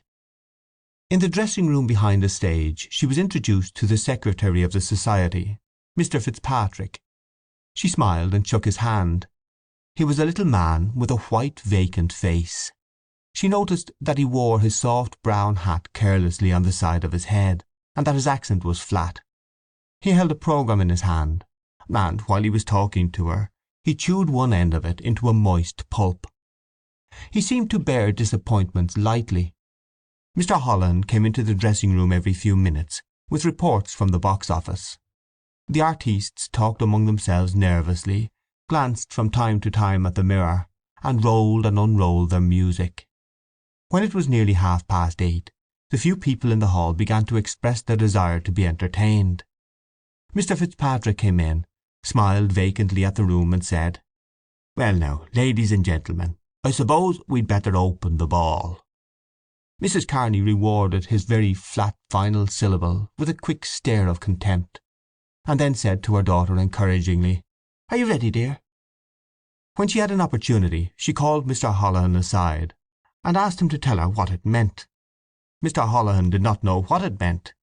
He said that the committee had made a mistake in arranging for 4 concerts. 4 was too many. "And the artistes," said Mrs. Kearney. "Of course they are doing their best, but really they are not good." Mr. Holohan admitted that the artistes were no good, but the committee, he said, had decided to let the first 3 concerts go as they pleased, and reserve all the talent for Saturday night. Mrs. Kearney said nothing, but as the mediocre items followed one another on the platform, and the few people in the hall grew fewer and fewer, she began to regret that she had put herself to any expense for such a concert. There was something she didn't like in the look of things, and Mr. Fitzpatrick's vacant smile irritated her very much. However, she said nothing, and waited to see how it would end. The concert expired shortly before 10, and everyone went home quickly. The concert on Thursday night was better attended, but Mrs. Kearney saw at once that the house was filled with paper. The audience behaved indecorously, as if the concert were an informal dress rehearsal. Mr. Fitzpatrick seemed to enjoy himself. He was quite unconscious that Mrs. Kearney was taking angry note of his conduct. He stood at the edge of the screen, from time to time jutting out his head and exchanging a laugh with 2 friends in the corner of the balcony. In the course of the evening Mrs. Kearney learned that the Friday concert was to be abandoned, and that the committee was going to move heaven and earth to secure a bumper house on Saturday night, When she heard this, she sought out Mr. Holohan. She buttonholed him as he was limping out quickly with a glass of lemonade for a young lady, and asked him was it true. Yes, it was true. "But of course that doesn't alter the contract," she said. "The contract was for 4 concerts." Mr. Holohan seemed to be in a hurry. He advised her to speak to Mr. Fitzpatrick. Mrs. Kearney was now beginning to be alarmed. She called Mr. Fitzpatrick away from his screen, and told him that her daughter had signed for 4 concerts, and that of course, according to the terms of the contract, she should receive the sum originally stipulated for, whether the society gave the 4 concerts or not. Mr. Fitzpatrick, who did not catch the point at issue very quickly, seemed unable to resolve the difficulty, and said that he would bring the matter before the committee. Mrs. Kearney's anger began to flutter in her cheek, and she had all she could do to keep from asking, "And who is the committee, pray?" But she knew that it would not be ladylike to do that, so she was silent. Little boys were sent out into the principal streets of Dublin early on Friday morning with bundles of handbills. Special puffs appeared in all the evening papers, reminding the music-loving public of the treat which was in store for it on the following evening. Mrs. Kearney was somewhat reassured, but she thought well to tell her husband of her suspicions. He listened carefully, and said that perhaps it would be better if he went with her on Saturday night. She agreed. She respected her husband in the same way as she respected the General Post Office, as something large, secure, and fixed, and though she knew the small number of his talents, she appreciated his abstract value as a male. She was glad that he had suggested coming with her. She thought her plans over. The night of the grand concert came. Mrs. Kearney, with her husband and daughter, arrived at the ancient concert rooms 3/4 of an hour before the time at which the concert was to begin. By ill luck it was a rainy evening. Mrs. Kearney placed her daughter's clothes and music in charge of her husband, and went all over the building looking for Mr. Holohan or Mr. Fitzpatrick. She could find neither. She asked the stewards was any member of the committee in the hall, and after a great deal of trouble a steward brought out a little woman named Miss Byrne, to whom Mrs. Kearney explained that she wanted to see one of the secretaries. Miss Byrne expected them any minute, and asked could she do anything. Mrs. Kearney looked searchingly at the oldish face, which was screwed into an expression of trustfulness and enthusiasm, and answered, "No, thank you." The little woman hoped they would have a good house. She looked out at the rain until the melancholy of the wet street effaced all the trustfulness and enthusiasm from her twisted features. Then she gave a little sigh and said, "Ah well, we did our best, the dear knows." Mrs. Kearney had to go back to the dressing-room. The artistes were arriving. The bass and the second tenor had already come. The bass, Mr. Duggan, was a slender young man with a scattered black moustache.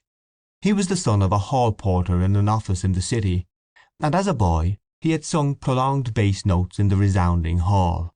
From this humble state he had raised himself until he had become a first-rate artiste. He had appeared in grand opera. One night, when an operatic artiste had fallen ill, he had undertaken the part of the king in the opera of Maritana at the Queen's Theatre. He sang his music with great feeling and volume, and was warmly welcomed by the gallery, but unfortunately he marred the good impression by wiping his nose in his gloved hand once or twice out of thoughtlessness. He was unassuming, and spoke little. He said "Yous" so softly that it passed unnoticed, and he never drank anything stronger than milk for his voice's sake. Mr. Bell, the second tenor, was a fair-haired little man who competed every year for prizes at the Feis Ceoil. On his 4th trial he had been awarded a bronze medal. He was extremely nervous and extremely jealous of other tenors, and he covered his nervous jealousy with an ebullient friendliness. It was his humour to have people know what an ordeal a concert was to him. Therefore, when he saw Mr. Duggan, he went over to him and asked, "Are you in it too?" "Yes," said Mr. Duggan. Mr. Bell laughed at his fellow sufferer, held out his hand, and said, "Shake." Mrs. Kearney passed by these 2 young men, and went to the edge of the screen to view the house. The seats were being filled up rapidly, and a pleasant noise circulated in the auditorium. She came back and spoke to her husband privately.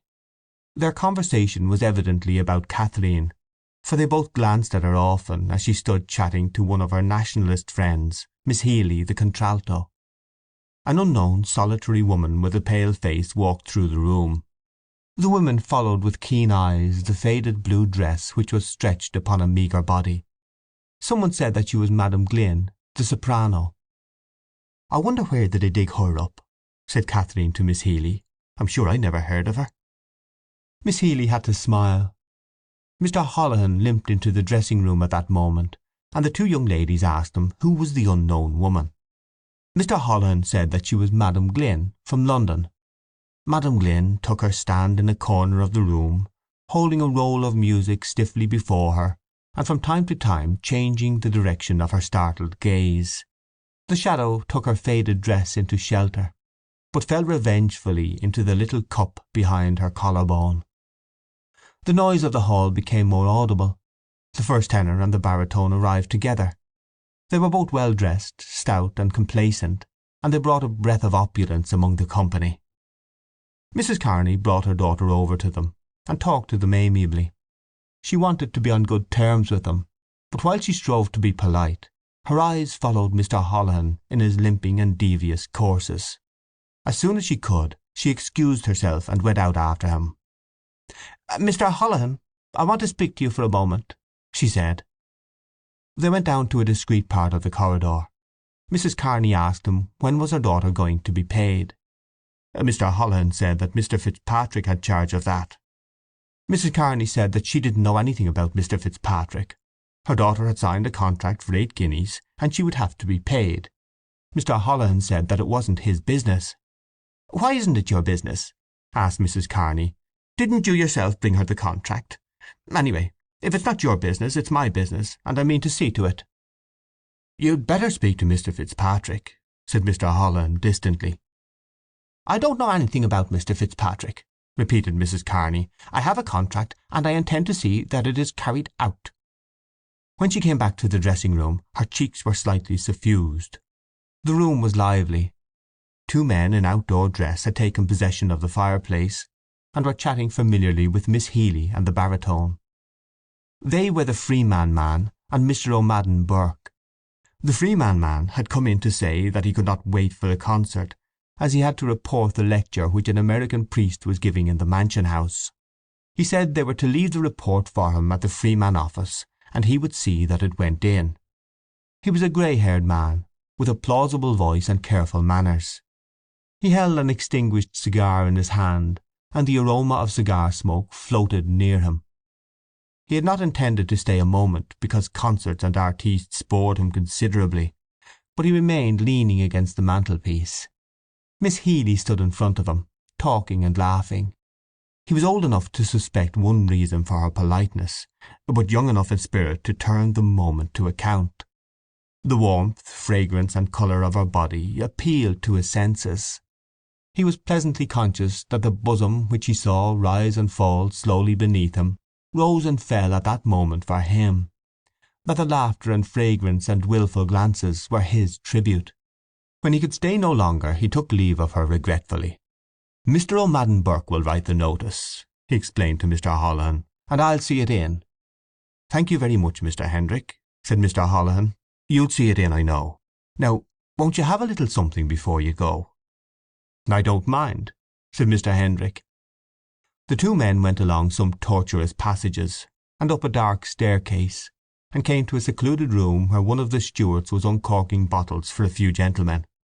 One of these gentlemen was Mr. O'Madden Burke, who had found out the room by instinct. He was a suave elderly man who balanced his imposing body, when at rest, upon a large silk umbrella. His magniloquent Western name was the moral umbrella upon which he balanced the fine problem of his finances. He was widely respected. While Mr. Holohan was entertaining the Freeman man, Mrs. Kearney was speaking so animatedly to her husband that he had to ask her to lower her voice. The conversation of the others in the dressing-room had become strained. Mr. Bell, the first item, stood ready with his music, but the accompanist made no sign. Evidently something was wrong.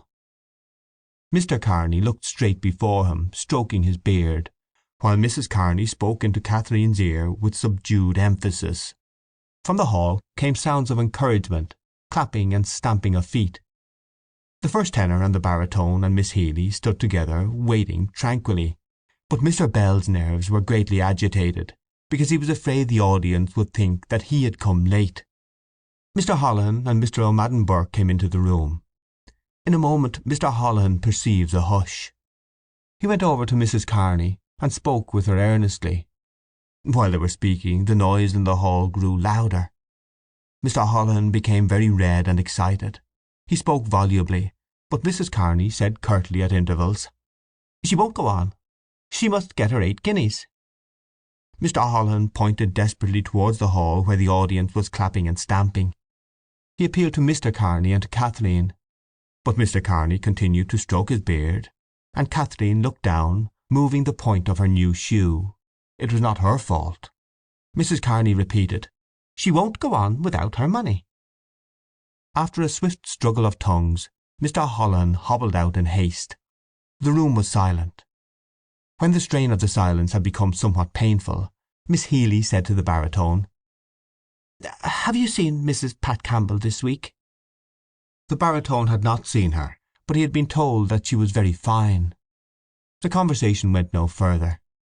The first tenor bent his head and began to count the links of the gold chain which was extended across his waist, smiling and humming random notes to observe the effect on the frontal sinus. From time to time every one glanced at Mrs. Kearney. The noise in the auditorium had risen to a clamour when Mr. Fitzpatrick burst into the room, followed by Mr. Holohan, who was panting. The clapping and stamping in the hall were punctuated by whistling. Mr. Fitzpatrick held a few banknotes in his hand. He counted out 4 into Mrs. Kearney's hand, and said she would get the other half at the interval. Mrs. Kearney said, "This is 4 shillings short." But Kathleen gathered in her skirt and said, "Now, Mr. Bell," to the first item, who was shaking like an aspen. The singer and the accompanist went out together. The noise in the hall died away. There was a pause of a few seconds, and then the piano was heard. The first part of the concert was very successful, except for Madam Glynn's item. The poor lady sang Killarney in a bodiless, gasping voice, with all the old-fashioned mannerisms of intonation and pronunciation, which she believed lent elegance to her singing. She looked as if she had been resurrected from an old stage wardrobe, and the cheaper parts of the hall made fun of her high wailing notes. The first tenor and the contralto, however, brought down the house. Kathleen played a selection of Irish airs which was generously applauded. The first part closed with a stirring patriotic recitation delivered by a young lady who arranged amateur theatricals. It was deservedly applauded, and when it was ended the men went out for the interval, content. All this time the dressing-room was a hive of excitement. In one corner were Mr. Holohan, Mr. Fitzpatrick, Miss Byrne, 2 of the stewards, the baritone, the bass, and Mr. O'Madden Burke. Mr. O'Madden Burke said it was the most scandalous exhibition he had ever witnessed. Miss Kathleen Kearney's musical career was ended in Dublin after that, he said. The baritone was asked what did he think of Mrs. Kearney's conduct. He did not like to say anything. He had been paid his money and wished to be at peace with men. However, he said that Mrs. Kearney might have taken the artistes into consideration. The stewards and the secretaries debated hotly as to what should be done when the interval came. "I agree with Miss Byrne," said Mr. O'Madden Burke. "Pay her nothing." In another corner of the room were Mrs. Kearney and her husband, Mr. Bell, Miss Healy, and the young lady who had to recite the patriotic piece. Mrs. Kearney said that the committee had treated her scandalously. She had spared neither trouble nor expense, and this was how she was repaid. They thought they had only a girl to deal with, and that therefore they could ride roughshod over her. But she would show them their mistake. They wouldn't have dared to have treated her like that if she had been a man. But she would see that her daughter got her rights. She wouldn't be fooled. If they didn't pay her to the last farthing, she would make Dublin ring. Of course she was sorry for the sake of the artistes, but what else could she do? She appealed to the second tenor, who said he thought she had not been well treated. Then she appealed to Miss Healy. Miss Healy wanted to join the other group, but she did not like to do so because she was a great friend of Kathleen's, and the Kearneys had often invited her to their house. As soon as the first part was ended, Mr. Fitzpatrick and Mr. Holohan went over to Mrs. Kearney and told her that the other 4 guineas would be paid after the committee meeting on the following Tuesday, and that, in case her daughter did not play for the second part, the committee would consider the contract broken and would pay nothing. "I haven't seen any committee," said Mrs. Kearney angrily. "My daughter has her contract. She will get £4.8 into her hand, or a foot she won't put on that platform." "I'm surprised at you, Mrs. Kearney," said Mr. Holohan. "I never thought you would treat us this way." "And what way did you treat me?" asked Mrs. Kearney. Her face was inundated with an angry colour, and she looked as if she would attack someone with her hands. "I'm asking for my rights," she said. "You might have some sense of decency," said Mr. Holohan. "Might I indeed? And when I ask when my daughter is going to be paid I can't get a civil answer." She tossed her head and assumed a haughty voice. "You must speak to the secretary. It's not my business. I'm a great fellow, fall the diddle I do." "I thought you were a lady," said Mr. Holohan, walking away from her abruptly. After that Mrs. Kearney's conduct was condemned on all hands. Everyone approved of what the committee had done. She stood at the door, haggard with rage, arguing with her husband and daughter, gesticulating with them. She waited until it was time for the second part to begin, in the hope that the secretaries would approach her. But Miss Healy had kindly consented to play 1 or 2 accompaniments. Mrs. Kearney had to stand aside, to allow the baritone and his accompanist to pass up to the platform. She stood still for an instant, like an angry stone image, and, when the first notes of the song struck her ear, she caught up her daughter's cloak and said to her husband, "Get a cab." He went out at once. Mrs. Kearney wrapped the cloak round her daughter and followed him. As she passed through the doorway she stopped and glared into Mr. Holohan's face. "I'm not done with you yet," she said. "But I'm done with you," said Mr. Holohan. Kathleen followed her mother meekly. Mr. Holohan began to pace up and down the room, in order to cool himself, for he felt his skin on fire. "That's a nice lady," he said. "Oh, she's a nice lady." "You did the proper thing, Holohan," said Mr. O'Madden Burke, poised upon his umbrella in approval. End of Story 13. A Mother. Grace. 2 gentlemen who were in the lavatory at the time tried to lift him up, but he was quite helpless. He lay curled up at the foot of the stairs down which he had fallen. They succeeded in turning him over. His hat had rolled a few yards away, and his clothes were smeared with the filth and ooze of the floor on which he had lain, face downwards. His eyes were closed, and he breathed with a grunting noise. A thin stream of blood trickled from the corner of his mouth. These 2 gentlemen and one of the curates carried him up the stairs, and laid him down again on the floor of the bar. In 2 minutes he was surrounded by a ring of men. The manager of the bar asked everyone who he was, and who was with him. No one knew who he was, but one of the curates said he had served the gentleman with a small rum. "Was he by himself?" asked the manager. "No, sir, there was 2 gentlemen with him." "And where are they?" No one knew. A voice said, "Give him air, he's fainted." The ring of onlookers distended, and closed again elastically. A dark medal of blood had formed itself near the man's head on the tessellated floor. The manager, alarmed by the grey pallor of the man's face, sent for a policeman. His collar was unfastened and his necktie undone. He opened his eyes for an instant, sighed, and closed them again. One of the gentlemen who had carried him upstairs held a dinged silk hat in his hand. The manager asked repeatedly did no one know who the injured man was, or where had his friends gone. The door of the bar opened, and an immense constable entered.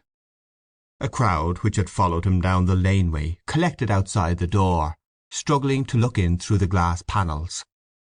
The manager at once began to narrate what he knew. The constable, a young man with thick immobile features, listened. He moved his head slowly to right and left, and from the manager to the person on the floor, as if he feared to be the victim of some delusion. Then he drew off his glove, produced a small book from his waist, licked the lead of his pencil, and made ready to indict.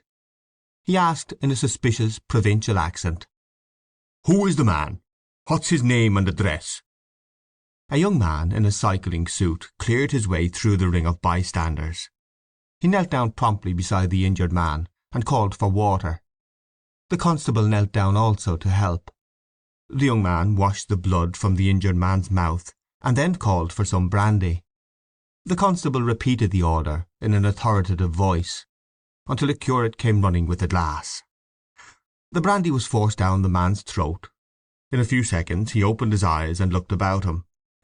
He looked at the circle of faces, and then, understanding, strove to rise to his feet. "You're all right now?" asked the young man in the cycling suit. "It's nothing," said the injured man, trying to stand up. He was helped to his feet. The manager said something about a hospital, and some of the bystanders gave advice. The battered silk hat was placed on the man's head. The constable asked, "Where do you live?" The man, without answering, began to twirl the ends of his moustache. He made light of his accident. It was nothing," he said. "Only a little accident." He spoke very thickly. "Where do you live?" repeated the constable. The man said they were to get a cab for him. While the point was being debated, a tall, agile gentleman of fair complexion, wearing a long yellow ulster, came from the far end of the bar. Seeing the spectacle, he called out, "Hello, Tom, old man. What's the trouble?" "It's nothing," said the man. The newcomer surveyed the deplorable figure before him, and then turned to the constable, saying, "It's all right, constable. I'll see him home." The constable touched his helmet and answered, "All right, Mr. Power." "Come now, Tom," said Mr. Power, taking his friend by the arm. "No bones broken, what? Can you walk?" The young man in the cycling suit took the man by the other arm, and the crowd divided. "How did you get yourself into this mess?" asked Mr. Power. "The gentleman fell down the stairs," said the young man. "I very much obliged to you, sir," said the injured man. "Not at all." "As we have a little—" "Not now, not now." The three men left the bar, and the crowd sifted through the doors into the laneway.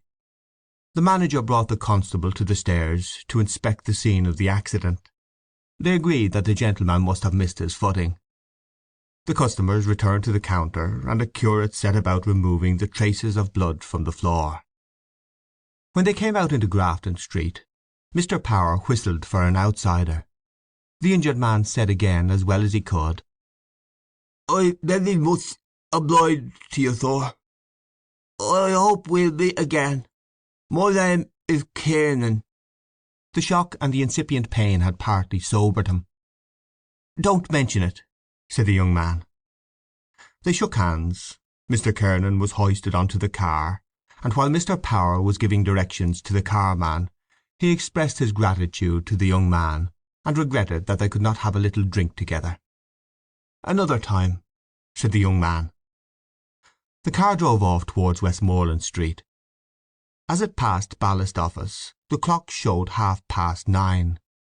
A keen east wind hit them, blowing from the mouth of the river. Mr. Kiernan was huddled together with cold. His friend asked him to tell how the accident had happened. "I can't, man," he answered. "My tongue is hurt." "Show." The other leaned over the well of the car and peered into Mr. Kiernan's mouth, but he could not see.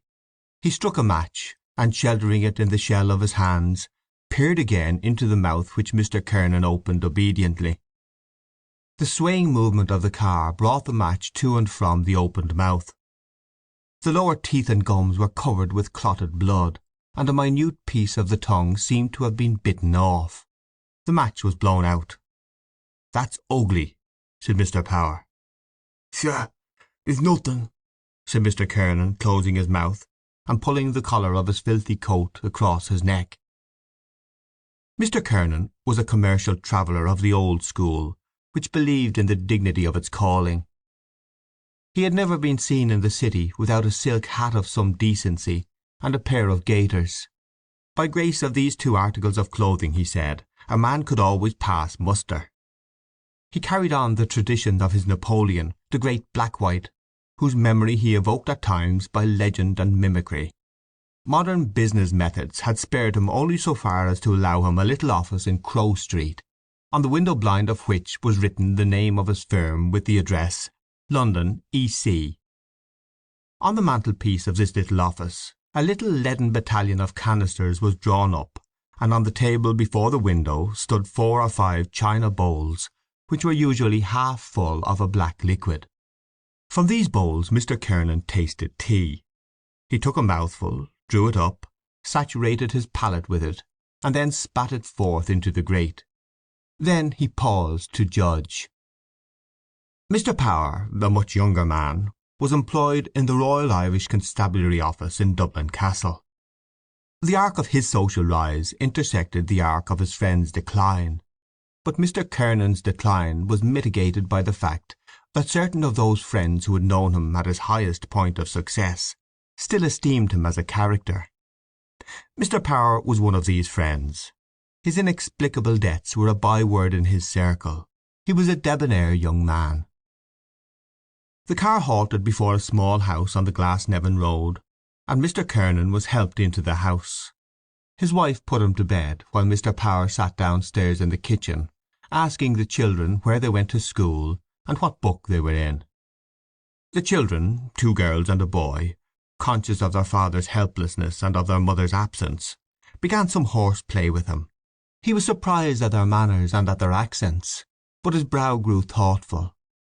After a while Mrs. Kernan entered the kitchen, exclaiming, "Such a sight! Oh, he'll do for himself one day, and that's the holy alls of it. He's been drinking since Friday." Mr. Power was careful to explain to her that he was not responsible, that he had come on the scene by the merest accident. Mrs. Kernan, remembering Mr. Power's good offices during domestic quarrels, as well as many small but opportune loans, said, "Oh, you needn't tell me that, Mr. Power. I know you're a friend of his. Not like some of the others he does be with. They're all right so long as he has money in his pocket to keep him out from his wife and family. Nice friends. Who was he with tonight, I'd like to know?" Mr. Power shook his head, but said nothing. "I'm so sorry," she continued, "that I've nothing in the house to offer you. But if you'll wait a minute I'll send round to Fogarty's at the corner." Mr. Power stood up. "We were waiting for him to come home with the money. He never seems to think he has a home at all." "Oh, now, Mrs. Kernan," said Mr. Power, "we'll make him turn over a new leaf. I'll talk to Martin. He's the man. We'll come here one of these nights and talk it over." She saw him to the door. The carman was stamping up and down the footpath and swinging his arms to warm himself. "It's very kind of you to bring him home," she said. "Not at all," said Mr. Power. He got up on the car. As it drove off he raised his hat to her gaily. "We'll make a new man of him," he said. "Good night, Mrs. Kernan." Mrs. Kernan's puzzled eyes watched the car till it was out of sight. Then she withdrew them, went into the house, and emptied her husband's pockets. She was an active, practical woman of middle age. Not long before she had celebrated her silver wedding, and renewed her intimacy with her husband by waltzing with him to Mr. Power's accompaniment. In her days of courtship Mr. Kernan had seemed to her not an ungallant figure, and she still hurried to the chapel door whenever a wedding was reported, and seeing the bridal pair, recalled with vivid pleasure how she had passed out of the Star of the Sea church in Sandymount, leaning on the arm of a jovial, well-fed man who was dressed smartly in a frock-coat and lavender trousers, and carried a silk hat gracefully balanced upon his other arm. After 3 weeks she had found a wife's life irksome, and later on, when she was beginning to find it unbearable, she had become a mother. The part of mother presented to her no insuperable difficulties, and for 25 years she had kept house shrewdly for her husband. Her 2 eldest sons were launched. One was in a draper's shop in Glasgow, and the other was a clerk to a tea merchant in Belfast. They were good sons, wrote regularly, and sometimes sent home money. The other children were still at school. Mr. Kernan sent a letter to his office next day and remained in bed. She made beef tea for him and scolded him roundly. She accepted his frequent intemperance as part of the climate, healed him dutifully whenever he was sick, and always tried to make him eat a breakfast. There were worse husbands.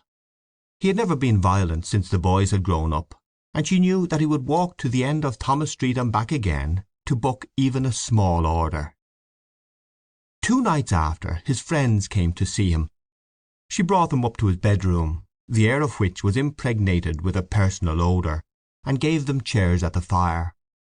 Mr. Kernan's tongue, the occasional stinging pain of which had made him somewhat irritable during the day, became more polite.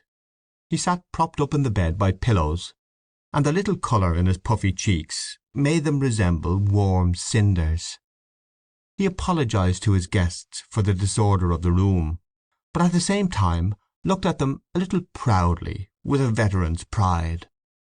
He was quite unconscious that he was the victim of a plot, which his friends, Mr. Cunningham, Mr. McCoy, and Mr. Power, had disclosed to Mrs. Kernan in the parlour. The idea had been Mr. Power's, but its development was entrusted to Mr. Cunningham. Mr. Kernan came of Protestant stock, and though he had been converted to the Catholic faith at the time of his marriage, he had not been in the pale of the church for 20 years. He was fond, moreover, of giving side thrusts to Catholicism. Mr. Cunningham was the very man for such a case. He was an elder colleague of Mr. Power. His own domestic life was not very happy. People had great sympathy with him, for it was known that he had married an unpresentable woman, who was an incurable drunkard. He had set up house for her 6 times, and each time she had pawned the furniture on him. Every one had respect for poor Martin Cunningham. He was a thoroughly sensible man, influential and intelligent. His blade of human knowledge, natural astuteness particularized by long association with cases in the police courts, had been tempered by brief immersions in the waters of general philosophy. He was well informed. His friends bowed to his opinions, and considered that his face was like Shakespeare's. When the plot had been disclosed to her, Mrs. Kernan had said, "I leave it all in your hands, Mr. Cunningham." After a quarter of a century of married life she had very few illusions left. Religion for her was a habit, and she suspected that a man of her husband's age would not change greatly before death. She was tempted to see a curious appropriateness in his accident, and but that she did not wish to seem bloody-minded, would have told the gentleman that Mr. Kernan's tongue would not suffer by being shortened. However, Mr. Cunningham was a capable man, and religion was religion. The scheme might do good, and at least it could do no harm. Her beliefs were not extravagant. She believed steadily in the Sacred Heart as the most generally useful of all Catholic devotions, and approved of the sacraments. Her faith was bounded by her kitchen, but if she was put to it, she could believe also in the Banshee and the Holy Ghost. The gentlemen began to talk of the accident. Mr. Cunningham said that he had once known a similar case. A man of 70 had bitten off a piece of his tongue during an epileptic fit, and the tongue had filled in again so that no one could see a trace of the bite. "Well, I'm not 70," said the invalid. "God forbid," said Mr. Cunningham. "It doesn't pain you now?" asked Mr. McCoy. Mr. McCoy had been at one time a tenor of some reputation. His wife, who had been a soprano, still taught young children to play the piano at low terms. His line of life had not been the shortest distance between 2 points, and for short periods he had been driven to live by his wits. He had been a clerk in the Midland Railway, a canvasser for advertisements for the Irish Times and the Freeman's Journal, a town traveller for a coal firm on commission, a private inquiry agent, a clerk in the office of the sub-sheriff, and he had recently become secretary to the city coroner. His new office made him professionally interested in Mr. Kernan's case. "Pain? Not much," answered Mr. Kernan, "but it's so sickening. I feel as if I wanted to retch off." "That's the booze," said Mr. Cunningham firmly. "No," said Mr. Kernan. "I think I caught a cold on the car. There's something keeps coming into me throat. Phlegm or—" "Mucus," said Mr. McCoy. It keeps coming like from down in me throat. Sickening." "Yes, yes," said Mr. McCoy. "That's the thorax." He looked at Mr. Cunningham and Mr. Power at the same time, with an air of challenge. Mr. Cunningham nodded his head rapidly, and Mr. Power said, "Ah, well, all's well that ends well." "I'm very much obliged to you, old man," said the invalid. Mr. Power waved his hand. "Those other two fellas I was with." "Who were you with?" asked Mr. Cunningham. "A chap. I don't know his name. Damn it now, what's his name? Little chap with sandy hair." "And who else?" "Harford." "Ah," said Mr. Cunningham. When Mr. Cunningham made that remark, people were silent. It was known that the speaker had secret sources of information. In this case the monosyllable had a moral intention. Mr. Harford sometimes formed one of a little detachment which left the city shortly after noon on Sunday, with the purpose of arriving as soon as possible at some public house on the outskirts of the city, where its members duly qualified themselves as bona fide travellers. But his fellow travellers had never consented to overlook his origin. He had begun life as an obscure financier, by lending small sums of money to workmen at usurious interest. Later on he had become the partner of a very fat, short gentleman, Mr. Goldberg, in the Liffey Loan Bank. Though he had never embraced more than the Jewish ethical code, his fellow Catholics, whenever they had smarted in person or by proxy under his exactions, spoke of him bitterly as an Irish Jew and an illiterate, and saw divine disapproval of usury made manifest through the person of his idiot son. At other times they remembered his good points. "I wonder where did he go to?" said Mr. Kernan. He wished the details of the incident to remain vague. He wished his friends to think there had been some mistake, that Mr. Harford and he had missed each other. His friends, who knew quite well Mr. Harford's manners in drinking, were silent. Mr. Power said again, "All's well that ends well." Mr. Kernan changed the subject at once. "That was a decent young chap, that medical fella," he said. "Only for him." "Oh, only for him," said Mr. Power. "It might have been a case of 7 days without the option of a fine." "Yes, yes," said Mr. Kernan, trying to remember. "I remember now there was a policeman. Decent young fella he seemed. How did it happen at all?" "It happened that you were polluter, Tom," said Mr. Cunningham gravely. "True, Bill," said Mr. Kernan, equally gravely. "I suppose you squared the constable, Jack," said Mr. McCoy. Mr. Power did not relish the use of his Christian name. He was not straight-laced, but he could not forget that Mr. McCoy had recently made a crusade in search of valises and portmanteaus to enable Mrs. McCoy to fulfil imaginary engagements in the country. More than he resented the fact that he had been victimized, he resented such low playing of the game.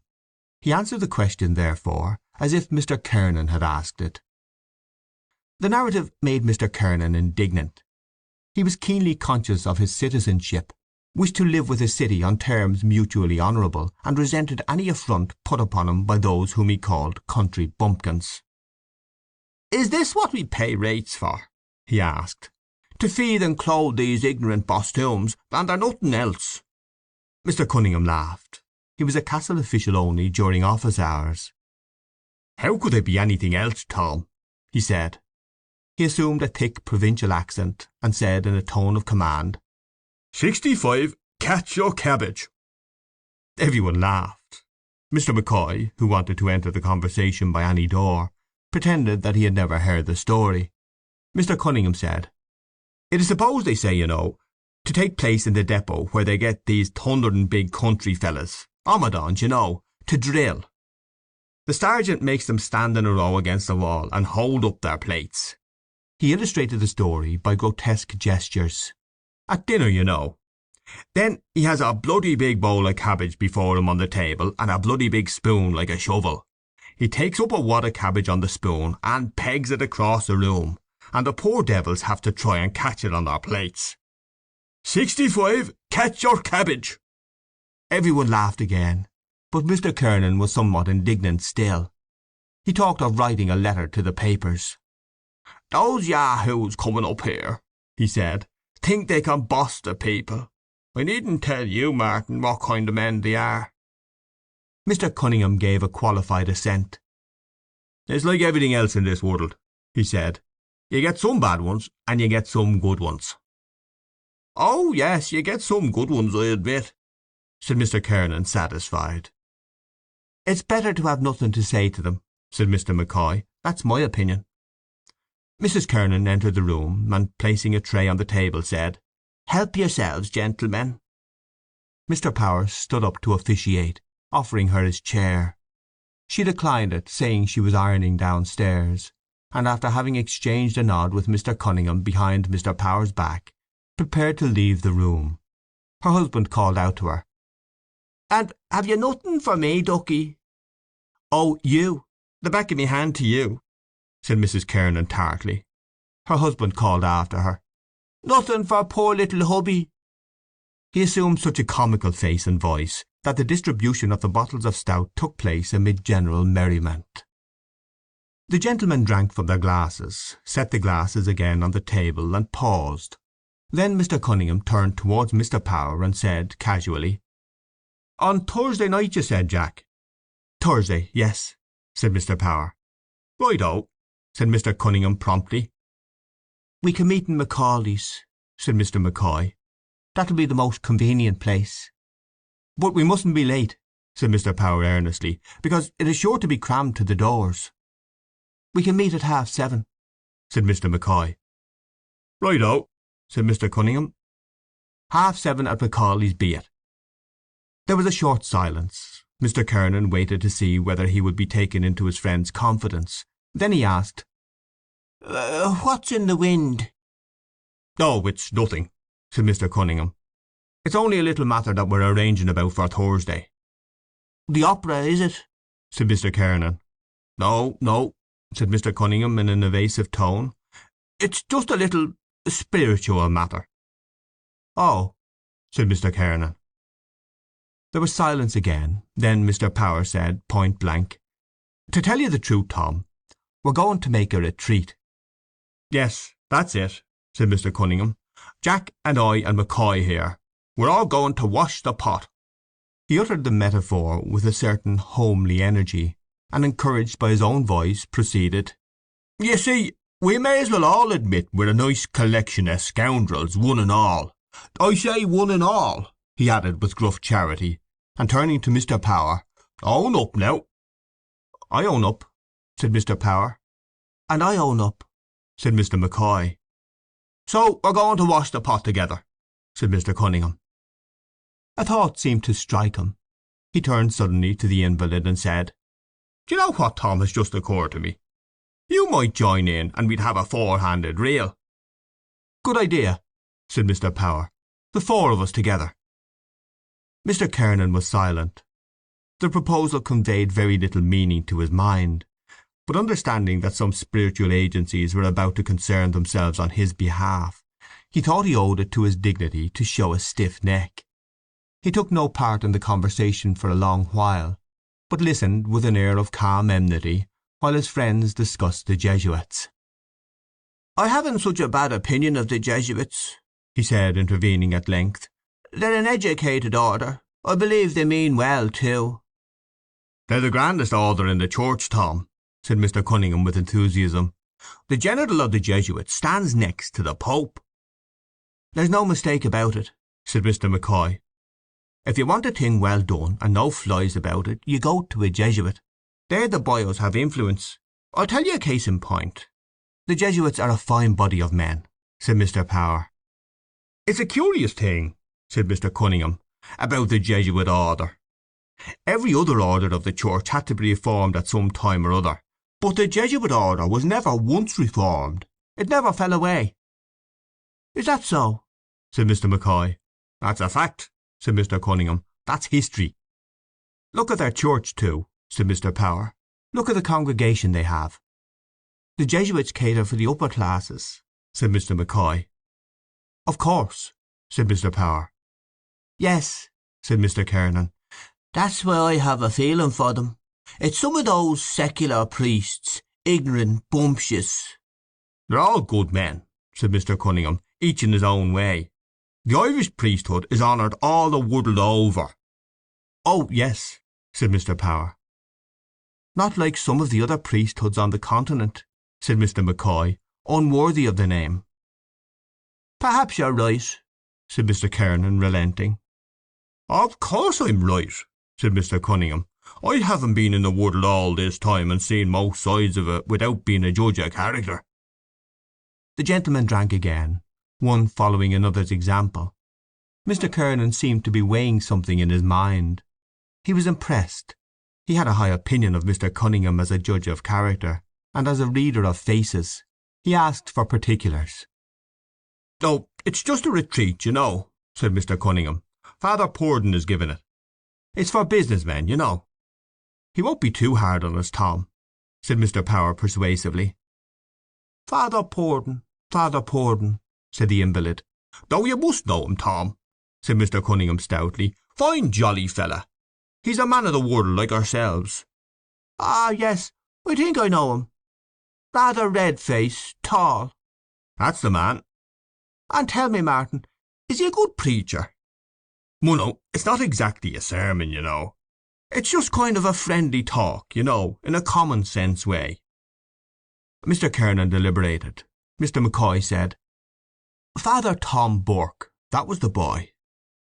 "Oh, Father Tom Burke," said Mr. Cunningham. "That was a born orator. Did you ever hear him, Tom?" "Did I ever hear him?" said the invalid, nettled. "Rather. I heard him. And yet they say he wasn't much of a theologian," said Mr. Cunningham. "Is that so?" said Mr. McCoy. "Oh, of course, nothing wrong, you know. Only sometimes they say he didn't preach what was quite orthodox." "Ah, he was a splendid man," said Mr. McCoy. "I heard him once," Mr. Kernan continued. "I forget the subject of his discourse now. Crofton and I were in the back of the pit, you know, the—" "The body," said Mr. Cunningham. "Yes, in the back near the door. I forget now what. Oh, yes, it was on the Pope, the late Pope. I remember it well.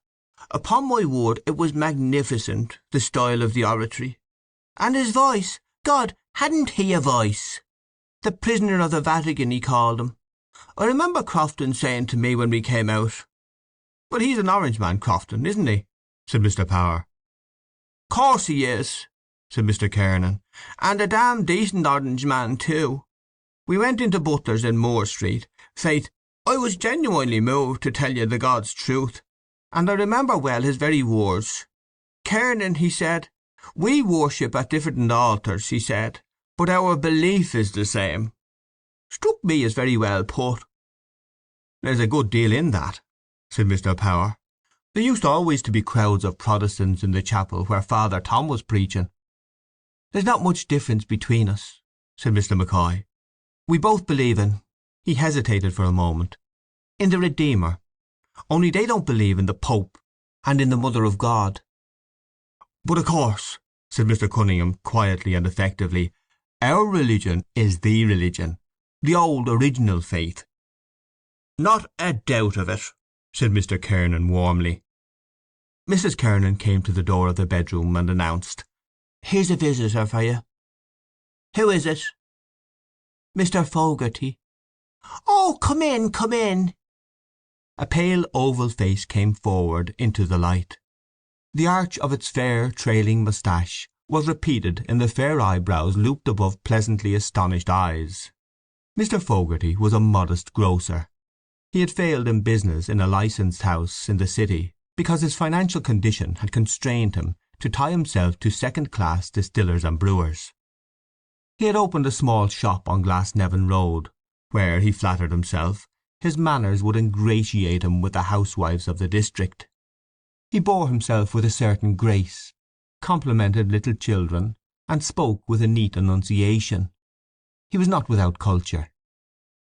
Mr. Fogarty brought a gift with him, a half-pint of special whisky.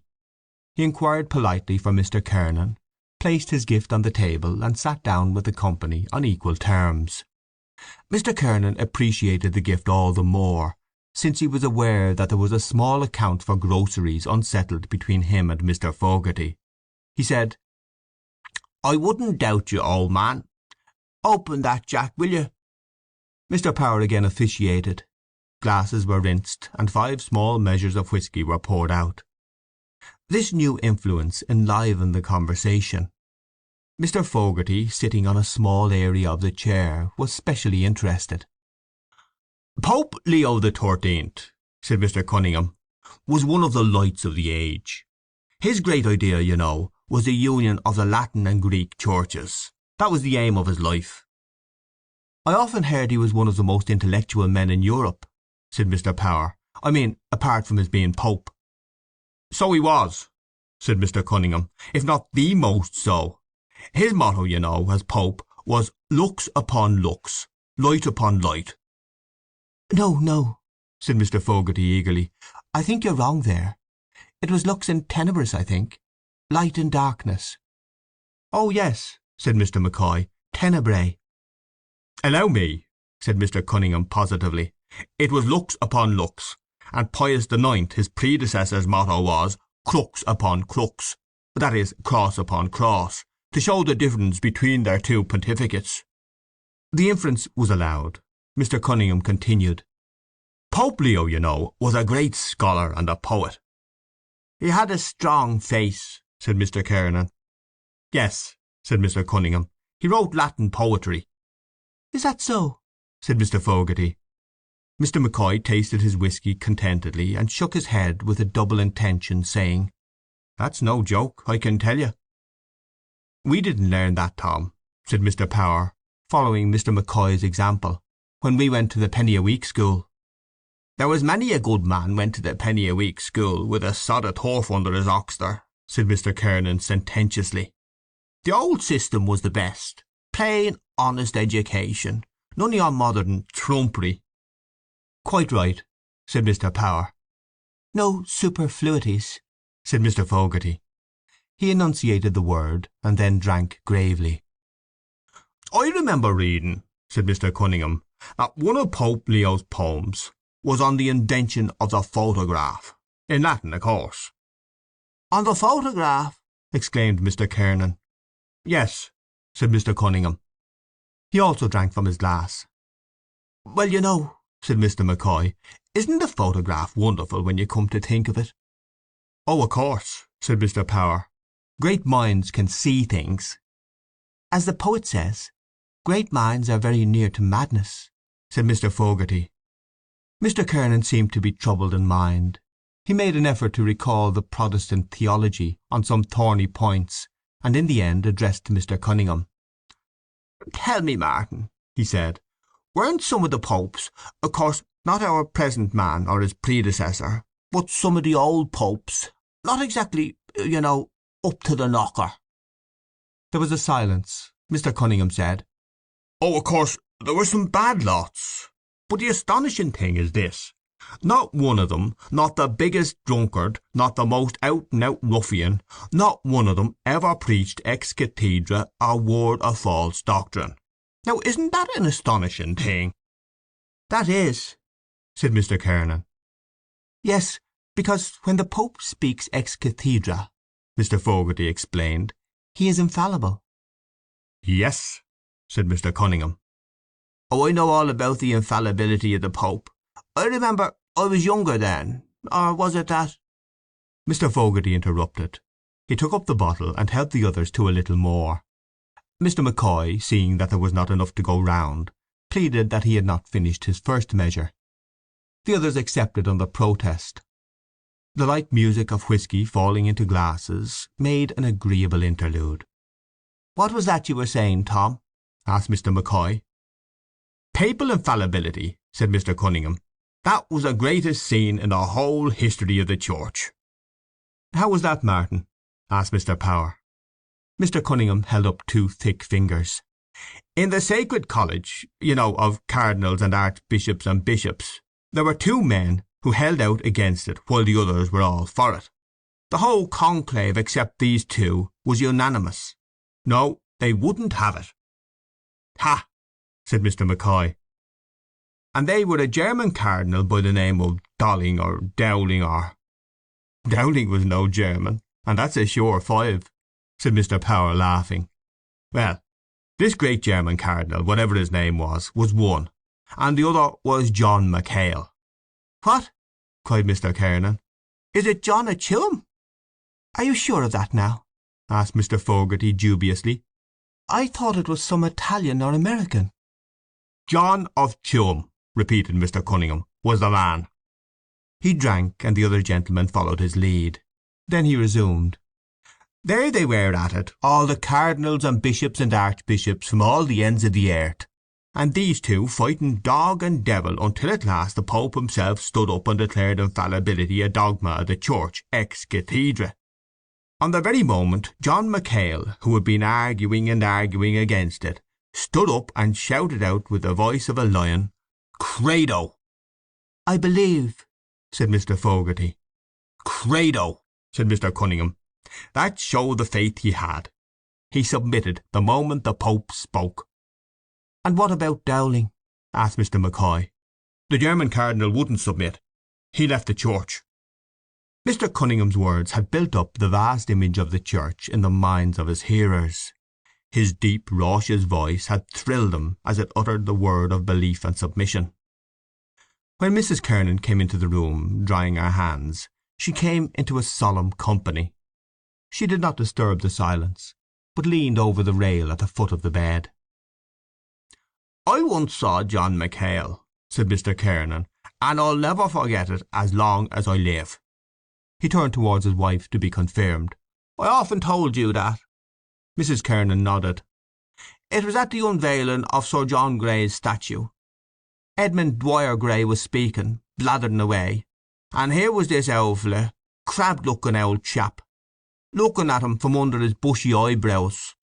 Mr. Kernan knitted his brows, and lowering his head like an angry bull, glared at his wife. "God!" he exclaimed, resuming his natural face, "I never saw such an eye on a man's head. It was as much as to say, 'I have you properly taped, me lad.' He had an eye like a hawk." "None of the Greys was any good," said Mr. Power. There was a pause again. Mr. Power turned to Mrs. Kernan and said with abrupt joviality, "Well, Mrs. Kernan, we're going to make your man here a good, holy, pious and God-fearing Roman Catholic." He swept his arm round the company inclusively. "We're all going to make a retreat together and confess our sins, and God knows we want it badly." "I don't mind," said Mr. Kernan, smiling a little nervously. Mrs. Kernan thought it would be wiser to conceal her satisfaction, so she said, "I pity the poor priest that has to listen to your tale." Mr. Kernan's expression changed. "If he doesn't like it," he said bluntly, "he can do the other thing. I'll just tell him my little tale of woe. I'm not such a bad fella." Mr. Cunningham intervened promptly.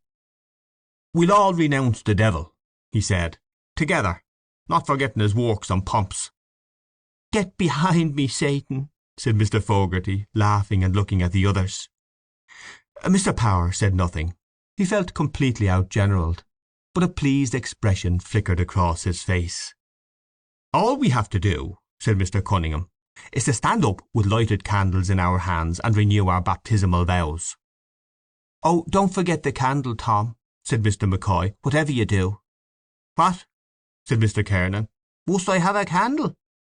"Oh, yes," said Mr. Cunningham. "No, damn it all," said Mr. Kernan sensibly. "I draw the line there. I'll do the job right enough. I'll do the retreat business and confession, and all that business, but no candles. No, damn it all, I bar the candles." He shook his head with farcical gravity. "Listen to that," said his wife.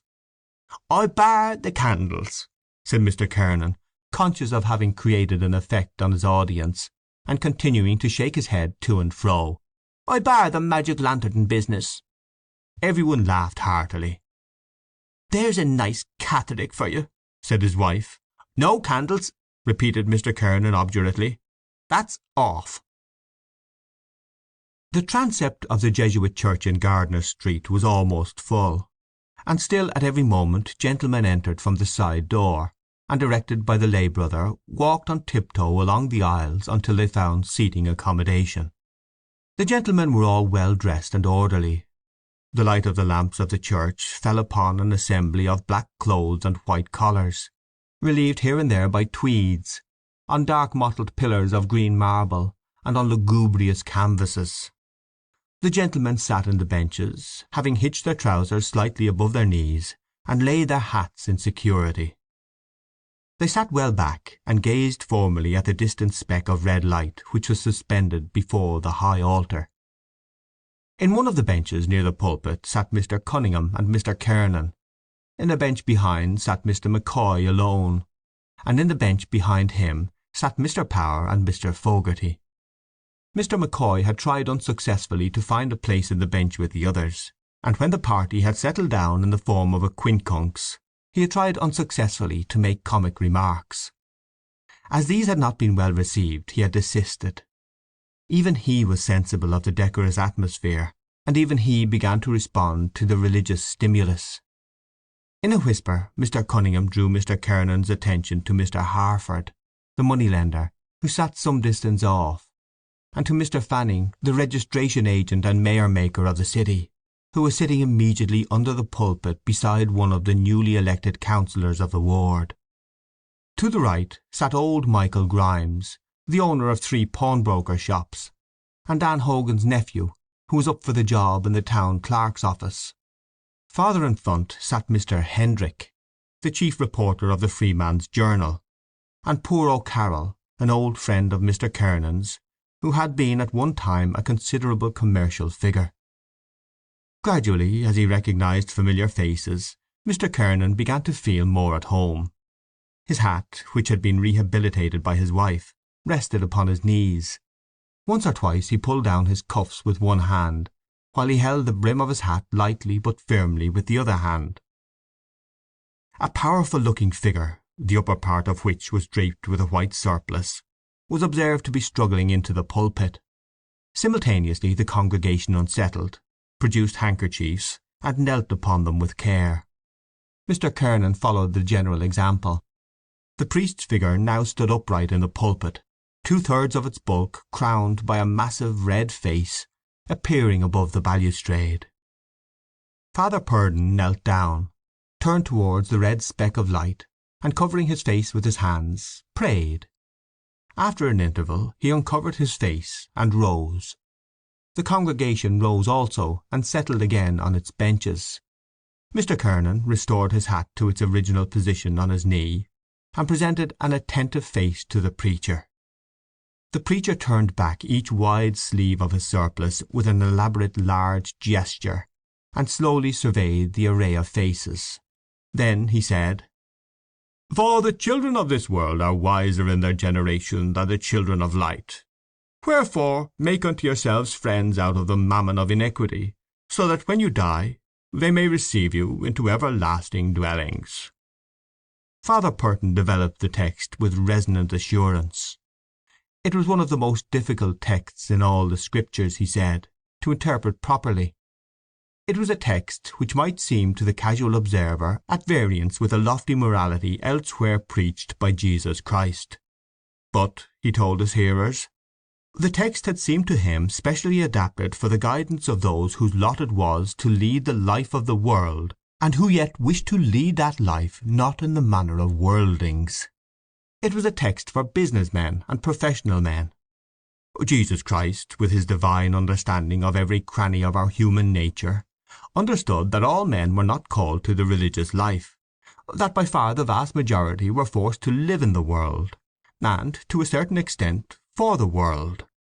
And in this sentence he designed to give them a word of counsel, setting before them as exemplars in the religious life those very worshippers of Mammon who were, of all men, the least solicitous in matters religious. He told his hearers that he was there that evening for no terrifying, no extravagant purpose, but as a man of the world speaking to his fellow men. He came to speak to business men, and he would speak to them in a businesslike way. If he might use the metaphor, he said, he was their spiritual accountant, and he wished each and every one of his hearers to open his books, the books of his spiritual life, and see if they tallied accurately with conscience. Jesus Christ was not a hard taskmaster. He understood our little failings, understood the weaknesses of our poor fallen nature, understood the temptations of this life. We might have had, we all had from time to time, our temptations. We might have, we all had, our failings. But one thing only, he said, he would ask of his hearers, and that was to be straight and manly with God. If their accounts tallied in every point, say, "Well, I have verified my accounts. I find all well." But if, as might happen, there were some discrepancies, to admit the truth, to be frank and say like a man, "Well, I have looked into my accounts. I find this wrong and this wrong, but with God's grace I will rectify this and this. I will set right my accounts." End of Story 14. Grace. That is the end of Dubliners by James Joyce. We hope you enjoyed tonight's Sleep audiobook. If you liked this audiobook and want to listen to more, please check out our channel at Sleep Audiobooks. And if you prefer to listen to each story individually, they will also be uploaded to our secondary channel at Sleep Chapters.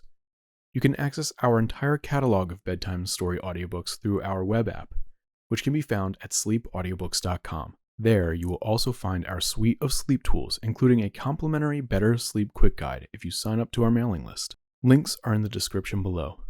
All likes, comments, and especially subscribing help this channel grow so that we can reach more night owls in our quest to help as many people sleep easier so they can live their lives more fully during the day. We appreciate your support and wish you a very excellent night's sleep. This is Sleep Audiobooks.